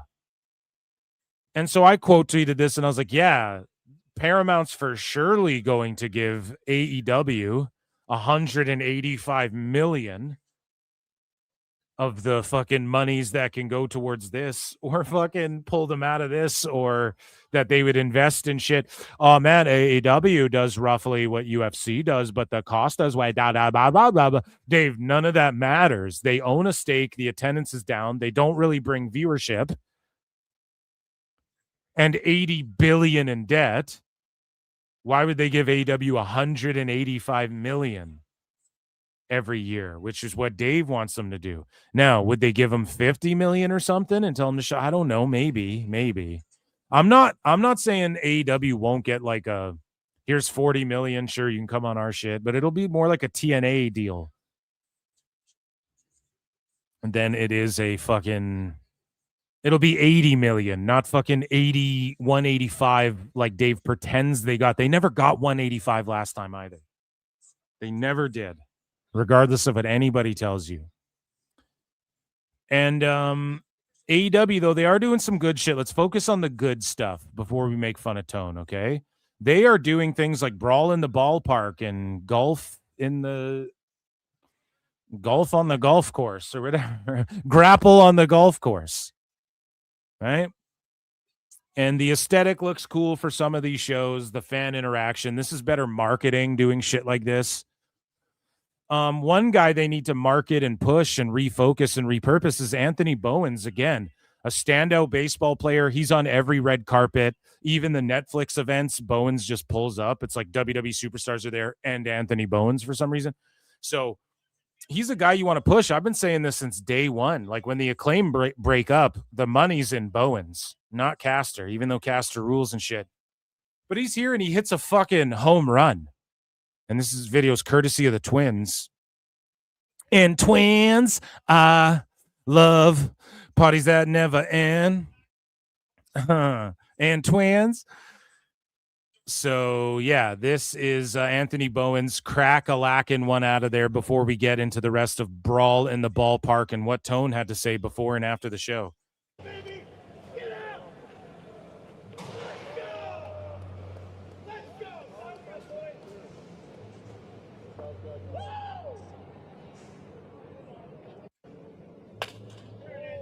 That is one aggressive gay dude. What can I... So here's what Tony Khan had to say. He got in the ring. He left the ring. He said some shit before and after. So Tony Khan gave a speech before AEW Brawl in the Ballpark started. Orange Cassidy's entrance is included. So the music will get us flagged. StreamYard is the glitchiest piece of shit right now. But basically, I want to run the best guys Tony Khan. Everything's frozen, and now it's not. Jesus Christ, that is super annoying, chat. Okay? Get your goddamn support in for this show that's collapsing here with the freezing of StreamYard. So Tony Khan gave a speech before AEW Brawl in the Ballpark started. Orange Cassidy's entrance is included. Let's take a listen to Tony Khan here.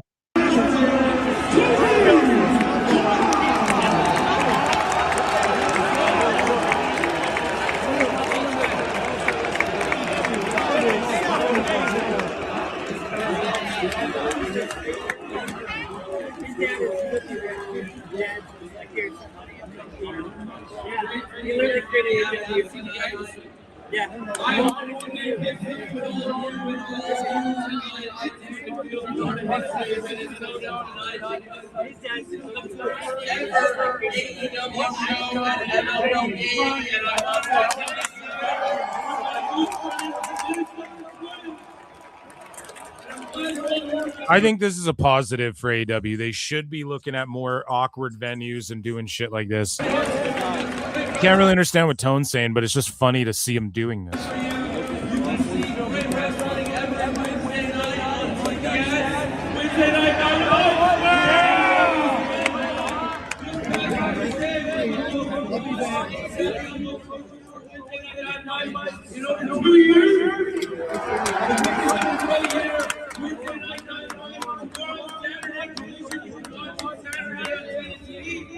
It always feels like a business meeting. And this is the problem. This is why quartering gets made fun of so much. I keep bringing him up. This is why, like, you listen to some people and they just think like having a business meeting with the audience is the way to go about things. It's fucking cringe. I don't even like plugging shit. I just do it as quick as I can, and I try and just move on, and I try and just mention a few times, hey, do this, that. Case any, you know, the viewership fluctuates. It's a live show. You might tune in, dip out. You might stay locked in the whole time. Some people come for just the segments they like.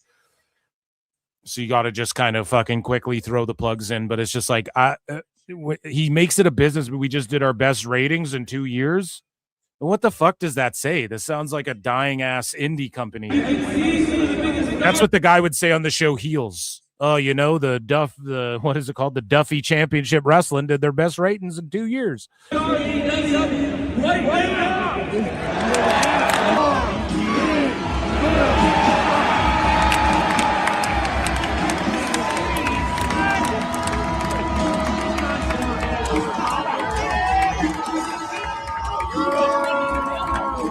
So everything's frozen like a duck.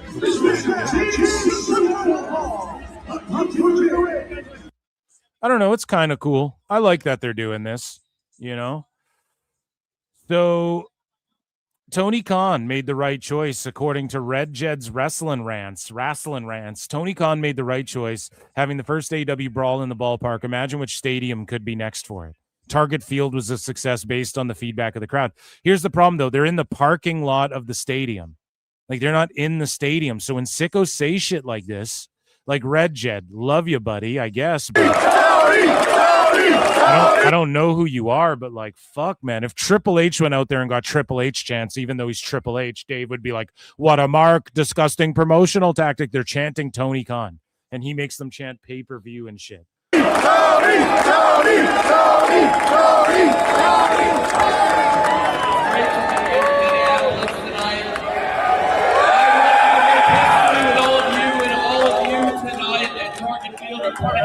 Minnesota tonight because this is the first ever AEW show at an MLB game.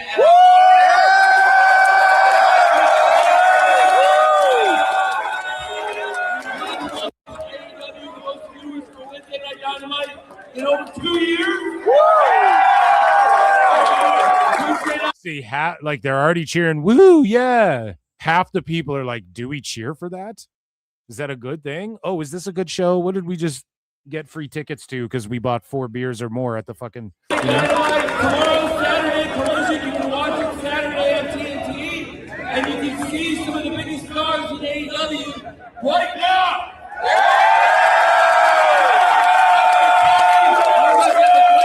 Let's come up here in Minnesota. Tone's such a geeky dude. It's all good. He's a cutie pie Tone. So here's Tone, man. He's at the ballpark. He's got a cup with a T on it. Like, this guy, I have to fucking like and retweet this. This guy just gives me fucking fuel for this show. He just gives me content. He's a fucking content machine. This is what we call a lol cow in the business. Okay, folks? Like a coffee mug with a T on it. And then he's like, hey, like, this is what Tone does. We need good lighting. So you have to go to wherever there's good lighting, whether it's next to a staircase, a fire exit, wherever you go. It's just wherever there's half decent lighting. That's where Tone makes you go. But he's like, we also need the ballpark. But then there's like a chair in the shot. And not the chair shot we like as wrestling fans. Okay? This is like a shot of the chair in the frame that shouldn't be there. Like, move the chairs out of the way and shit. It's great to see you, and I hope that you're all... Oh my God, dude. It's great to see you. And I hope... Imagine if I started PWT Live Show. It's great to see you guys. We have an awesome show coming tonight. There's like nobody. I'm like fucking, what's up, guys? Welcome to fucking, I'm Phil S. Marks. I'm PWT. You know what I mean, dude? This guy just so low energy. Tone, you're fucking, what is the T for? Low T or what? Having an awesome weekend. I'm so excited. I'm here. There's T in my tea. Get it? in Minneapolis, partnering with the Minnesota Twins. It's my T-Mug. I bet that's the joke he makes. This is my T-Mug. After this game tonight, after the Twins game, we'll have the first ever ballpark brawl from AEW. Some of the great AEW wrestlers are here on Friday night, and that's just the start of a great weekend. It's a really exciting time for AEW. Beach Break was a huge success with an incredible main event. Kenny Omega. It was a huge success with an incredible main event. Winning the AEW World. It's like listening to a fucking teacher drone on and on, or like some manager who just drones on trying to justify their fucking job. Just droning on and on like you're being lectured. And you're like, dude, just hurry up and shut up so I can fake take a shit in the bathroom and text on my phone for a while. Championship from Konosuke Takeshita. And it was a great night of wrestling. We also have a new international champion, Kyle Fletcher, defeating, with Kenny Omega defeating MJF. Oh my God. And with winning the world title. Just an incredible. Excuse me, let me correct all this. Dude, do a take two and just leave this part out because it's not important. Incredible match, but also with Kyle Fletcher defeating Konosuke Takeshita and a new international champion. Just an incredible night of wrestling with Willow Nightingale returning. This is Tone's first live in a few weeks, man. Nightingale, of course, winning the Casino Gauntlet match. And, of course, Chris Jericho taking on Tommaso Ciampa in a great match. A great night of wrestling.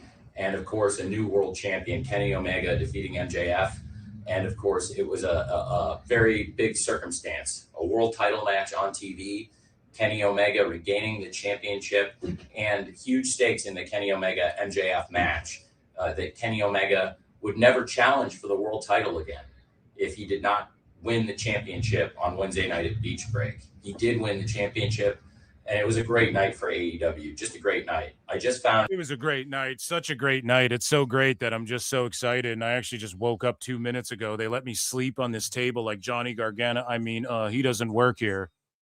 Holy shit, dude. Out here while I've been at the ballpark in Minneapolis, that this was the most viewers on TBS for Wednesday Night Dynamite in 2 years since Blood and Guts 2024. And that's such great news. I'm overwhelmed. It's the most viewers on TBS in 2 years. And that was a time before we had viewers on HBO Max in addition to the viewers we get on TBS. So do you see the narrative? Do you see what Tone does here? He goes, oh, we did these great ratings. Plus, we weren't on Max last time. So Dave already knows the assignment. Dave already knows what lie to push and peddle. The dirt sheets go, oh, including Max. Took Timbo goes out, oh, including Max. I say that guy's name. He still has 0 viewers. Nights. And we're coming up on a big Saturday night collision tomorrow, and there's so much excitement around AEW with a great Beach Break show with a new international champion, Kyle Fletcher, defeating Konosuke Takeshita, and with Kenny Omega defeating MJF for the world title. And, of course, Kenny Omega besting a great... Oh, my God, Kenny Omega. What am I even saying? There's no way I'm listening to this whole thing. Champion Kenny Omega, now the 2-time world champion. He's held every world title in AEW, a former World Trios champion, former World Tag Team. No one cares, Tom! Champion, and now the 2-time world champion. And Kenny Omega, of course, thankfully, with his win, he's the world champion again of AEW. The fans are so excited. This was such a great main event. The fans are so active. I mean, excited. Kenny Omega now. Dude, Tone, cut it. Oh, my God. Tone is just fucking tired, burnt. Tone, cut it. Cut it right here and just redo the video and just don't even say this shit. Just say it was a great night last night. New world champion. We're at this ballpark. I'm tired. Of course, will not have that circumstance ever hanging over his head now that he wouldn't be able to challenge for the world title. But moments ago, here in the ballpark in Minneapolis, where they've been such great hosts for us here at the Minnesota Twins, and we're so excited to partner with them. Ahead of tomorrow's collision, I just had a really exciting phone call in the office that the Twins have been so kind to lend me here at the ballpark.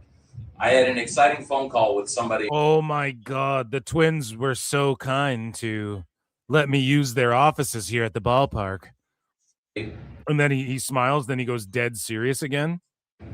Who does face that circumstance. Somebody who we haven't seen since AEW Revolution. Somebody that's a huge part of AEW and one of the great Hangman. Oh my God, he's announcing Hangman. Do we do this whole thing? I want to watch UFC, guys. We can't do this to whole kick thing. off AEW Saturday Night Collision. We'll watch like a minute or two more, unless someone like super chats me and is like, Phil, finish the video. I can't. This is so boring. I was so excited when I saw Tone at another live, but before this, I listened to a bit of it just to like get, I wanted to feel it out. And like, it's just so boring, man. Here for the first time since Revolution from Hangman Page to kick off AEW Saturday Night Collision tomorrow. So much exciting news in AEW. What an exciting time for the company with the return of Willow Nightingale now for her to be the number one. I don't think she was even hurt. Redemption. I don't think Willow was even hurt. With Kyle Fletcher versus Konosuke Takeshita for the international title, and Kyle Fletcher, the new international champion, with Kenny Omega winning the AEW World Championship from MJF in an incredible main event at a huge beach. You already said that, Tone. You already talked about that. With AEW getting our most viewers in years on TBS, and the company really, I think, at a very strong, hot point. There's so much excitement around the company, and that's even more excitement for the Saturday Collision tomorrow. So much to look forward to on the show. Already, we've announced 3 championship fights. We have a new TBS champion, Hikaru Shida, and since she returned to AEW, the former world champion made it clear These videos are always him just listing belts and then fucking saying people who've returned. Went over Marina Shafir and a lot of great wins, and it's always been. Why is everyone returning all the time? Because you don't fucking book them. Goal of hers to be the TBS champion, Harley Cameron, and I'm really looking forward to seeing Harley Cameron challenge the new champion, Hikaru Shida, making her first defense of the title live on Saturday Collision tomorrow, just 24 hours from right now. Also, we have an incredible Ring of Honor champion. He has had the belt for a long time, and that's Bandito.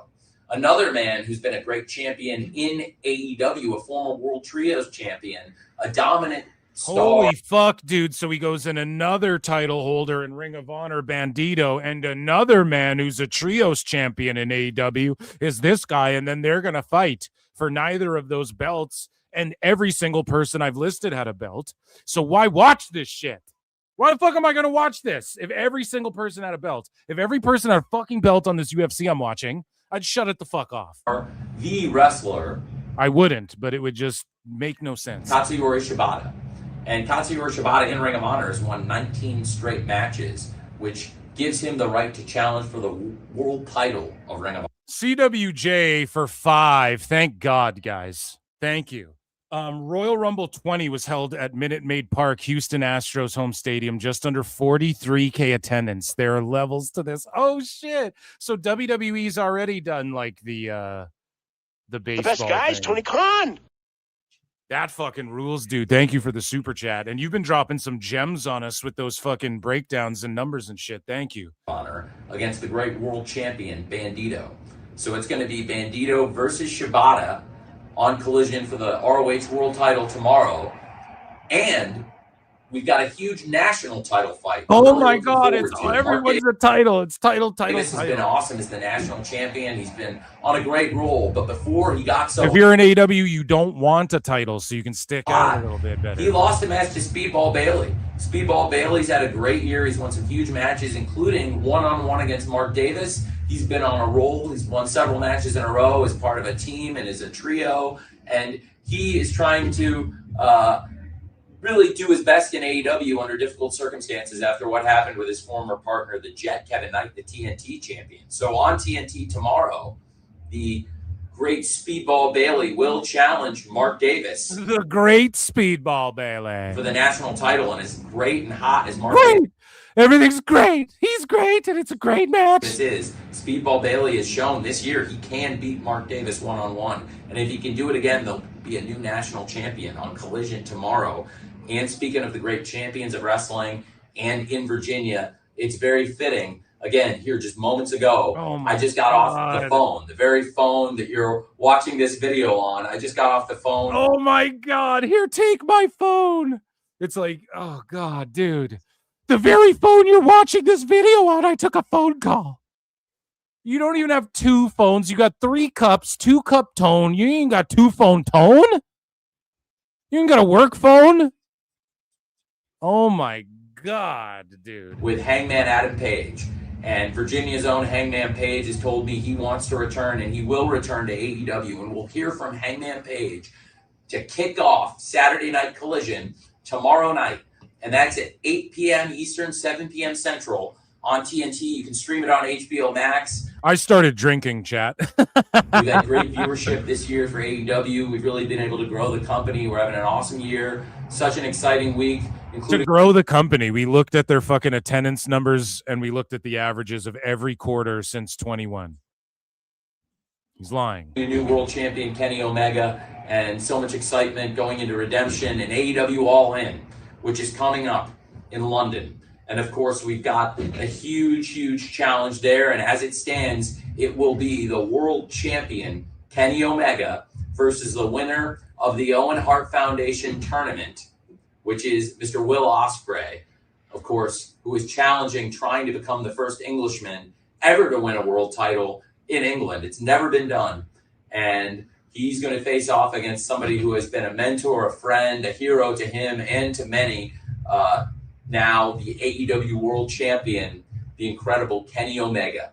And he's incredible. He's not just great, he's incredible. To look forward to, so much excitement again after an incredible Dynamite with the return of Willow to win the Casino Gauntlet, become the #1 contender to Tekla's World You said that part. Championship, knowing that Mercedes Moné looms whoever comes out as the world champion going into Wembley. I think there's a lot of excitement there. There's so much excitement. So Monet's not fighting at Wembley for the title? Oh my God. So it's not MJF who's their ratings guy, and also Monet's not finally capturing the AEW world title at fucking. Oh my. It's great. My God, AEW with a new international champion, Kyle Fletcher. What an incredible match versus his former partner, Konosuke Takeshita, with Kyle Fletcher winning. What a fucking, oh man. It's going to be Willow Monet, then Monet will beat Willow. International title, and now we'll have multiple title fights and the return of Hangman Page. And it all happens on Saturday night, AEW Collision, less than 24 hours from right now. Don't miss it. Saturday Night Collision tomorrow. Thank you very much and have a great night.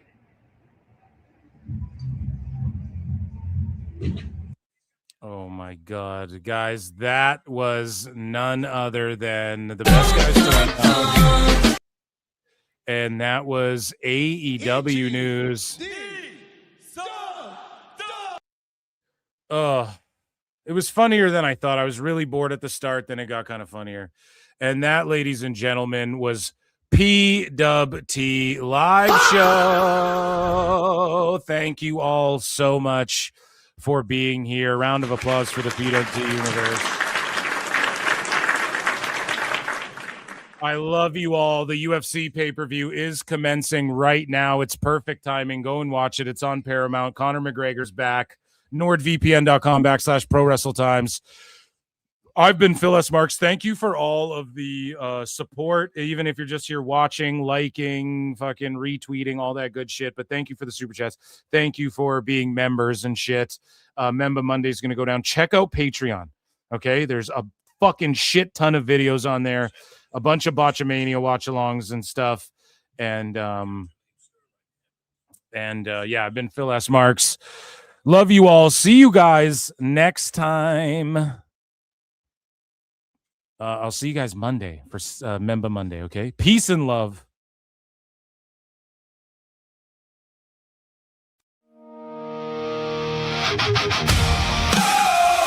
Oh, Tony Khan is the best guy.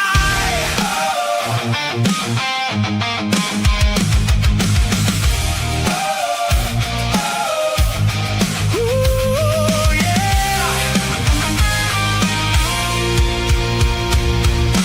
Dave woke up on a Wednesday night, got the star ratings ready, feeling just right. Tone booked a ladder match 12 flips in a row. Dave said 6 stars. Brother, let's go. The ratings dipped a little, but that's okay. There's always a reason by the end of the day. When the message boards crumble and wonder why, Dave just smiles and starts to type. Maybe you just don't understand the art. That's the line before he plays his part. Tony Khan is the best guy, never wrong and he'll tell you why. If Tone books it, it's certified. Tony Khan is the best guy. Tony Khan is the best guy. Dave's got another defense to write. Every match is a masterpiece tonight. Tony Khan is the best guy. Tony Khan is the best guy. Tone made another huge announcement again. The biggest announcement since 10 announcements ago then. Dave got excited before it was said. Already handing out flowers in his head. The forums laughed, the podcast cried, the tribal wars burned all night. But Dave was there with a brand new take, explaining every questionable mistake. The critics yell from far and wide, but Dave is always by Tone's side. Tony Khan is the best guy, never wrong and I'll tell you why. If Tone books it, it's certified. Tony Khan is the best guy. Tony Khan is the best guy. Dave's got another defense to write. Every match is a masterpiece tonight. Tony Khan is the best guy.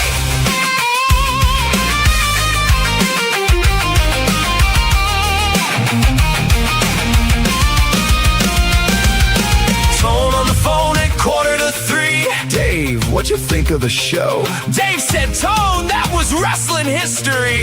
That's exactly what I hoped you'd say, bro. The fans keep arguing year after year, but Dave's got 5 more stars to give right here.